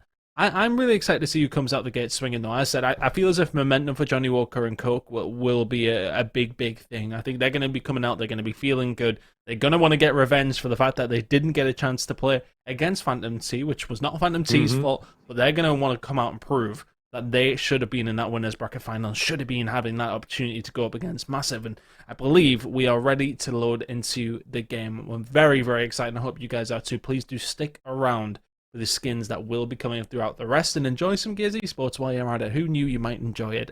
It's been an entertaining day, though. It really, really has. And I'm excited to see if it does continue in that same vein. We've had some very, very close games. I think this one may well just be the same. Quickly, before we jump into it, predictions. Oh, Johnny Walker and Coke. I think they're taking this. Toby, quick, Yeah, quick, yeah, quick. same 3-2. 3-2. Okay, well, let's see if we do get that map number 5. We hope we do. The second last game of the Open Series, split number 3, and it's going to be Taylor and Toby to take this one away. All right, let's get into it. Obviously, we know both teams here, relatively strong. You got to get the respect, where respect is due, though, from Phantom T. Beating Massive on this map is no small feat by any means. I think overall Phantom T played it brilliantly. But one of the things, though, that hurt them when they were playing against Massive was the close quarter hills, right? Those close quarter combat fights. Obviously, we know Massive is very strong. That's why they're good at Reactor as well, because the hills benefit and kind of how the fights go benefit them dramatically. But where Phantom T gets deadly, at least from watching them before against Massive, was on the open hills, because their Lancer fire, their teamwork is incredible. So if Johnny Walker and Coke can kind of get a best of both worlds, right? Get that good teamwork and also have the close quarter fight advantage, they could beat Phantom T here. And taking map number 1, quite honestly, Toby, would be an upset in my opinion, and also one of the best starts Johnny Walker and Coke could ever ask for. Yeah, couldn't agree more. It makes so much sense as well. This is probably the strongest map for Phantom T in the entire cycle, and they need to stop the momentum right now of Johnny Walker and Coke, right? After JWNC are riding high after some amazing games, Phantom T, they need to stop them. And this is the perfect opportunity to do that on TG, but, if JWNC can win this first map, they'll have a huge advantage in terms of the remaining maps in the series. I can't wait to see how it pans out. Yeah, I can't either, man. Again, just it's going to be closely contested and highly fought for. And I think overall, we say it's going to go down to Game 5, Toby, but let me ask you this. Should Johnny Walker, Coke, or Phantom T, obviously they know they're playing Massive for Grand Finals, and they know how tall of a task that's going to be. If I'm either one of these teams, I'm going for a complete domination here to carry that momentum into Grand Finals, because I don't think, honestly, even though I think this is going to Game 5, I don't think that result is good enough. I need either Johnny Walker, Coke, or Phantom Team to absolutely decimate the opposite team they're playing against, because if they do so, there's a chance I think they can carry that momentum to beat against Massive. But if they go tit for tat, round 5, round 11, and things like that, to be honest with you, I don't think that's enough momentum to carry going into Grand Finals against Massive. Yeah, I'm with you on that for sure. And the thing is with Massive as well, I mentioned it earlier, they've not really performed above and beyond what they've usually done, right? In the past weeks. This weekend, they've kind of been the only team of the top 5 that haven't really just doubled their performance, it seems like. And so they've lost their first 2 control maps, of course, of ever, really, in this past split in the past 2 days. And so, yeah, as I've said, cracks in the armor potentially, chinks in the armor. And meanwhile, JWNC and Phantom T, I agree wholeheartedly. 3-2, I don't think it would be good enough either. They do need to make sure they come off a really big high and have a great performance in this game. All right, Johnny Walker and Coke, really good lead so far. But again, that's to be expected. They did very well off the first hill. Obviously, close quarter combat, we knew they were going to be great in that second hill. Now, this third hill is where Phantom T was excelling at. And Ricardo picking up the drop shot is going to be great for potentially getting the break here. Dragons, though, from the flank, no one knows. No one has called him out, and Dragons has the potential to pick one up. And unfortunately, a team kill is going to be coming through from Phantom T. Ricardo, though, goes absolutely massive, picks up 2. He's going to fall, though. And now it's going to be up close to person between Dragons and Cohen. Dragons will get the cleanup and ultimately the break for JWNC. Absolutely amazing so far for JWNC. And it's hard as well to come into TG in the first place, knowing how good Phantom T played against Massive earlier, and for them to just put on this performance in this first third, if you will, of this map, it really shows how great JWNC are playing, and that mentally they're in the right place. Momentum is carrying on forward, clearly. They're pulling off great pushes and setups as it stands. Phantom T now pushing in right through the front. Saitama with the double. Cougars and Saitama will get taken out, though. And 30 seconds to go left on this hill. It's a worthy push. I can get some more back on the board. Meanwhile, JWNC, we know how big this map is, Taylor, how setup heavy it is. They'll probably be happy now to look to set up for the next one. Absolutely, and that's going to help them close out this deficit, which they need to. They really, really do. You don't want Johnny Walker and Coke to have another successful hill, Toby, because if they do, all of a sudden you're looking at, 200 plus to maybe less than 100. Obviously not what you want at all, given how Phantom T played earlier. Johnny Walker and Coke was my favorite team. I know they were your favorite team heading into the series, and they're making us look smart, at least as of right now. But a big answer, as you said, Phantom T rotating a little bit earlier on, now able to set up more effectively. You got player 6, who's kind of, I think he should be rotating towards God spot. Player 5 has his overhang. And now Vision played very well. Honestly has been playing very well. We needed him to step up in, but specifically on this map versus Massive, Vision was instrumental in the successful victory, just by 30 or 40 points, but a W nonetheless. Vision, maybe a bit quiet so far in this map between, obviously Phantom T and JWNC, but I expect him to step it up tremendously as the round continues. Yeah, for sure. And I think TG is a map where you're not going to have a huge amount of opportunities to really go off as an individual. You can't just fly around the map constantly looking for kills. You do have to slow things down and keep yourself measured and composed in that sense. And so it might take some time, right, for some of the Phantom T players in particular, coming off that break from since the winners bracket final, to really come into their own. Meanwhile, again, JWNC should take advantage of that. If they can somehow win this map, it would be huge for them in this the rest of the series. As you can see, very good push for JWNC back onto that current hill. Now with that drop shot, the rotation over towards that next hill, they've got the short spawn block. Saitama is over at the overlook and just trying to stay alive, sitting back, waiting for his team. You have to benefit Phantom T in this moment. If they can get Saitama out of this spot, all the better, and they will. So good on them. They're going to be able to commit a 4-man push over. I like Cougar's positioning. It's going to be able to snub out, get that little damage, but it's not going to amount too much. Good frag, though, from Dragon, for what it's worth, to get at least one trade, one elimination. Phantom T still trying to just go through this choke point. They finally get the break. Cougars is going to be last alive. He's chunked, and that is an excellent retake from Phantom T. Still, though, the battle not done just yet, Toby. Obviously, Death Dancer is going to be moving in, trying to just pick up whatever he possibly can. And Ricardo, up close and personal, gets the 1-2 shot punch onto Saitama, taking him out. Phantom T holds on, and we'll start closing out that deficit. Yeah, and a very big hill, very big fight we just saw, of course, with that score now finally approaching a little bit closer and closer. Meanwhile, of course, JWNC straight off short spawn, throwing in the utility into the faces of Phantom T, just flying in there with the shotguns out. No Lancering, or not much anyway. Cougars just rotating over a little bit late. 20 seconds left on this hill. The battle continues. The kill trades from all sides do go on. 15 seconds left. JWNC winning that one, but you can see in the far distance over there, everyone is spawning for Phantom T over on that next hill. This might be the hardest hill to break in Control in Gears Esports currently, and it's quite controversial as well. Some players find it's too hard to push. Others think, no, it's very doable. You just need to take short, and then it's easy. It's a very big sore point for a lot of players, and right now, Phantom Z have the advantage in that sense. Drop shot picked up by Saitama. He's not being down. Frags are being thrown in over the top. Not going to connect, but JWNC can make the push with a drop now. Oh, there's the drop, and Ricardo goes for the dodge. He is, in fact, going to dodge it, simultaneously taking down Saitama. Got one more player from JWNC, and Ricardo handles it beautifully. That was a team ace. All 4 members from Johnny Walker and Coke are down, and that is a big hold. You said this is one of the hardest hills to break. I agree with you. I think in general, for Training Grounds Control, this is one of the most punishing and brutal maps you can play. If you do not have good teamwork, and honestly, if you're not a well-rounded team in general, you're not winning this map. Bottom line, period, end of story.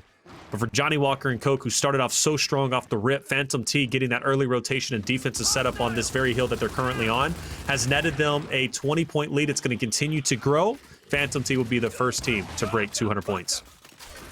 And a big test now for JWNC, of course. They've had 2 rough hills in a row, right? The score has changed hands in terms of the score lead. Phantom T have caught up after a very quick start from JWNC, and now they just need to hold it together, right? They're in a very good chance, very good position to set themselves apart from their opponent in this series, JWNC. And they've got the setup for this next hill. They just need to hold on to their nerves. Stamina, that's the big word, right, to kind of take away from these, well, not only the tournaments, right, where you're just playing, constantly, nonstop, but also in control, where it's just ever engaging battles. It's you literally can never rest like you can in escalation or even in execution, where you have that round in and now you're kind of just chilling out for a second. Control is just constantly paced for a good 15 minutes straight. And you may start off hot, but if you don't have that stamina, you don't have that animalistic mindset, you're going to start to taper off as the round continues on. And for Johnny Walker and Coke, maybe that's the truth, because they started off so well, but now Phantom T has been heating up, whereas Johnny Walker and Coke has kind of been playing at the same frequency, and they've never really elevated it. And you have to up that frequency when you get nearer and nearer to the 300-point mark, right, closing out the round. But a good opportunity for JWNC does open up. 30 points is going to be much, much wanted. And I believe the drop shot, yeah, Cougars is going to be able to barely get away, hugging the wall. Either way, he had Bang there to get the pick up, and he's going to do that. One player to deal with in Hill from Phantom T so far. And hopefully Cougars can kind of spot this guy out before he dies. That drop shot's going to be great for holding on to this Hill. And shout out to these guys for carrying on to get the drop shot a number of times. Their rotations have been on point for it. Well played indeed. There's the pickup onto Saki there. The issue for JWNC is Phantom T are approaching that 300 mark. They've really caught up. They've taken the lead. And they made a great push over to that U to not let it get out of hand, that hill. The JWNC retaking that one, and they've got the rotation now for the next hill. Short spawn has been secured, though, for Phantom T. They can take a little bit of time here to make sure that they get through with one great push. If they are quick on the offhand, they can get the remaining points for this round. Let's see if they can go in. Cougar's going to get dropped. Saitama finding another one. The battle of in the smoke does continue. And JWC, I love that from them, standing all the way back, making sure they stay out of gib range and getting a number of kills. Let's see if they can do as well on this hell as Phantom T did on the opposite side. Yeah, and that's the thing, right? Phantom T, this next hill that's going to be coming up is one where they thrive on. So for JWNC, they're doing the bare minimum, which they need to do. This is a great start, but by no means, even with the success of this hill, are they going to be able to win this if they do not lock in the next hill, which, of course, Phantom T, as I said, is so good on. Nades are going to be picked up. So at this point in time, Phantom T will have that in their possession with Sarki. Who's going to be able to use those. Ricardo setting up to kind of cut off Johnny Walker and Coke as they start to rotate over. He knows exactly where he needs to go, and he is going where he needs to. Player 5, Ricardo, you got to pay attention to him. And the reason why, this is where, for the team of Phantom T, Vision was so successful at. Ricardo's going to be able to get those chunks up close and personal, and then you also have Sarki and Co. who's going to be able to get his cross the Lancer fire to obviously put him within chunkable range. So at this point in time for Phantom T, in my mind, they're winning off this hill. Yeah, I think you could be right. This has to be perfect from JW. Perfect. Oh my goodness me. A 1v Bang not able to find Ricardo. Meanwhile, they all try and fly through the center. Unfortunately, Ricardo has got the drill in the back. Dragon's going to get taken down, as does Cougars. But can they continue to fight on through? Somehow they're still alive, and Cougars, it's surely going to drop. Yes, he does. Banged. I don't think he has time. I don't think they have time to regroup. 20 seconds on the clock. This is going to be an all-out push for JWNC. It has to be an all-out push. I could see that it was over just a little bit before Ricardo's positioning. Obviously the cross coming out from Sarki and Co. Like, that setup was so powerful that it even shut Massive down. JWNC, they've got to give it a good go. They have no choice. They've got to get in there. Phantom T, all they need to do is hold their ground one more time in the team fight to make this count, make it work. But unfortunately, doesn't happen. And Phantom T, mere 3 points away, Toby. Wow. What a great save that was from JW. And the issue here, Taylor, is the rotation's going to have to start very soon for both teams, but they can't just leave this hill, right? 3 seconds on the clock for Phantom T. They have to hold on to this hill, so they're going to have a numbers disadvantage across. Meanwhile, though, JW are staggering the spawns as we speak. And as a result, 2 members down for Phantom T right now. JW have the rotation here. Now I could be very wrong, and I could feel pretty stupid at this point. I mean, I'm not going to lie, JWNC is putting up a wonderful fight, and the rotation is in, and Johnny Walker and Coke are currently there. Frags are picked up as well. Phantom T has to get the break. No way! Phantom T is held at 3 points. Surely not! They just got to get the break one more time, and they're going to be finished off, and I think it's going to be over with. Oh, almost a break, but not going to happen. And Johnny Walker and Coke against all odds holds Phantom T at 297 and wins it 300-297. And the upset's complete, Toby. They take map 1. Jeez, what have we just seen? 3-point game in the end. That I genuinely thought Phantom T were gonna win that in the end on that corner as well, Taylor. But then the rotation started happening as we were speaking. JWC not only were able to hold on to the last hill to make sure they didn't sneak 3 points as we commonly saw, but they were able to stagger the spawns of Phantom T in the middle of nowhere on TG. My goodness me, that is absolutely massive, and the momentum. You know, just so we thought Phantom T were going to come back on that map and, you know, take their map as we might have predicted. No, JWC, clearly their individual skill is there today. Their shotguns are on point. They make up for past mistakes. And there you have it, 1-0 up for JWC. And that might be the biggest map in the series for me, Taylor. Both in terms of how important the win is, but also just in the grand scheme of things from a mentality and a momentum perspective. That is absolutely massive for them. No, 100%. And also to, you know, take note that Execution Clock Tower is coming up as well, which, you know, Johnny Walker and Coke's a great team on Clock Tower. I think Phantom Team as well, but in their own right. But this is a great opportunity for Johnny Walker and Coke now to close this in 4 maps instead of 5, which I think, you know, if that goes in the way we were thinking, you know, obviously Phantom Team winning that map, if they did, I think it still goes to map 5, but now the opportunity to be 1 map or at least less in the series is there. Johnny Walker and Coke is, and that's why I got to shut my big mouth sometimes, brother, because I'm like, it's over, it's done with, it's done. Like, and then like I know nothing apparently because it's not over with. And Johnny Walker and Coke says, hey, hold my beer, I got this, and get the victory. But for what it's worth, that comeback was very rare and never happened. So good on Johnny to stay poised, stay composed, and win the fights where they needed, because they needed to be flawless, not only on that last hill, on that final push, but also on the final team fights where the hill was for the drop shot. They lose any member, they lose any amount of fights. The 3 ticks is easily coming in just like that. But it doesn't happen. So well done. I can count on my hand. I mean, it's literally less than 5 times that has ever happened, a comeback in that manner. But here it is. It's Championship Sunday, and these things will happen. Yeah, and I think that's the beauty of Control, right? Yes, the comebacks are rare. In the same way, you know, comparing against Clutching, right? Clutching is rare, but that's what makes it valuable. That's what brings the hype and really just turns heads immediately. I remember when Control was first brought to Emergence Days a while back. Some people in Twitch chat were saying, "Oh, you can't come back on Control. It's too impossible. The lead's too much. It's too predictable." Hello, they've just rotated and they keep rotating to the new hills, and suddenly you can get 70 points on 1 hill. It's comebacks are certainly possible. 100%. And right there and then, that's a great example of just, you know, you just would need a few things going for you perfectly, and you could just turn the game in its head and come back when it looked like it was all over. Fantastic stuff. And clearly, right, Phantom T, they have not won their strong pick, their pick to start with.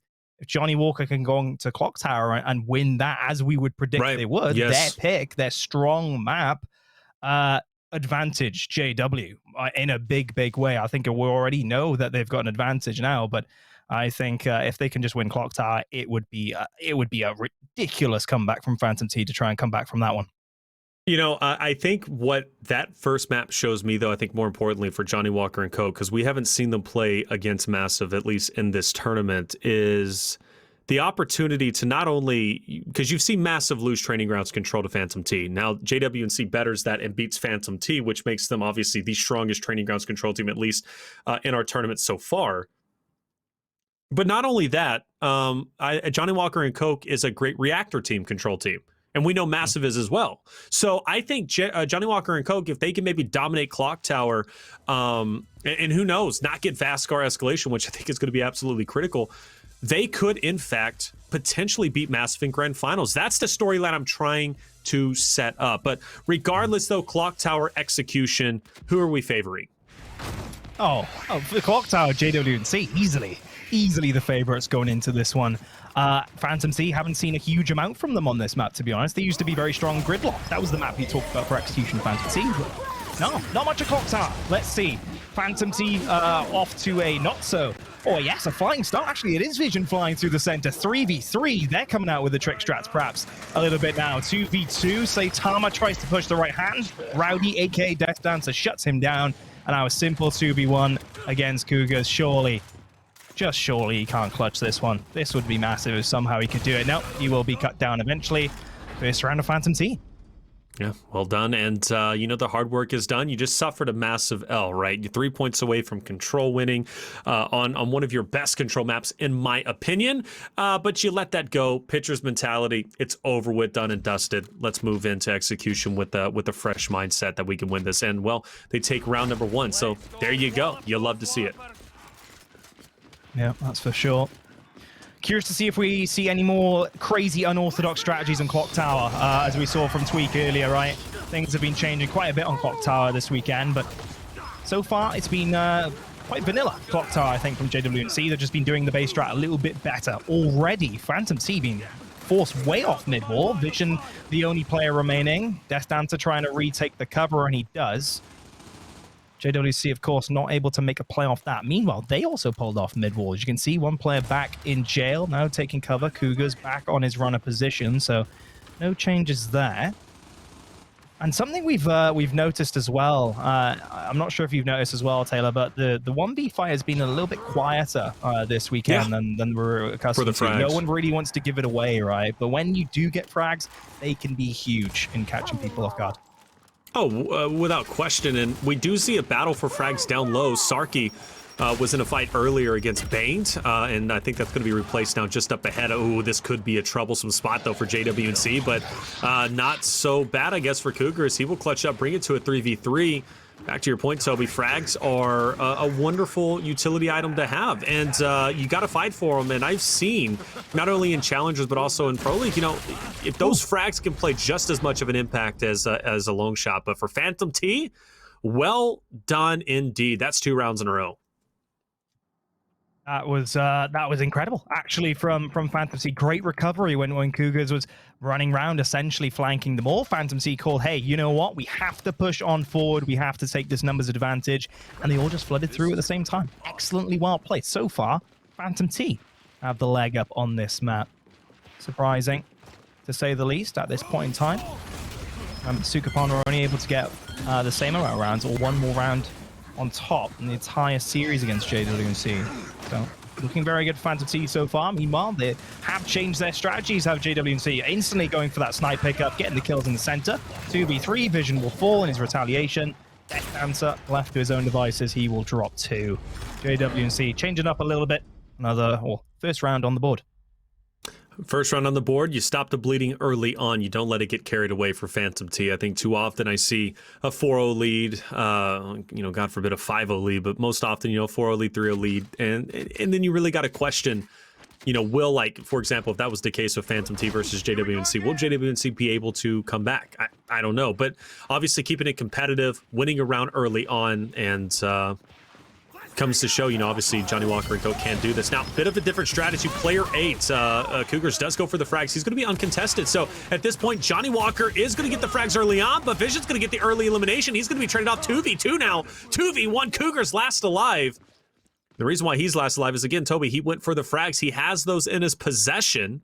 Unless he threw them both. He did throw them both. Oh, so he doesn't. It's just a straight up 1v2 now. Yeah. They have no idea where he is right now. Remember, you can't use Ghost Camera on this game like you could back on Gears 3 Clock Tower to try and locate the last player as a spectator of the team with the numbers advantage. Look at this, just going around every single corner as wide as they can to make sure Cougars has no chance at entering Gib range with a surprise. You know, Cougars literally putting on his ghillie suit. He is stealthing around to see if he can find any particular play. Phantom C pick up the torpo, 2v1, there we go. Everyone is spotted. I'm sure the hill is right there. Cougars has them essentially trapped, I guess, but not sure how much that You think Cougars has them trapped? Yeah, I'm not sure how much that means, though, at this point. I was about to say. Ricardo, Snipe, Death Dancer, Torpo. Just a little bit of time now before this overtime does come up. Teardrops. Yeah, at this Dancer. point. You would say Death Dancer and Ricardo are locked in, or Cougars is locked in with them, but you're saying Cougars is, they're locked in with Cougars. So, I mean, fair enough. Cougars are terrifying. I mean, bottom line, period. Yes. Maybe the player will be too. You know, he's got a lot to live up to with a name such as that. 15 seconds. If Cougars No, let me not say anything. Because I'm about to say something wild, like I'll shave my head or something, then Cougars will clutch up. I don't even want to expose myself to that. Cougars power to make some moves, though. Nice shot, but the Torque Bow will get the finish. And Phantom T will pace that out appropriately and win. I was going to try and hype that up just a little bit because, you know, one missed Torque Bow shot and one missed body check is a huge opportunity for Cougars, but clearly neither of those two players missed there. Phantom T had no issue. 3-1 advantage to them. And to be honest, Phantom T, they know that they have to win this map. They absolutely have to win this map after TG. It's so crucial, and they're doing a great job so far. They really are. Clearly, TG hasn't phased them all that much. Smokes are now being thrown by both teams to mix things up a little bit. 4v4 up top, essentially. Down bottom, actually, I think, maybe. Snipe picked up again from Dragons. He's done this a number of times, getting this advantage, not only in this map, but in the past as well. It's a good advantage for JW&C. They're not entirely just all about base strats, if you will. Oh my goodness me, what was that? Superman looking for the double. Not gonna happen. He will get the body check, though. Advantage has been gained. All the players are stuck in jail. Everyone collapsing onto the remaining players. 1 kill back, though. 2v3. Death Dancer dropped again. Vision stuck on the back pillar. Yeah. Surely this is it now. 1v3. Incredible round. Incredible round. Incredible shot from Dragons. You know, I don't think we've seen too many crazy snipes. I know we have definitely had some good ones. If I'm not mistaken, it wasn't Phantom T versus Massive. I think it was actually the second series. It was JWC versus Sukapon, if I'm not mistaken. But regardless, though, Dragons hitting that shot was a statement. 1 round away from tying it up. You said Phantom T, this is a must-win map. I agree with you. You don't want to be down 2-0. Granted, you do have kind of your ace in the hole, which is going to be Escalation Training Grounds. You know, Frew was kind of complimenting how well that team plays on it. But regardless, though, being down 2-0 in the series is a scary spot to be. Ricardo will pick up the frags. And nobody's really thrown it up top. I haven't seen anyone utilize that angle at all throughout this entire tournament. Yeah. I think right now Europe is just so focused on this up top fight and any pushes that could come through that not really just checking anything else. They're just making sure they get this down and secured. 3v3. Ricardo, of course, went down bottom, as did Cougars. Now both of them are off the field. 3v3 for both teams. I wonder. Snipe still up. Is anyone going to try and make the move? Of course, just like checkout, Clock Tower is the same. As soon as you drop even one player from each team, the potential plays get a little bit more risky, or a lot more risky, and if you are caught out, it can be devastating. The opportunities do not come often. 3v3 doesn't matter for Phantom T. Clearly, they push through the center. Oh, from getting the corner. First down. The trade 2v2. The revives are in, though. Vision full red. Saki battling his way forward. It is essentially a 1v1. Both players with meat shield battling through. Saki is just going to drop his meat shield any moment now. He's been out damaged. The fight continues, and Dragons wins the war of attrition. That is huge. It could have been 4-2. Instead, it is 3-3. Dragons from the snipe in the previous round to that incredible play. Did you see how he sprinted past Sarky to pick up the meat shield and then challenge meat shield on meat shield violence? You hate to see it. I want, you know, obviously the meat shield violence to stop, but that right there for Dragons was a ballsy play, to put it simply, Toby, because he literally ran past his opponent to get the finish and then goes for the reach out, even though he was full red. He did exactly what must be done. That was the perfect play. Dragons putting I don't know actually what that means, but Dragons like the trash talk and get in the opponent's heads from what I've seen. I think he was just typing ready because Cougars lagged out after he died. Unfortunately, of course, I don't think the trash talk has started just yet between both teams. I'm trying to make it too deep. It's deep for both these teams, I assure you, after yesterday's antics. Meanwhile, 23 seconds goes by, and JWC 3 rounds in a row now, Taylor. Yes, and they got the momentum. Scary spot for Phantom T to be in. It takes Dragons hitting that snipe is one thing, one round, okay, you kind of let it go. But the way that Dragons won the previous round, Toby, or at least the round before this last one, was like, wow, that sucks. You know, that really hurts. And then you lose the next round almost immediately. It's hard because execution is so fast-paced and you're into round to round to round. You really don't have time to kind of breathe and decompress. These rounds can stack up on your mentality and really affect you mentally. And maybe Phantom T is on tilt.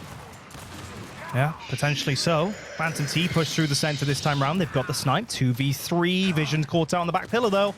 Now Ricardo with snipe in hand, is literally just sprinting to try and get distance from his players, his opponents in front of him. Try and leverage his snipe as much as possible. You know, it's basic, back to basic clutching for Gears is just leverage the range that you have to see if you can get a headshot while avoiding those powerful Nashers against you. Just trying to bait the angle right now on the staircase. As you can see, he knows there's going to be a player there. JWC don't want to necessarily peek out, but, you know, one of these players might go for a spot any moment and provide that opportunity. Ricardo looking for it, not going to connect on that one. But I wonder actually where the hill is going to spawn. I'm guessing it could be up top. Yeah. And Cougars does have at least one nade, right? So something to kind of take note of. I don't know where he's going to throw it. Ricardo has an idea where they're at, but, I mean, now he's also paranoid about his flank. I mean, granted, he's watching all angles, but this is going to be a miraculous three-piece if he gets it.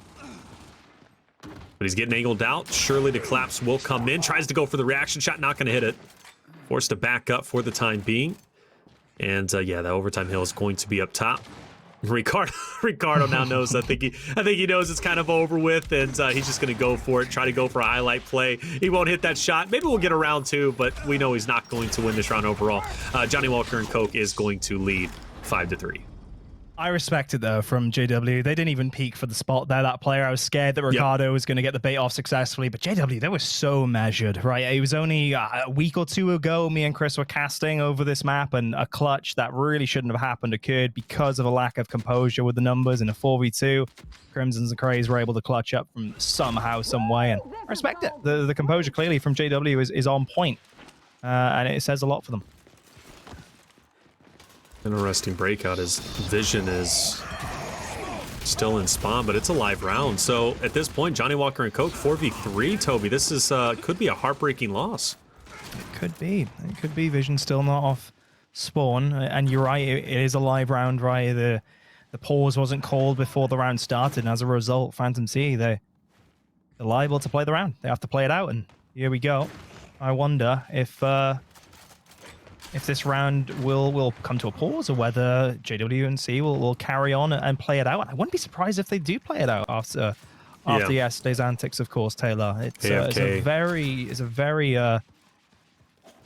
very difficult game mentally, probably for both these teams, or not difficult at least, but certainly taxing after yesterday. Yeah. And I think both teams will be raring to try and take any leg up they can.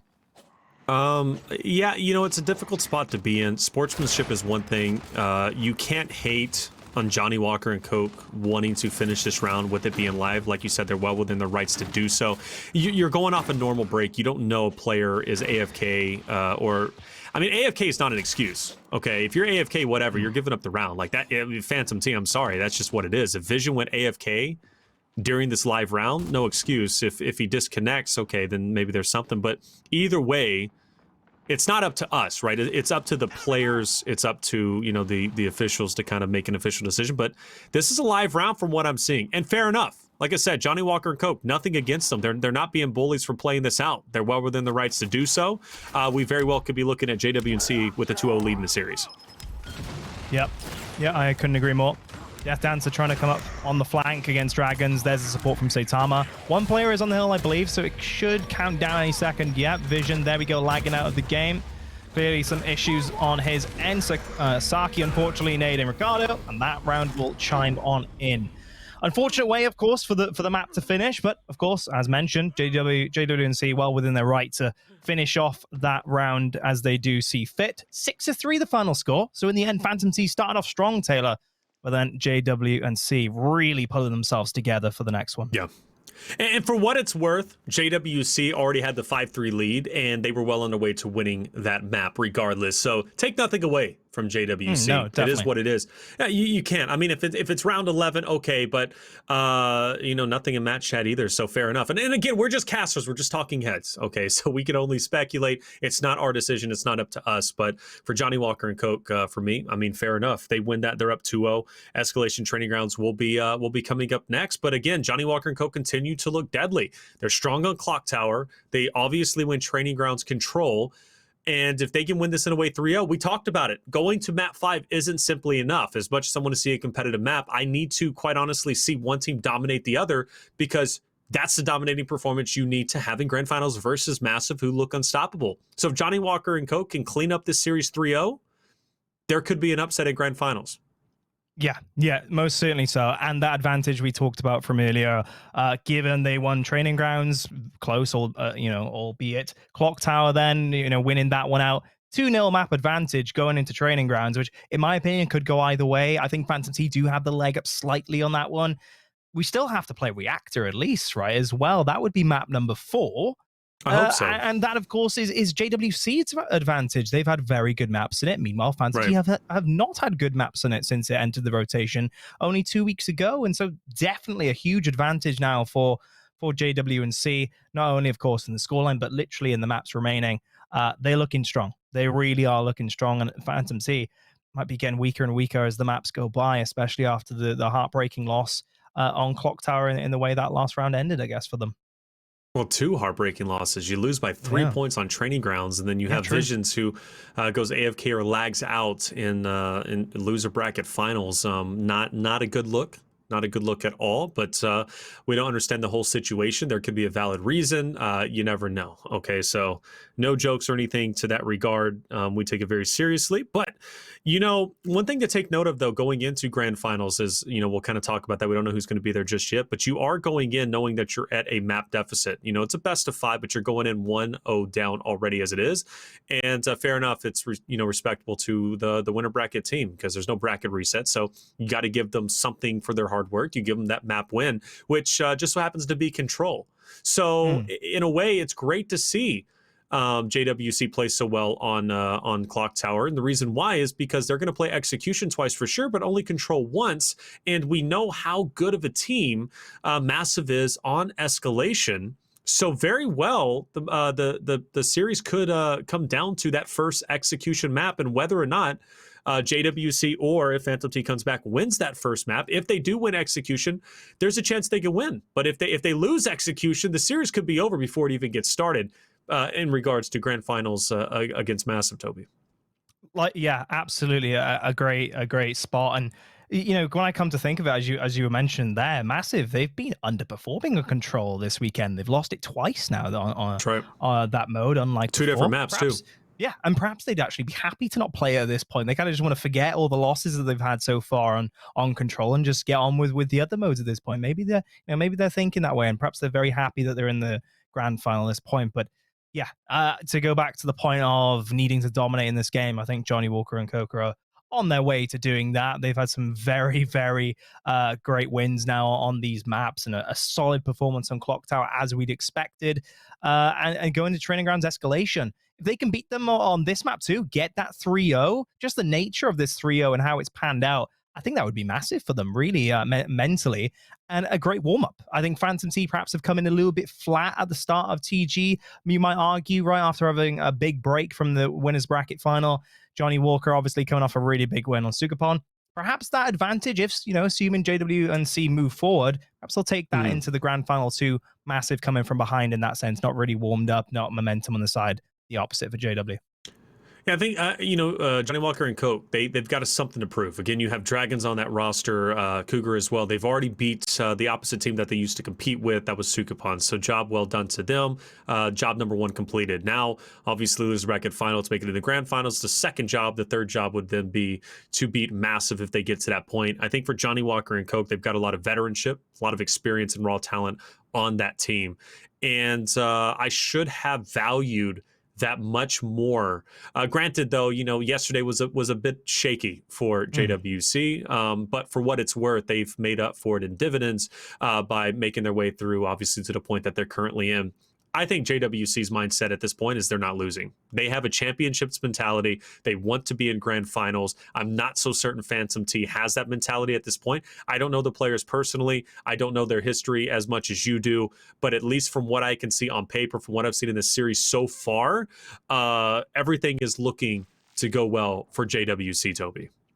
Yeah, I think I'm with you on that. Honestly, before this match, yes, we were voting JW and C, but we were still voting a 3-2, right? As a prediction. Phantom T looked very good against Massive.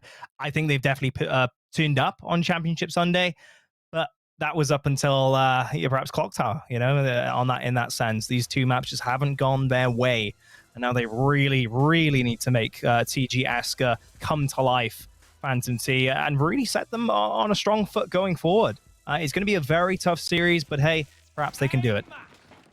Hey, tough series is what you expect when you get this close to grand finals, right? You really can't take anything for granted. You understand the competition is going to be at an all-time high. Obviously, only higher when you go to grand finals, but this is what they're here for. Ricardo, I like the aggression. Not intimidated at all by Saitama. After all, for Phantom T, this is one of their best maps to play on, and Saitama, not the start you need, brother. Taking down dragons off the rip. That's the guy you do need in these close quarter fights.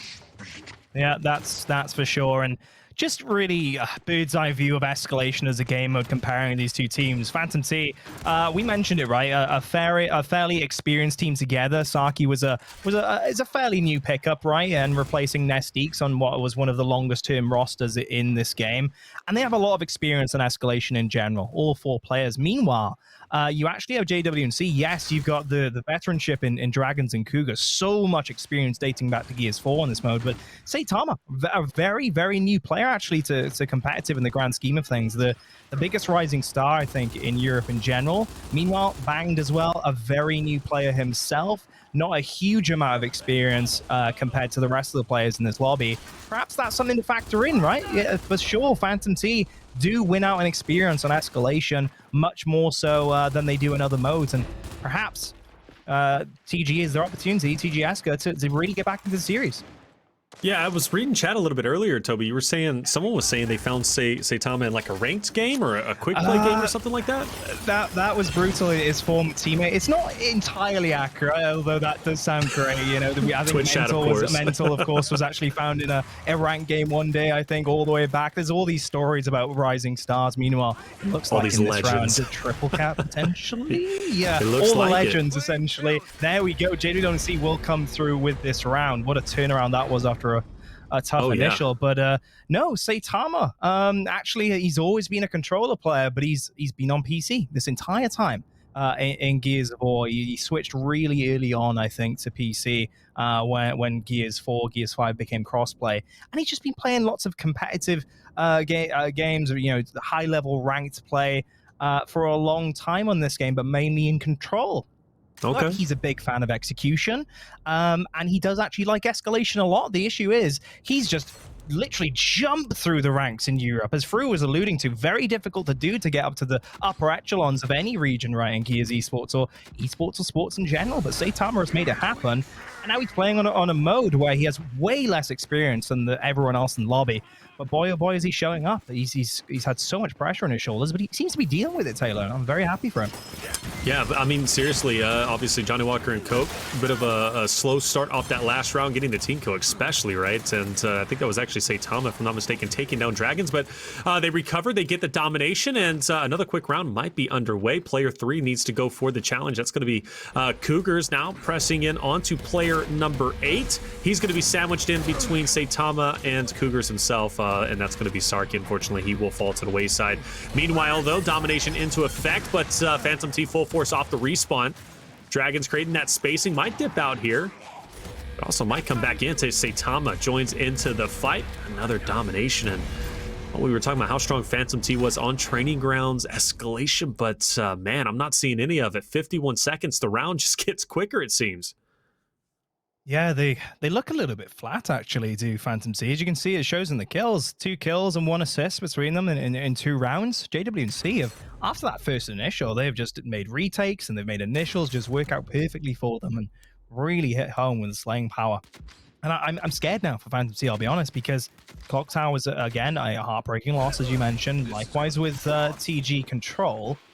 They need to be in it mentally. They can't let this many rounds go slip away this quickly, indeed. So Phantom T, they need to stop the bleeding right now and get themselves into this game. Otherwise, they're under threat right now for losing the series 3-0. And also, too, to think if they do go down 3-0, they're going to probably place down a power weapon and break up the fight, which means they're going to be behind a shock, okay? And the shock is going to be instrumental, not only fighting for the power weapon, wherever that's going to be, but also for the Overlook fight in the second half. So something you definitely do not want to lose. But for Vision, hey, he gets the best of both worlds. You get, not only are you getting the decap plus the full cap, you also get your opponent's retro. Might not amount to much, though, as JWC, the pressure is real. Bit of a rollback in, and Vision comes back in, and he is off to a hellacious pace, but Dragon even more so. And not only does Vision pop up, but Dragon goes even bigger, picks up the 2 of Phantom T, and obviously gets his own home hill. Well done. Dragons is just, that veteranship, brother, that ice in his veins is paying dividends for Johnny Walker and Coke tonight. That's him, right? He got the most kills, I believe, in Pro League a while back in one season of any other player, and he is a true demon. That's for sure. As you know, he went across the pond, right, and played for Elevate in a LATAM team, right? And it's just the experience, right? It is showing, and he clearly can perform on Championship Sunday. He's doing super, super well, and it's a great storyline in particular with these two players, Dragons and Cougars. They were formerly on Sukapon, of course, and with Marsh returning and the roster shakeup, they had to go out and find 2 new players. And look what they've done. They found Saitama, they found Banged, as mentioned, relatively new players, but they're performing so well, and they're looking potentially to try and grab their place in the grand final. All right, Phantom, though, still with the win condition. Great angle from Sarky with the retro, and that's obviously going to help take down one who's trying to take over B. And despite things getting a bit shaky, Dragon popping off, I don't think it's going to be enough. JWC is going to need one massive, concise push here with the domination. It starts with Saitama. Great shots, hitting bricks. Unfortunately, not getting the entire house. And there it is. Phantom T will finally strike back, win a round for themselves, and bring it to more manageable. Now you don't need to throw out a big power weapon. Now you continue to build up for your incense, for your shocks, right, and set up more for the second half. Yeah, they have stopped the bleeding at this point. It was a thorough round from them, for sure. Well played from the start, from the get-go, and yeah, can kind of relax a little bit. They don't need to start thinking about any crazy weapon placements, as you said. They can just look ahead and look to equalize the score from the next round. Incense on both sides, of course. No surprise there for either team, and we expect the U fight to be as chaotic as ever. I believe Dragons has been always the player to pick up Incense, and he will be the player to do that again. And of course, this is huge. I've seen many Trainer Grounds escalation fights now with these Incense involved, and this placement is absolutely massive. It can win the initial for the team. Meanwhile, right in front of us, Dragons is dealing with a flanker in the form of Saki, and it is going to pay off so well. Clearly, JWC all on the same page, Taylor. They all rolled out at the same time to deal with Saki and use the numbers advantage there. Now, Phantom T on the offensive. On the offensive and making it happen. That should be 2 down yet for JWC. And a free lane to Bravo for Phantom T. Surprisingly, they don't go to it. They leave it. A bit of an oversight in my opinion, but they know they need to get these 2 members off from Johnny Walker and Coke off of their own home hill. Fair enough. I do see the strategy and value in that. And they're going to be successful. Now they're going to rotate player 8 over Sarky to get onto B. Dragons is going to meet him head on, and the opportunity for Phantom T. I don't see them getting a domination here, but it's possible. I mean, they do have the man advantage. They have also the map presence. Sarky, great fight, will take down Dragons, and Phantom T will threaten a domination, but only for a short period of time. Saitama wins the all-important fight for the home hill. So the round will continue, but Phantom T, for what it's worth, they split the map. They don't go for the neutral right off, but they prioritize home hill to home hill. It ends up paying dividends for them, and they take the lead for the first time in round 4, excuse me. Despite all the action, of course, the score is relatively close between both teams. Phantom T should take the lead very soon. JWC, meanwhile, pushing up on the home hill and getting a kill elsewhere. Cougar's taking down that player as well. 4v2 in terms of numbers, and they've got the home hill. Is it a push to be made for JW? Are they going to try and go for a triple cap here? I wonder. Saki trying to run out through the front to save the day, and I think he might actually do that. Bang will be dropped, and he will be able to reach the C hill just in time, and no triple cap will happen for these guys just yet. No triple cap just yet, and even better, Phantom T getting the home hill to home hill. Now they're spreading or stretching their forces thin, but they're winning the fights where they need to. Say Tom obviously down. Now Vision doesn't, I don't think he knows there's a player behind him, and no, Dragons might be able to catch him out, and he will. Big fight for Dragons. Now has to deal with Roddy just down below. Bit of a mismantle though, and a missed roll will put him in a bad spot. Death Dancer will silence him. Scoreline so close, Toby. I mean, literally just 1 point, half a point at this point separating the two. Phantom T will take the 2-1 back in their favor, forcing Johnny Walker and Coke to react once again. Yeah, this is a brilliant round from both teams. You know, either team are trying to go for triple caps as soon as they can, not really going for excellent recoveries from the either side of play, and then somehow, some way, the scores are just still very closely matched. 250 is the mark, though. 2 hills for JWC, and they're overextending. Oh, this could be worrisome for Phantom T, and it will be. That's going to be the rounds, unfortunately. Phantom T knows it's pretty much over with. Yeah, the flames at the beginning. That's going to burn Death Dancer to a crisp. The domination comes in before they even get to 250. Johnny Walker and Coke win a very important round. Why important? Well, because now we're going into the second half with the 3-1 lead instead of 2-2. And that discussion I was having, Toby, a little bit before, for Phantom T being behind now 2 rounds. They got the instant. They don't have a shock fair enough, but they have the instant kill potential. But yeah, you got to place a power weapon down, and it's going to be the long shot. And you kind of see that happening, Toby. Yeah, Fru mentioned this earlier, the snipe going down. Phantom T do like to experiment with weapon placements. And yeah, this is the response that we pretty much expected from them. They do need to shake things up, and now is the time to do it, perhaps. E-Hill, of course, is where the snipe will be. And every team, every player needs to go in and fight for this. Essentially a 4v4 now. One player going up top to meet the other. Insend over the top, not going to connect with Dragons. Meanwhile, Bang does win his 1v up top, though. Cougars gets a second. And that should be all she wrote for this initial for Phantom T. Ricardo finding one as he exits around the back. Meanwhile, on the hunt are the players of JWC going wide with the pistols. My goodness, Ricardo somehow gets out of pillars. Whew, that was too close to call at the end there. Sniping handful banged, and advantage JWC. And for what it's worth for Ricardo, staying alive as long as he did, forced the issue for Phantom T to come off the respawn and now threaten a overextension. That's a great body shot, should help Cougars, and it will. 2 down from Phantom T. That overextension immediately shut. And you can see, Toby, look at how close JWC is getting to the home hill Phantom T. They're looking to lock this in a way of domination. Cougars is seeing, looking directly into Ricardo's eyes. And unfortunately, Sarky just rose straight into the meat shield. This might be over with very shortly. 4-1 lead. JWC 1 round away from securing their spot in Grand Finals. Absolutely spot on from these guys, and yeah, the teabagging, the trash talking was going to occur at some point, I think, from either side. And now I think Cougars feels he's in a comfortable position to start doing that now. 1 round away potentially from that 3-0 result. Nothing changing really too much in the weapon placement. Sometimes we see things go middle or down bottom. Not going to happen. We go back to this U fight once more. And JWC were so successful both on the Overlook 1v1 and also that fight on U. Phantom C, they need to make this one count.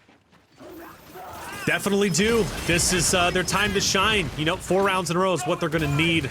Bit of this instance on both regards. Phantom T, though, looking to just bully their way through. Saitama looking to go big. That's 1-2. Can't get the third. Cougars is going to be finished off, and Phantom T will win an initial in a way of 4 members down. Unfortunately, Ricardo, Sarky, the only 2 members up for Phantom T. I think if they have 3, best case scenario, 4 members, they're immediately going for F, but fair enough. They can't do it just yet, but not a bad spot regardless. A lot of ground to cover for Johnny Walker and Coke, and it's going to be made even harder with Ricardo with the long shot.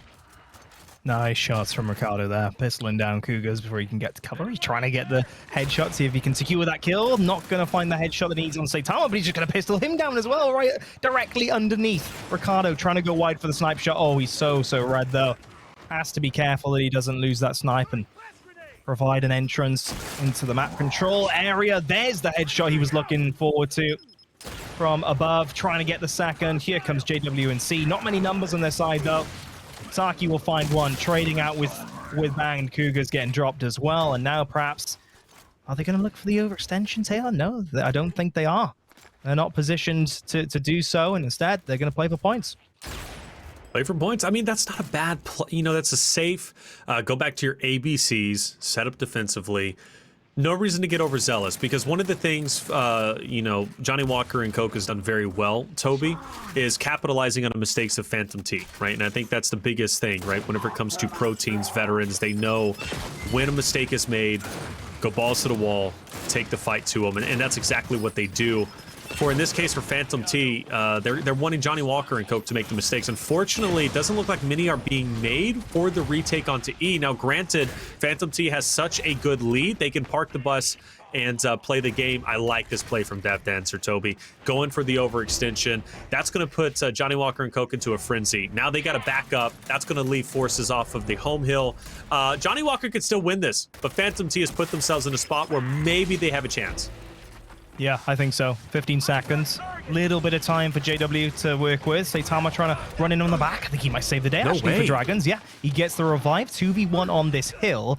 Meanwhile, though, Phantom T back on the home hill. They've been able to retake it in time. 2 seconds and no one there to break the hill. Phantom T still in this game. It's a tall order still. Of course, 3 rounds in a row before your opponent gets 1. As JW and C playing as well as they are. Hey, maybe Phantom T can do this. Just string a few initials together. Clearly, they can successfully hold on to map control and play for points. Just need to keep it up. And you said it best, Toby, string some initials together. Why does Phantom T have success in that last round? Because they won the initial, the long shot, and that was really on the back of Ricardo. 13 kills, 5 assists. If Ricardo can just step it up, I mean, quite honestly, it takes one player sometimes to just swing the momentum in your favor, right? One player to kind of be the X factor. You look at Fire and Ice with Dyslexic. He is that guy who could just quite honestly dictate the pace of a match just by himself. And Ricardo could be that guy as well. Already great start. Taking down Saitama, who's been slaying out, is awesome. But now Ricardo, unfortunately, by himself, Sarki's going to be up top with the Lancer down low, and this could be devastating. What looked great for Phantom T now might be potentially their final initial we see. Oh my goodness, they were doing so well, weren't they, on this initial? Cougars gets the back air, and Ricardo, the snipe, is his reward. Saki does get dropped as well. Difference now is Johnny Walker and Coke going to look for the overextension. Instead, no, they're going to play a little bit more defensively. First, stop this counter from Phantom T over on the home hill once more. Lovely shot from Cougars from above, down onto Vision. Death Dancer pushing in, does find Saitama, and he has got some support as well. Good body shot. Get the finish, Cougars. Can he do it? What? Okay, fair enough. Well, let's see what Death Dancer can do, and he's doing it all. That was a good 2-piece for what it's worth. A big missed opportunity for Cougars. Quite honestly, choking in that moment. You hit that body shot. Did he miss the chunk? And maybe a domination coming in from Phantom T, just barely avoided as Saitama wins the fight against Death Dancer, keeps the round alive for Johnny Walker and Coke. They had the lead from that strong initial, but for Phantom T, let's see what their defense is all about. Yeah, that's the question. 3 players do slip on through, though, to the overlook. That's the hard bit, right? Getting through that initial choke point. And out looking back down to the bottom. Phantom T are set up with Lancers all the way at the back. Backs to the wall, and now JW and C have closed the gap. So much damage against them. Cougars trying to fight on through. Saitama with the damage as well. And Vision doing everything he can to delay his down or stay alive. Ricardo joins the fight as well. It's a battle for this E-Hill. Vision stays alive. And surely looking at the numbers, can the triple come on through? Nope. JW and C are on the D-Hill, and the points just are in Phantom T's favor. Just in Phantom T, but this is a big round. Not necessarily the swing round, right? Because that kind of moment's gone. That's more like the 3-1 score line. But, I mean, either way, Phantom T, bottom line period, they're just surviving, Toby. But, hey, surviving's not a bad place to be if you're slowly making your way towards that W. Cougars will fall. Bang's going to get that pick up, and JW and C burnt to a crisp, and surely that's the end of this round. Yeah, must be. Oh, an absolute miracle. Dragons, the veteran, has overextended over to this hill. And he's got the break. But surely that's not going to be enough. Ricardo is going to turn it around and give the teabag back. Now the ante has been upped as we do progress in each and every round. I feel the energy. I feel it, Tail. And Phantom T clearly still very much in this game. I mean, I'm trying to think about how, and maybe you can answer this, how impactful Cougars getting that body shot but missing the chunk was, because that led to Phantom T, I believe, getting the 2-1 back, if I'm not mistaken, and then ultimately Johnny Walker and Coke having to just fight tooth and nail to get any momentum. But if Cougars does make that play, do you think that has maybe a big impact for Johnny Walker and Coke as a whole? I think so. I mean, potentially so, at least, because evidently every player seemingly today on Championship Sunday is just having great opportunities to go off. Slight mistakes seem to be kept on punished due to simply raw skill, so anything is possible at this point in time. Meanwhile, Dragons is the only player with an Incend on the map currently. Surely this is the advantage they need in the initial, or the next one could become very difficult indeed if they don't take their opportunity here. Good movement. Dragons going for the pinch. He's down, though. An opportunity for Phantom T. Opens wide. Cougars, though, going in for the cleanup. The blender is on, and the food might not be Phantom T. It could be JWNC, depending on how this works. It's been a bloodbath, without question. Saitama, last one alive for his roster, and he's going to be in a 1v2 very shortly. Death Dancer, though, is going to find the opportunity to pick up the long shot, tries to put it to use. He's now full red, forced to back up. Will he drop? No, he will not. Great job from Death Dancer there. That's the advantage, right? He had from holding the war of attrition, right? Not backing away as Saitama did. He got access to the snipe. Saitama had to reach for cover instead. Now 5 shots ready to load up into this chamber to see if he can gain an advantage for his team. Huge round, of course. Saitama going, why not be careful he doesn't get dropped by a body check. Remember, just a few shots and +1 body check is an instant down. That would certainly cause havoc for this JWNC roster, who is actually extending all the way to the D-Hill now, and it seems to be paying off for them, actually. Absolutely. This overextension is going to be great. I mean, they had to break up the fight. Honestly, the neutral is going to be a big fight for Phantom T, for Vision and Death Dancer, because for JWNC, the overextension is great. If they maintain and get the domination, best case scenario, but I think right now they just want the 2-1, but they might get it all. The domination coming in, but D is going to be there. Ricardo getting the decap. And again, JWNC is okay with that, Toby. The overextension was merely, a means to an end, if you will, because they wanted to neutral. That was their main focal point, and they also wanted to get rid of the long shot. So for JWNC, well played. Phantom T in a really bad spot, and I'm worried about Sarky being by himself in a 1v2. I get you want to go for the overextension, but now you lose your life, and I mean, Phantom T needs everyone at this point. It's a team effort to get this comeback. Between a rock and a hard place, they know they haven't got time on their side. JWNC have overextended. Banged is there on the hill. Players are falling. The kill feed is lighting up blue. Ricardo is there to save the home hill at least, but check the score. Top left, cast your eyes to that corner. It is such a tall order for Phantom T now to come back into this. They need to get their spawns back up, get everyone ready to make a play. Saki, meanwhile, has overextended to buy some time. They do need to be able to push over to this E-Hill while holding the F-Hill, though. If Sarky wins the fight, it's not possible now. Yeah, E was also needed to be won, and Sarky lost as well. Kind of the double-edged sword falling apart. And JWNC, ladies and gentlemen, will close out loser bracket finals in a way of 3-0, and they will meet Massive in grand finals. And that was the dominating win, Toby, we needed to see. So true. And the young gun there, match MVP Saitama. What a great finish for him for this series. And 3-0 the final score. Fantastic. Look at the downs, or rather assists. 15 kills, 26 Teamwork. Assists on TG as well. It's not necessarily a cock tower where it's known for downs or assists, of course. Fantastic stuff from him, and a really good series for JWNC. I'm just laughing at the smack talk afterwards. It's the usual, and it's not what to be honest, I very much expected that after what happened yesterday. But in fairness to JWC, they played really well. I think the tone for that was really set after map number 1 and the comeback from JWC. I think, honestly, if Phantom T win that map, we've got a very different series on our hands, potentially. But as far as it goes, they didn't. Let's have a look at how things did break down.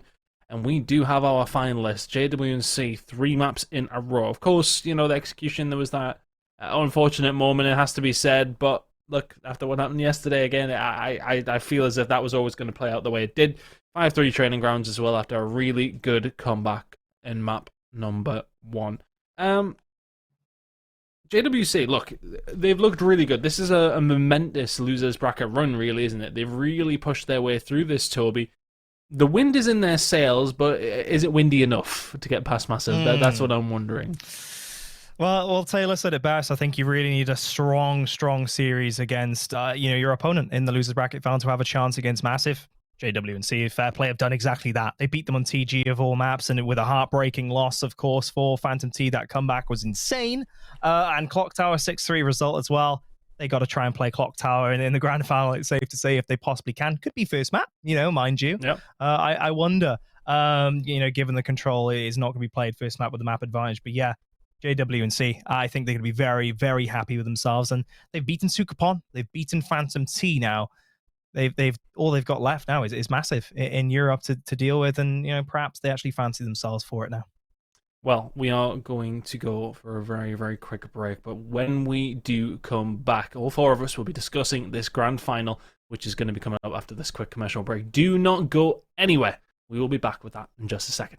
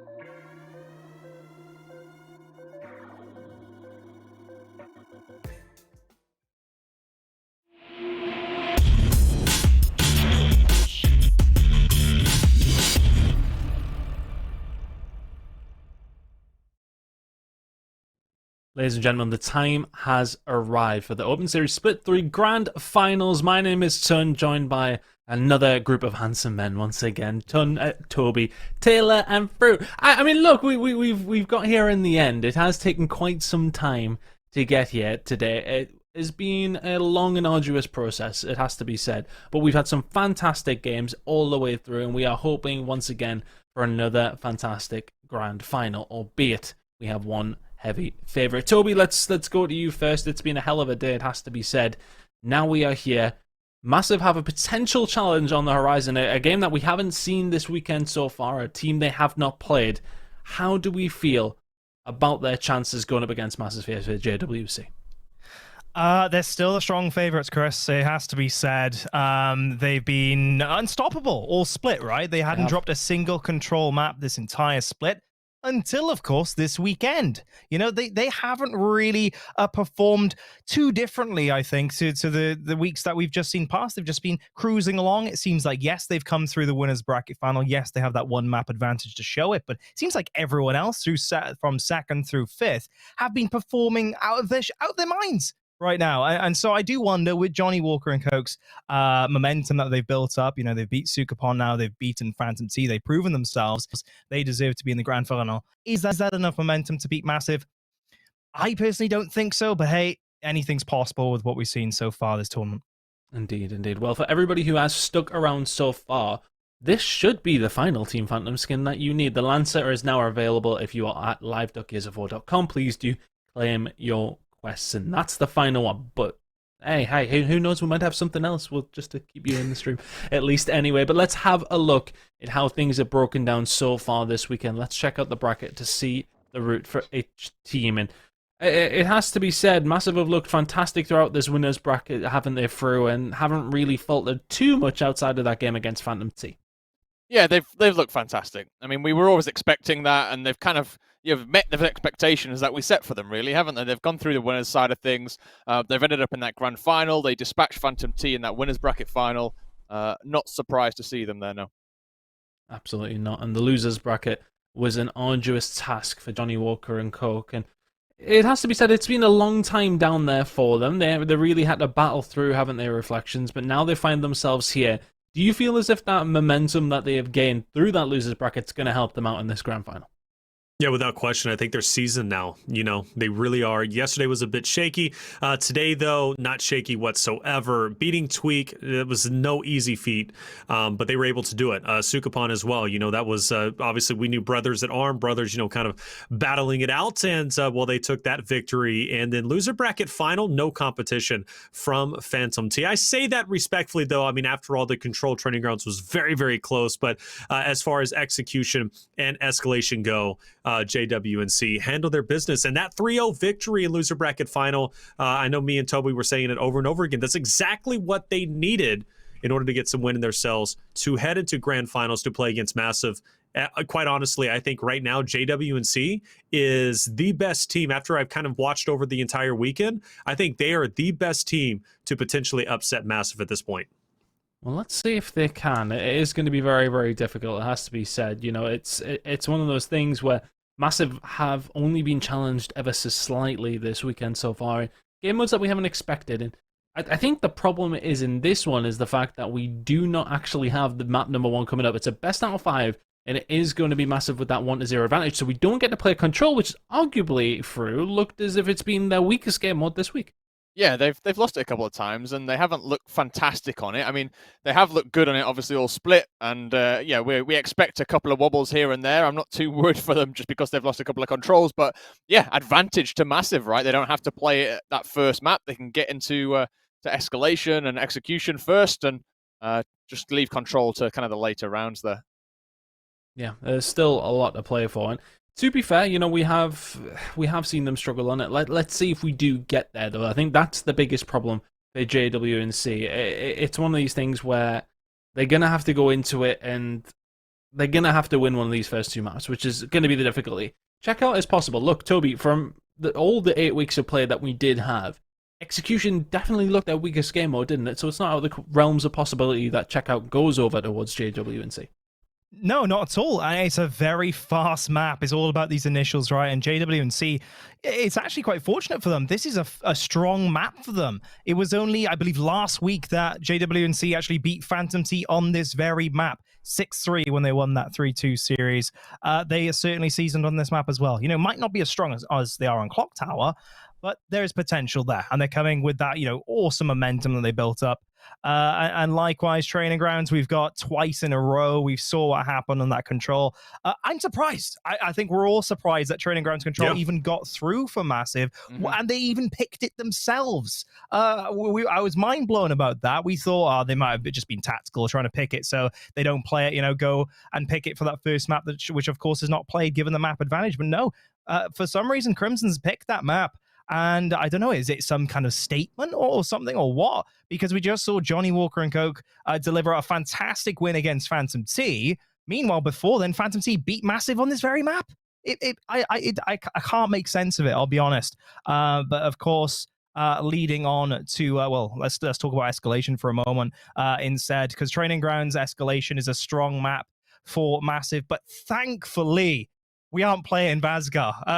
Thankfully, I can't believe it took to the grand final for Europe to realize, you know what, Massive are actually pretty good at this map. Perhaps we shouldn't play it. And yeah, there we go. We haven't got Vazgar on the grand final, which I'm happy about. But the sad news is Harbor is Massive's insta-ban, and they're very good at TG as well. So Escalation at this point is kind of just locked in for Massive. Perhaps at this point, it's a very tough situation for anyone to deal with. But I guess they just have to focus on their strengths, right? Johnny Walker and Coke, and try and win the maps they can, kind of forget about the escalation a little bit and focus on everything else. This is win your execution, win control. That's literally what they need to do. Probably choke escalation. But look, realistically, you know, on Vazgar, they did get shoved the distance before Massive. It feels as if the teams have really just stepped things up. Taylor, myself, and yourself will obviously be jumping out, so I'll go to you quickly for a prediction for the final game. Give it to me. How's this one going to go? Oh, Massive. Yeah, I think Massive's going to take it. But I mean, Johnny Walker and Coke, I'm going to be honest with you. If I was a betting man and I, you know, had odds, you know, obviously where I could maybe double my money, triple my money, I wouldn't mind putting, you know, $100, $200 down on Johnny Walker. I think they look incredible and they might make an upset. Well, I'm going to put my money on Massive. I think this is 3-0. But Fruit, Toby, you take this one away. It's the grand finals. Let's get into it. Here we go, and what a fantastic first map to start off the grand final as well. Through, of course, with the speed that Checkout is known for, the fastest map in the game potentially, combined with the fastest mode. And already, JWNC with a quick pick on Snipe. Yeah, really solid start from them, wasn't it? They knew the power weapon they were going to be playing for, and that was that long shot. And now headshots may be coming through there as Cougars does line up bouncers. Not quite able to connect there, but does manage the body check, and a push now from Massive will start to form here. Grenade's going to come out. This is really nicely played. JWC, they're starting off on the foot they left off, and this is a really strong opening round for them. They want to make a statement here on Checkout, starting off with a 1-0 win.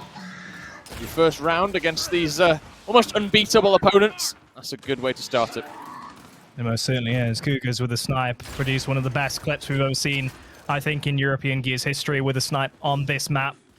Let's see, just going wide, trying to find Crimsons. The down is in. This is surely the first round going the way of the COG team now. Craze will drop, and that is an excellent start for JWNC, and they also won the checkout fight in the process through. It's perfect. It's absolutely perfect. This is exactly how they need to play, especially given Massive are already a map up due to that map advantage. Yeah, that map advantage is huge in this grand final, especially in a best of 5, right? You don't get best of 7 grand finals in Gears. It is staying at that 5-map series. So yeah, a 1-map advantage is massive. It's a really big portion of the map pool, and it's a long way to come back as well if you're you know, a team coming from that loser bracket. Well, keep a close eye on the mini-map throughout this map, folks. The strats can change up quite a bit on Checkout, even just within the Checkout themselves. 3-1 for now for both teams, though. Massive, both trading kills, getting 2 kills in a row. Frag grenades picked up. The fights have gone all the way back to the spawn, even. Banged already, trying to fend for his life now. 1v4, he will be taken down. Massive, answer back. A nice solid round for Massive and Reply there. Not surprised this one's close off the start here, to be honest with you, Toby. These two teams do match up very well. Something that I wanted to get in the pre-show, but we started a bit too quick for me to get it in, was, if we actually look back over the tournament, both these teams are unbeaten on the maps, if you want to put it that way. JWC never actually lost in that winners bracket. They got DQ'd. So they haven't actually lost a series yet. So both these teams technically unbeaten, at least on the map, not on the score sheet, because they did take an L for that DQ. But yeah, interesting to see that these two teams both kind of coming into this without a loss on their books, so to speak. It's such a great point, and look at this, Pains again fighting through this middle checkout area, and I think he is the key to victory on checkout oftentimes for this massive squad. He's that icebreaker, right? He's always getting the first blood on the kills and the checkout. It can be a bit of a standoff at times, especially when this much money is on the line, but he seems to make it happen, right? There he is, 4 kills, most kills in the lobby. And he's got a very difficult position to play. You know, there's lots of risk involved. You have to be very careful that you don't get collapsed on yourself. But Payne seems to manage that area so well. See if he managed to do that again here on board with Pains, as he is going to be the first man into the platform area. Flashbang's going long, he runs through the smoke. Takes G2 here, as he's going to be facing off against Cougars, a player that he knows very, very well indeed. Good spread on Dragons there. Opay coming through from Pains will get traded down, but Cougars will be taken down. 2 big shots coming through there from Massive, as Saitama falls as well there. 1 member alive, it is banged. He's going to go down and out as well. 3-1 to Massive though. Very, very quick rounds in reply. It most certainly is. 3 rounds in a row. It says a lot, right, with Massive. They warmed up, right? I think we were alluding to it earlier in Minor Reflections cast of the previous game, that Massive have just been sitting pretty for quite a while now. They're relaxed, they're rested up, while JW&C are riding high momentum. And it's that age-old debate, hey, would you rather be relaxed and ready to go, or would you rather be really warmed up and on fire? Right now it seems like Massive much... quite comfortable, safe to say, in the position they're coming from on this bracket. 4v4 again, on board with Pains. It's just a 3-1 strategy for both teams off the rip, as always. No one really going for an all-out push on top of the plat. It's still been a fight for this middle checkout. Push for the snipe worked really well for Cougars in the first round, but haven't attempted it since. Just slow down a little bit. Yeah, just checking the cards.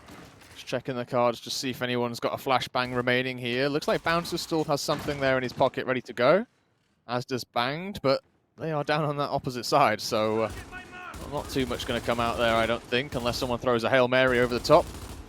So these two players over on the 1v1 just kind of holding still as well. The 3v3 here also will just go down to a bit of chip damage, see who can get some damage down first, but I'm not surprised this one's coming to a bit of a stalemate here. And I don't think either team will be all too happy to move on quickly. Payne's just trying to make something happen there. Hugo's getting that reload. That might have been an option there for Massive to push, but in the end, Crimson's going to go up to a platform there. A good push comes through. Dragons gets taken down. 2 down now for JWC. Massive have made a really nice push here, and up the checkout they come. Saitama, the last one alive, will get Lancer down, but Banged on the opposite side has been pushed out. 1v3 opportunity now. Grenade goes over the top onto the platform, Toby. That might connect. Nope, they are off the platform in good time, and now Banged in a real sticky situation. Knows he's down and out. Another round, another good one for Massive. It just seems like Massive are dealing with the pacing change-ups very well, aren't they? Pains is, as mentioned, being very fast, getting the RPs, getting the pushes through the center, but also able to slow it down. Massive are not phased in any shape or form. 4-1 the scoreline as it stands for this one. And I think maybe now is the time to change up your strategies a little bit for JW&C, because they can't go on like this, evidently. And it is coming through. They are doing 4 to check out. See number 8 on his own. Little Bounces is going to have the quick pick of nades. They've seen already. Nades are probably going to be thrown in around the back. Cougars is down. It will pick up the kill. 3v3. And now Massive just need to stay alive for a moment. No, in fact, Dragons just finding Pains. 3v2 advantage. The initial has worked out so far for JW&C. Yeah, that was nice. Even with the grenade coming over the top, the down there on the platform was crucial. Couldn't get much purchase there. They got those incens out as well. Snipers out. All good, really, for JWC here. Sniper in the hands of Saitama. Hasn't been fantastic with it, but there we go. Eat my words as he takes the head of Little Bouncers. Opportunity for a second one here does fluff that second one, but does start to make Crimson's move now. The troops do move in. The body check isn't there, but the Nasher shots are Toby. 4-2 game now. JWC trying to make a little bit of a comeback. Yep, that they are. And the issue with full checkout for me, through, is if you're not quick enough in your push, it can often be countered very easily. You know, those 2 frag grenades are nothing to be scoffed at, right? And usually Bounces finds great value out of them. But many teams, when they try this 4-man strategy, Phantom T used to do it a lot of the time, it just doesn't pay off. And Massive, oftentimes, they don't even change. They know it could happen again. They're going back to the 3-1. But JW, they have to go forth. They have to get this first blood against them. Otherwise, nades are going to be a problem. Saitama taking down his teammate in the process. Unfortunately, Ban gets a snipe, and it's not worked out at all. No one from Massive will fall. They will hold strong. Now 5-2 lead. They're 1 round away from a 2-0 map advantage. Yeah, that was a really strong bit of pressure there from Massive, just forcing JWC to kind of get on top of one another. And you saw Saitama there, bit of a kill on his own teammate. Not ideal, but you know what? Situations like that, it's stressful. There's a lot going on, and his teammate did just kind of wander up in front of him. So I'm not surprised that that happened. Now, map point here for Massive. What can they do? Smoke grenades out here from JWC. Praise does have the spot though on Saitama. He'll know where he is. Still no deaths just yet. Dragons finds it down and a kill. That's big, but Dragons is going to get traded out as well. Cougar's killed off. Dragons did get back up.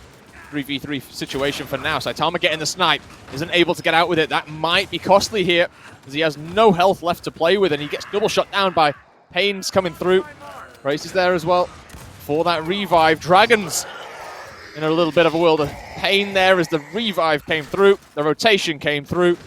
Banged the last one alive here, and Toby a 3v1. It's not going to happen. Massive are going to take map 2. That they are, and what a dominant performance it was. 6-2 the final score for this one, and shaky times.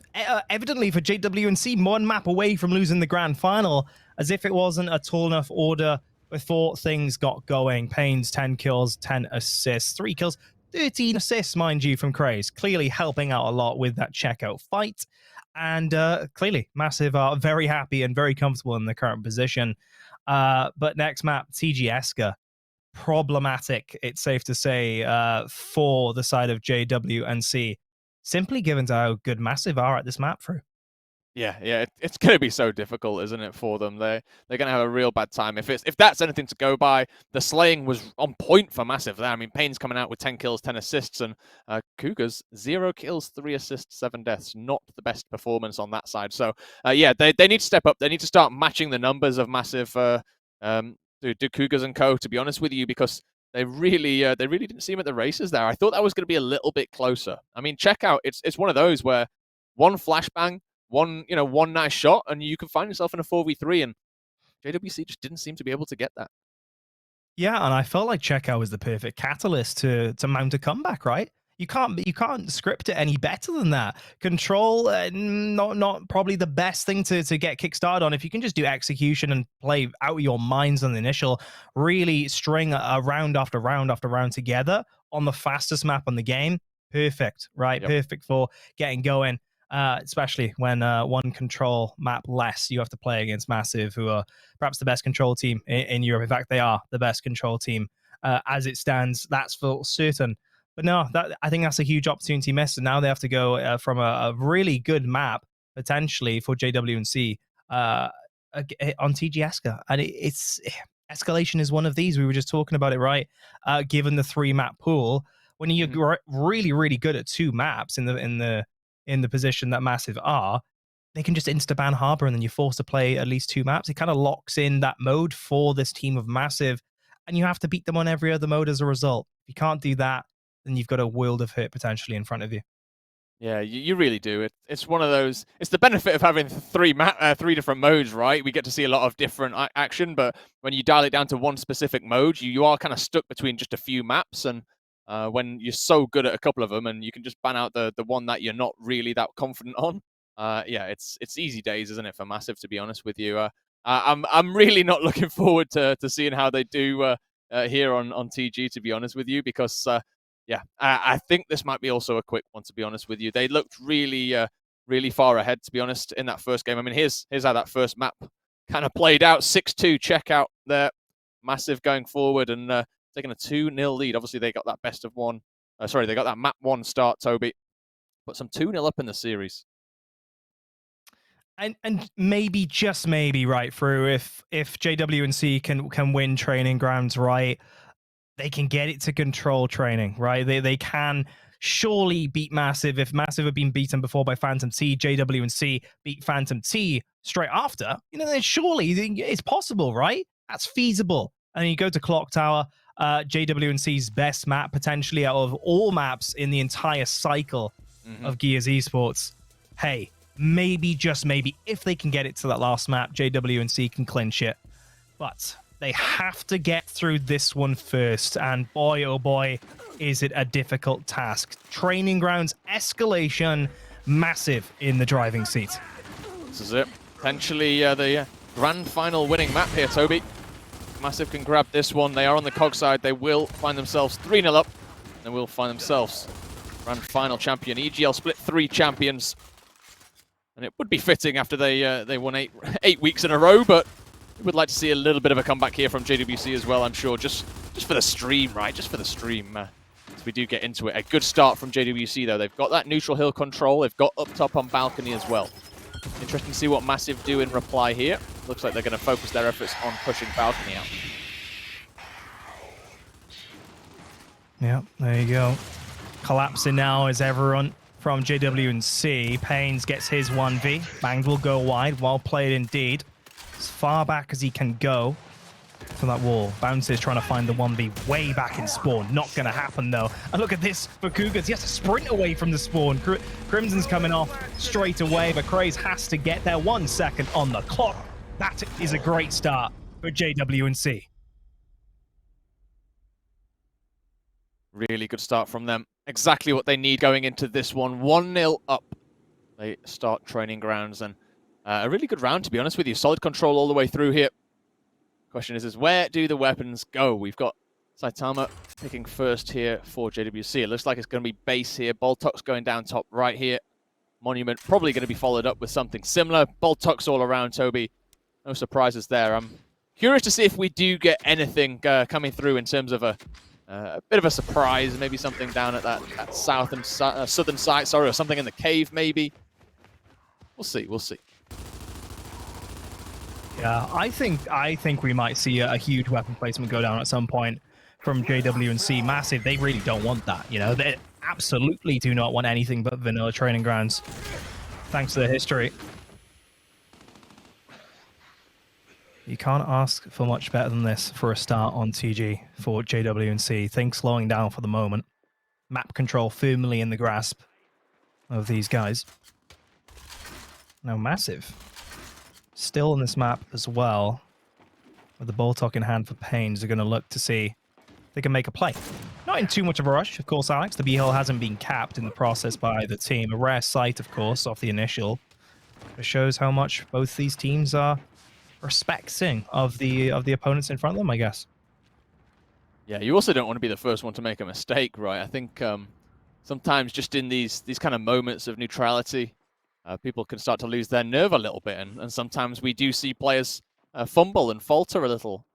And I think both teams just testing each other's resolve at this point, aren't they? Just seeing who will make that first step, whose defensive position is better. At the moment, it's bang even. Bounces. He's just wandering back and forth. He's not really going for anything here. Just some itchy thumbs, keeping himself warm as Cougar's on the other side just spot him out there. He knows exactly where he is. No movement on the mini-map, Toby. I think right now we're maybe looking at a mid-push here. Maybe from Crazed as he's starting to kind of scope out that cave, isn't he? Starting to work out what's going on over here on this middle side of the map. Some shots coming down. He knows exactly where the players are in response from that. Question is, I guess, is what would you do in this situation, Toby? Where would you start to make the play? I know. I mean, Massive of the COG team. They have the advantage if somehow this round does finish just like this. I believe the COG do get the default win, right, in this instance. So in that sense, pressure on JWNC, I guess. They have map control. They have the means to push a little bit better, perhaps, you'd argue, as a result. Still a long time left to go. Curry's right hand in the middle, of course, if he's looking at any point to go for that 1v, right, that we were alluding to. But yeah, this is rare. This is really, really rare to see on Escalation these days. It's been a long time since we had 5v5 Escalation where you cap up the homes at the start, right? And it can lead into, especially on Icebound of old, right? On Pro League, we saw this a lot of the time with Phelpsy and co. But no. Changing up on positions, though. Crimsons and Craze have flipped around. Is it a potential push for the B side of the map? Yes, it is. Here we go. Massive springing to life. Cougar stuck on the right, holding his right hand. The trade out of downs will occur. Pains will save the day, though. One player lurking. Oh, wow. Pains, my goodness me, knew exactly where he was. Double headshot. Oh, shot to the head, I should say. And that kill coming through. Crimson's with a headshot of his own. And now advantage massive. 20 seconds left to go. Even overextension for good measure. Surely they see this one out now. 2 seconds on the clock. Bounce is still fighting over on the home hill. Surely it is, but all over for this round. Wow. What a rare round of that. Yeah, definitely an odd one, wasn't it? Definitely a little bit peculiar. But we do get a result in the end of Victor, and that is massive, tying it up 1 apiece. They do manage to hold their resolve, make the play, and they pushed that back lane pretty well, to be honest with you. They isolated one player, got the rotation in, found that middle kill, and just rolled in from there, didn't they, really? Nice play from Massive in the end. It's take a little while to get into it, but we'll forgive them for that one. They can have a round of that if they wish. I mean, I understand the gravity of the situation, to be honest, that both teams are in. JWC, no, they can't drop rounds on this map. They have to make every single one count. Meanwhile, Massive are just sitting pretty, I guess. And under as much pressure, still showing the utmost respect for their opponents in front of them. Retro's going down for both teams. Checking out the minimap strat-wise, neck and neck for both sides. That'll be a very close 1v cap coming in straight away for JWC this time round. Massive Pains isn't able to access Overlook. Meanwhile, they're going to push through the middle instead, potentially. Advantage JWC. The revive chains do come on through. No pushes do come on through, though, for the Swarm team. Wow. An extended initial and still no kills in just yet. Flashbangs out here for JWC as they are getting pushed, but very, very good Lancer Fire there coming through from Saitama. Can they clean up? That's the question, though. Looks like it's going to be no, as the up A comes through and gets the downs. Graves will clean up both now. Couple of kills here over on the side of Massive. Massive starting to find the 2v1. Dragon's a slippery customer here, but in the end, they deal with it pretty well there. Payne's getting that kill with a little help from Craze there. Over towards the home hills we go. Banged now has the option of a 2v1. Trying to find the damage. Misses the shot. The noob roll's going to come in, and that's not going to help matters at all. Retro picked up by Craze. Looking over towards the B hill, though. A solid point lead has been gained by JWC. They're 140 points up to 85, Toby, and at the moment, they do have still control on this B hill. They're going to double down on it just for a second whilst everyone's off spawn and start to make this play over through back lane. Pancer's not able to find the gear, but he does find the follow-up shot wrapping around that corner. Cougars falls. Nice wrap from Dragon's back. 2 kills on the books for him. An overextension to the A hill. JWC have made this work, and they still have the points advantage. The break on this hill will only help that. The B hill is being lost in the process, it seems. Ooh. A tense 1v between these two players. Craze isn't having any of it. He knows time is not on his side. He's going to return back to base, if you will, rotate back to the B hill. Now, can they get back their home hill? Bounces revive. One player in the back, or Pain, or in the form of Pains, and he does find those 2 kills. Massive still in this. Yeah, they are. They are definitely. And Craze did really well to get out of there. He got pinched to 2v1 and got himself in a bit of a sticky situation. Got himself out, kept himself healthy. Now he's going to come back in here with a kill on Cougars. B hill back under control. Swarm still win condition here, Toby. 30 seconds on the clock before JWC lock in their next round. But you better believe Massive are going to try something here. They're going to try and make a decap attempt over on the home hill. You can see them closing in on the minimap, just edging in ever so slowly here. But Pains, he's going to find one. And that one is Cougars. Cougars takes him out. Crimsons will also go down. This is going to be round over to JWC. There is absolutely nothing Massive can do about this one. They've got B control as well. Home fight has been won. JWC take the lead once more. I'll try and say it once, but if JWC can somehow beat Massive on escalation TG, anything is possible. Truly so with this map order in front of us as well. TG control, of course, control XE. It's not a bad cycle for JWC, I'll be honest. It really isn't. 2-0 down, and now 2-1 up in round count for this map. Nothing too crazy, I believe, with the weapon placements, and as a result, back to business for these 1v1 players over on the B hill. Cougars, again, is going to jump into the B hill immediately. Grant is going to challenge. Yes, he is. Meanwhile, on the Overlook, the fight will really stack up for both teams. Incen not going to connect. Revive is in. Oh my. Pain just lurking, still on the front now. They will strike and they will catch him out before he can escape. Players are falling for both teams. Crimson still lurking, trying to edge his way back into the fight. Saitama trying to Lancer back, but Bang to the rescue. There's Bang. Once again, headshot on Craze there. Craze maybe just taking that shot a little too early. Could probably have held that. Just got the the cheeky secret man, but it was not to be. And now the fight is over at the C hill here.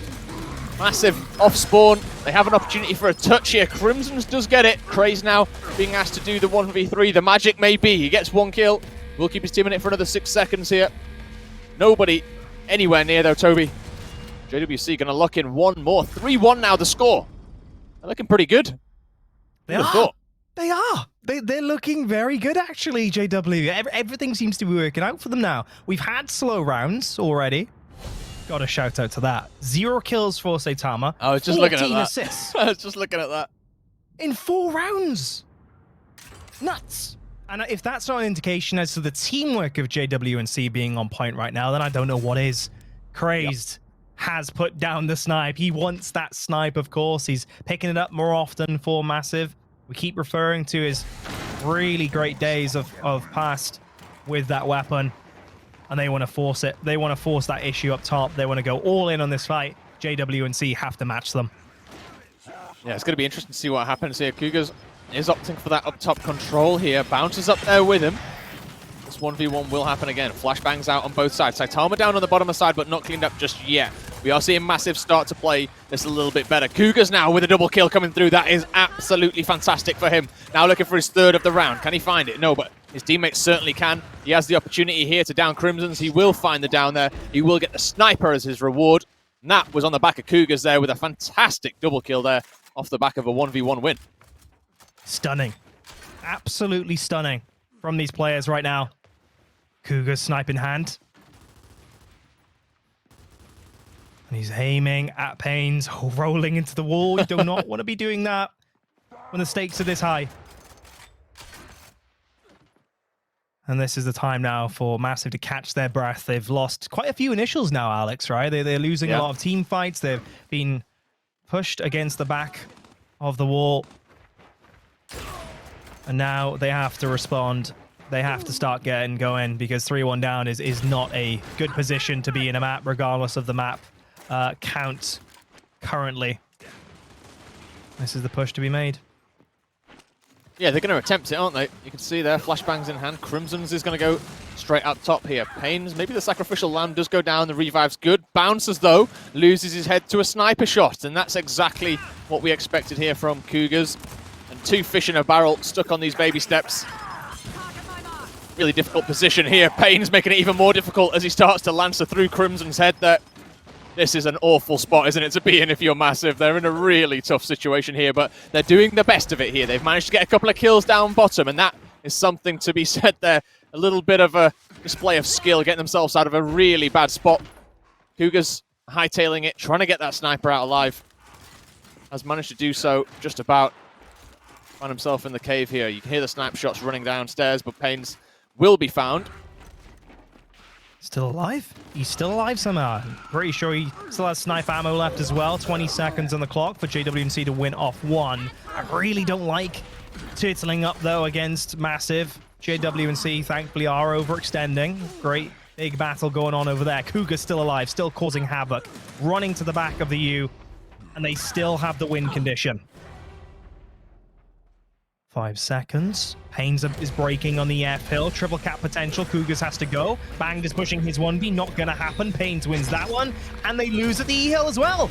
Massive do survive in this round. That was huge. Could have been 4-1 easily right there.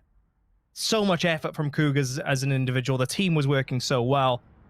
But no, massive clutch up. And we do have a little bit of a disconnect there, Toby. I don't know if that actually played into that last map, but Crimson's just saying wait there as we do get a player reconnected. Let's take a quick second to think about what was going on there, because the home hills were decapped. JWC looked like they had the opportunity there as well to kind of rotate around to E hill after they decapped the home hill of Massive, but instead the player kind of sat and waited, and I don't know if that was the disconnect or not, but it looked like there was an opportunity there maybe for JWC to win that round, and in the end Massive do come through clutch and they keep it within 1. They do keep it within 1. Hammer Burst going down bottom right-hand side. Incendiary's in play on both sides as well. No disable kind of coming through just yet. We are going to see the teams just wait it out a second whilst this player gets reconnected. It is Cougars. 0 kills, 18 assists from Saitama. He's sitting on the top of the scoreboard as well. Yeah, I think that's because Cougars disconnected. He was second at the end of that last round. But yeah, players back in now. Cougars ready. This round will get restarted by the admins, and we will get the round restarted. Stalemate will not go on the boards. It's just procedure here, isn't it, Toby, as we get back into this one. But that last round will count. So Massive 2, JWC 3 here, as we are in map 3 of the Grand Finals. Well, this little pause might be a bit more benefit, actually, to Massive with how good JWC have been playing so far this map. It's a rare sight for Massive to be losing in round count on escalation. It truly is. Here we go. Saitama on our screens, wrapping his way back to the U, but crossing the back. They've out-damaged completely, have JWC. They've lost Overlook. Cougars is going to get rounded up and taken down. Snipe in the hands of Grays. Overextension. Is it going to come on through? Pains thinks so. No, he isn't. No, he doesn't, actually. He's going to pull on back. Grays was simply rotating to his home tower, if you will, to get full control and assert it with this snipe. Body check on the Saitama. No headshot just yet, though. There's your headshot, Toby. There's your headshot. Grace getting that one. It might have been a bit of a kill steal, but maybe this one isn't. Coming through, there's your second, Toby. Grace can line them up when he needs to. Looking for a third here as Dragons. Surely he knows. Surely he knows. He does indeed. Crazed not gifted that shot just yet, but there is opportunity here as Dragons is moving around a little bit. Almost a headshot coming through there from Crazed. Not quite connecting. Got to look over elsewhere as you look towards the E hill, Toby. There is a push coming on here. JWC have found themselves one man down as they go into this one, but a little bit of a reply there from Cougars. Just get the kill on Pains, and Bouncers now sat at the back of the U. Will hold down this with a Lancer. He's got a teammate to the right. That's Crazed. Pistol is good there. Forcing Cougars back. Push on the left-hand side is here. This should be a fight win for JWC. This is a really nice play. They will get the E hill for their reward. The question is what's going on elsewhere in the map? Oh, Pains is not in a great spot. You can see Cougars looking down towards him now. Reinforcements in the form of Crimsons, though, have arrived. Hammer burst in the hand of Saitama that he placed down earlier. But Massive, most importantly, can win off one. It looks like for the time being, they are turtling up a little bit. 3 players looking to defend the F hill, now working their way wide on Cougars. Bounce is trying to go right through the center, and it will come on through. Cougars down in the process, mind you. And this is going to open things up for Massive to surely guarantee this round now. Yeah, you would think so, right? You would think so. No one able to really get over to that E hill. And just get taken out. Craze with a double kill. Our team will win in 8 seconds. 5 on the clock. Good massive round to tie this one up. Well, they've done the hard bit through. Have massive 2 rounds in a row now to get back to level scores. And now it goes over to JW&C to ask, hey, Saitama, are you going to get a kill today, or are you just going to carry on getting assists? Hey, I'm not complaining. JW&C are putting on a fantastic performance for sure. But with Saitama playing this well, I wonder if he is able to just set sail with a shotgun. Perhaps that could be problematic for Massive on these initials. Nothing shaken up too much weapon placement-wise. Would be interesting to kind of get that point of view from Saitama as we're going into this one. Just see how he is picking up those assists. He is involved in the action, right? His first one in, so flashbangs are plenty here as we get into this U fight. Saitama with the first shot out in a bit of a bad spot. A really good opening here from Massive, though. Has kind of shut him down. Long shot going to go the way of Crazed. You can see the push is already on over towards the home hill, Toby. A good insend there from Dragons is going to stop that push just for a second, but a headshot coming through from Crazed. He does not miss these. Not at all. Every time he picks it up, something special happens. And now heading over towards the balcony, looking for his second shot. Just whiffs that one. Catches the cover as Cougars is pushing up the back lane, but Cougars gets taken out once again. Now looking for perhaps another head. Crazed is situated in a really good spot here. There's the second. Saitama loses his face. Maybe a third coming through. That's brilliant from Crazed. This is exactly what his team needs to put them now maybe into a winning position on this map. Dragons is going to get cleaned up there, Toby. Crimsons is on the hill. Massive as a unit have a victory in their sights. Surely they go up 4-3 here, Toby. Surely they go within 1 round of the entire tournament. 4-3 they do go up. Absolutely stunning from Crazed. He doesn't seem phased at all. At all. That he lost. That he's gone down 3 rounds. 3-1 originally. Getting the snipe and pulling off headshots like that. Absolutely gorgeous. And now, Incense locked for both teams. We're going straight into the thick of it on that E-Hill. Honestly, Incense have been a little bit better for Massive so far. Perhaps this is better for JW&C, but I don't know. I don't know, through the momentum seems to have switched over to the COG side. I think you're right. I think you're right. JW&C, they were 3 seconds away from going 4-1 up in this map as well. That's what we've got to consider here, Toby. 3 seconds away, and now look at them scrambling. Massive Pains has so many kills here. Saitama doing his best to try and get something going for his team, but in such a bad spot. That must be it. Surely no one's going to respawn in time. Massive have done it. They've been absolutely insane this entire split. And now they are your EGL Open Series Split 3 champions.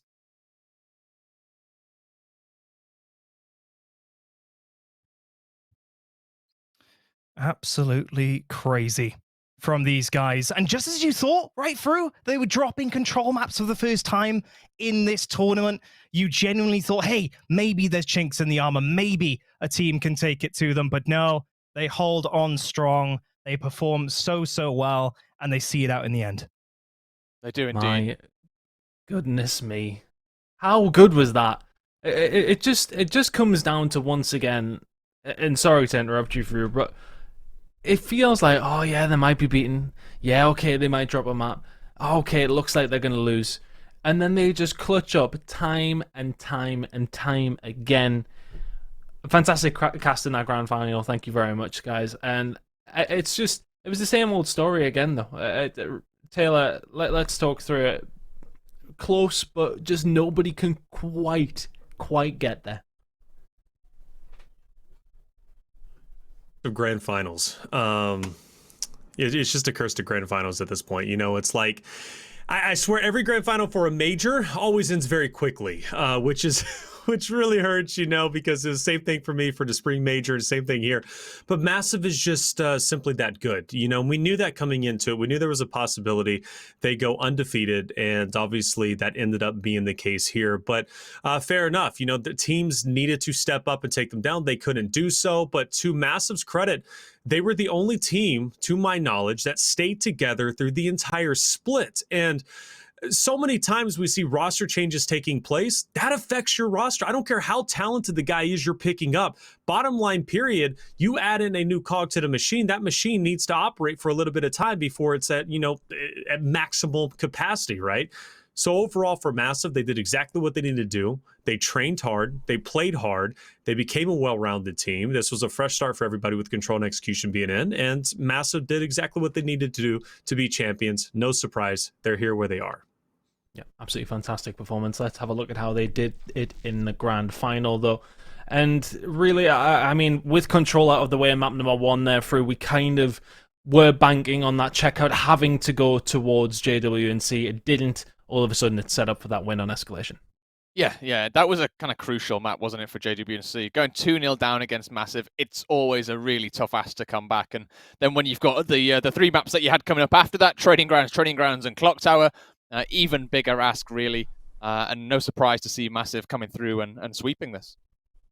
Yeah, I mean, Toby, if that checkout goes the way of JWNC, do we see maybe a route into it with that control on Training Grounds, potentially? I think that was not the win condition, but that was the route into the series for them. For sure. Me and Alex were talking to about it in the cast that it was perhaps the best entry point into the series, right? What better than check out the fastest XC map in the game to get going and really leverage that momentum that you've built up in an amazing losers bracket run. Unfortunate the way it went. Of course, Massive proved that they're really, really good at this map in particular. And then TG, it was building up, wasn't it? 3-1 up with JWNC. No one would have predicted that even, never mind winning the map potentially. The potential was there, but Massive just proven that they're the best team in Europe. They really sealed any naysayers or doubters and performed amazingly, and I tip my hat to them. Absolutely, undoubtedly, the best team in Europe. That was 9 weeks in a row without being defeated across the regular season and, of course, the finals. Yeah, and the prize for doing so, well, let's have a look at it. And the final standings, it was $7,000 on offer across the standings. And here's your top 8 outsiders: an Italian Wash in 7th, 8th, 75 Hertz Monitor, and Tweak in 5th and 6th. I think that'll be disappointing for Tweak, considering how good they looked yesterday. And also disappointing probably for Sukapon in 4th. Phantom T with a respectable 3rd for them, I would say. JWNC really did clutch up to get this far, but not good enough to beat Massive, who... It's just unfathomable to me to see them being beaten now. I don't see it happening, and whatever's coming next or anything like that, they are the team to beat, and there is no question. And I think for me, and Fru, we'll go to you quickly before we close this out. The biggest shame, and Reflection can probably touch on this as well, is that we potentially won't get to see this team for quite some time in a LAN event because of everything that's still going on. So, this squad looked that good that I believe that they could potentially go over and compete with some of the best teams. Yeah, I believe so. And, Taylor and I were chatting a little bit about this yesterday. And we were saying we'd love to be able to compare the top teams in the regions. I think we had the same conversation when Rated R kind of came onto the scene originally. And we said, you know what, they got one shot at it, and they really did push those top NA and Latin American teams to the wire. Over in Boston, but they just didn't get the opportunity to do that after they were practiced. And it's the same for this Massive team. They haven't had the chance to really prove themselves on that international stage. You know what? Regionally, locally here in Europe, they are absolutely the best team. And who knows what they'd do once they got matched up against the big dogs from all the other regions. Of course. Taylor, once again, speaking of NA, thanks for joining us, of course, across the pond this week. Any closing words from yourself? It's been an absolute pleasure to have you here. Honestly, it was incredible to work with EGL again. It was incredible to work with all 3 of you for the first time ever. You guys are a class act. You're always putting on tremendous work over for the EU scene.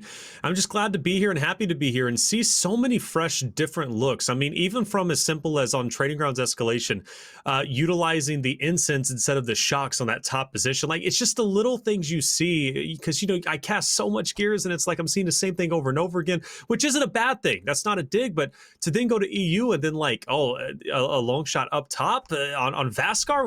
What is this? Like from Phantom T, like you don't see stuff like that, but it's refreshing when you do, because it comes to show you the meta, even though it's pretty established and set, does vary region to region. And, you know, to your point about LAN events, you never know if Massive comes over and they utilize some of these, you know, different strategies that North America, Latin America is not used to seeing. Who knows? You know, maybe that throws one of the top dogs off Fire and Ice, you know, Rebel, E United Rise, to the point where it's like maybe they get a big upset and they take the series, and who knows how far they can go into the bracket.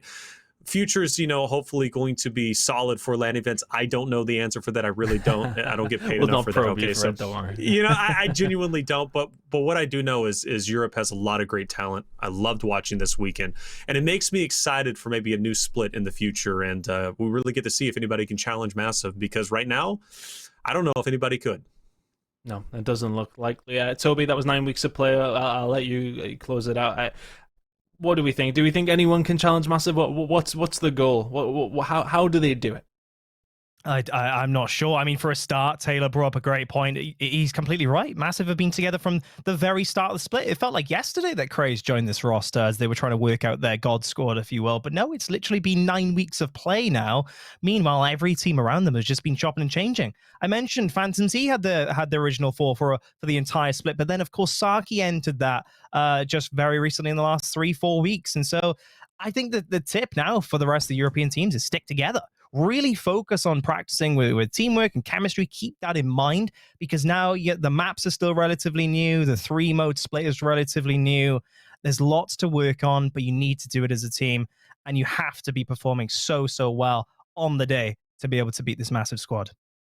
Of course. Well, that wraps it up. 9 weeks it's been of EGL Gears, and it's been fantastic. You know, we've had the new modes, we've had different things, we've had trials, we've had tribulations, we've had agreements, disagreements across the board, and it is just in the end been really good fun. It's been a nice spice up and a nice little sprinkle of new for Gears Esports, and long may it continue, hopefully. Look, the dog even wants to hear about it as well. I'm not too sure if you can hear it, but I can, and she's keen for more Gears in Europe. Thank you to everybody who did hang out in the chat across the whole weekend. Thank you to all the admins, everybody behind the screen, if you like, helping put this together. Production's been fantastic as per usual as well. And thank you to you guys for coming and hanging out with me and all the guys at EGL every single week. And finally, a shout out to TC and Microsoft for supporting this event. And a final shout out to the players for turning up this weekend and providing the fantastic play. Keep it locked in on EGL Gears on Twitter for more information moving forward. Hopefully we do have some news for you guys as we do continue. But as we said, Massive just look absolutely unstoppable once again. And can anybody challenge them in the future? I really don't know. Let's see what that future looks like very shortly. We will see you guys for the next event and another time. See you then.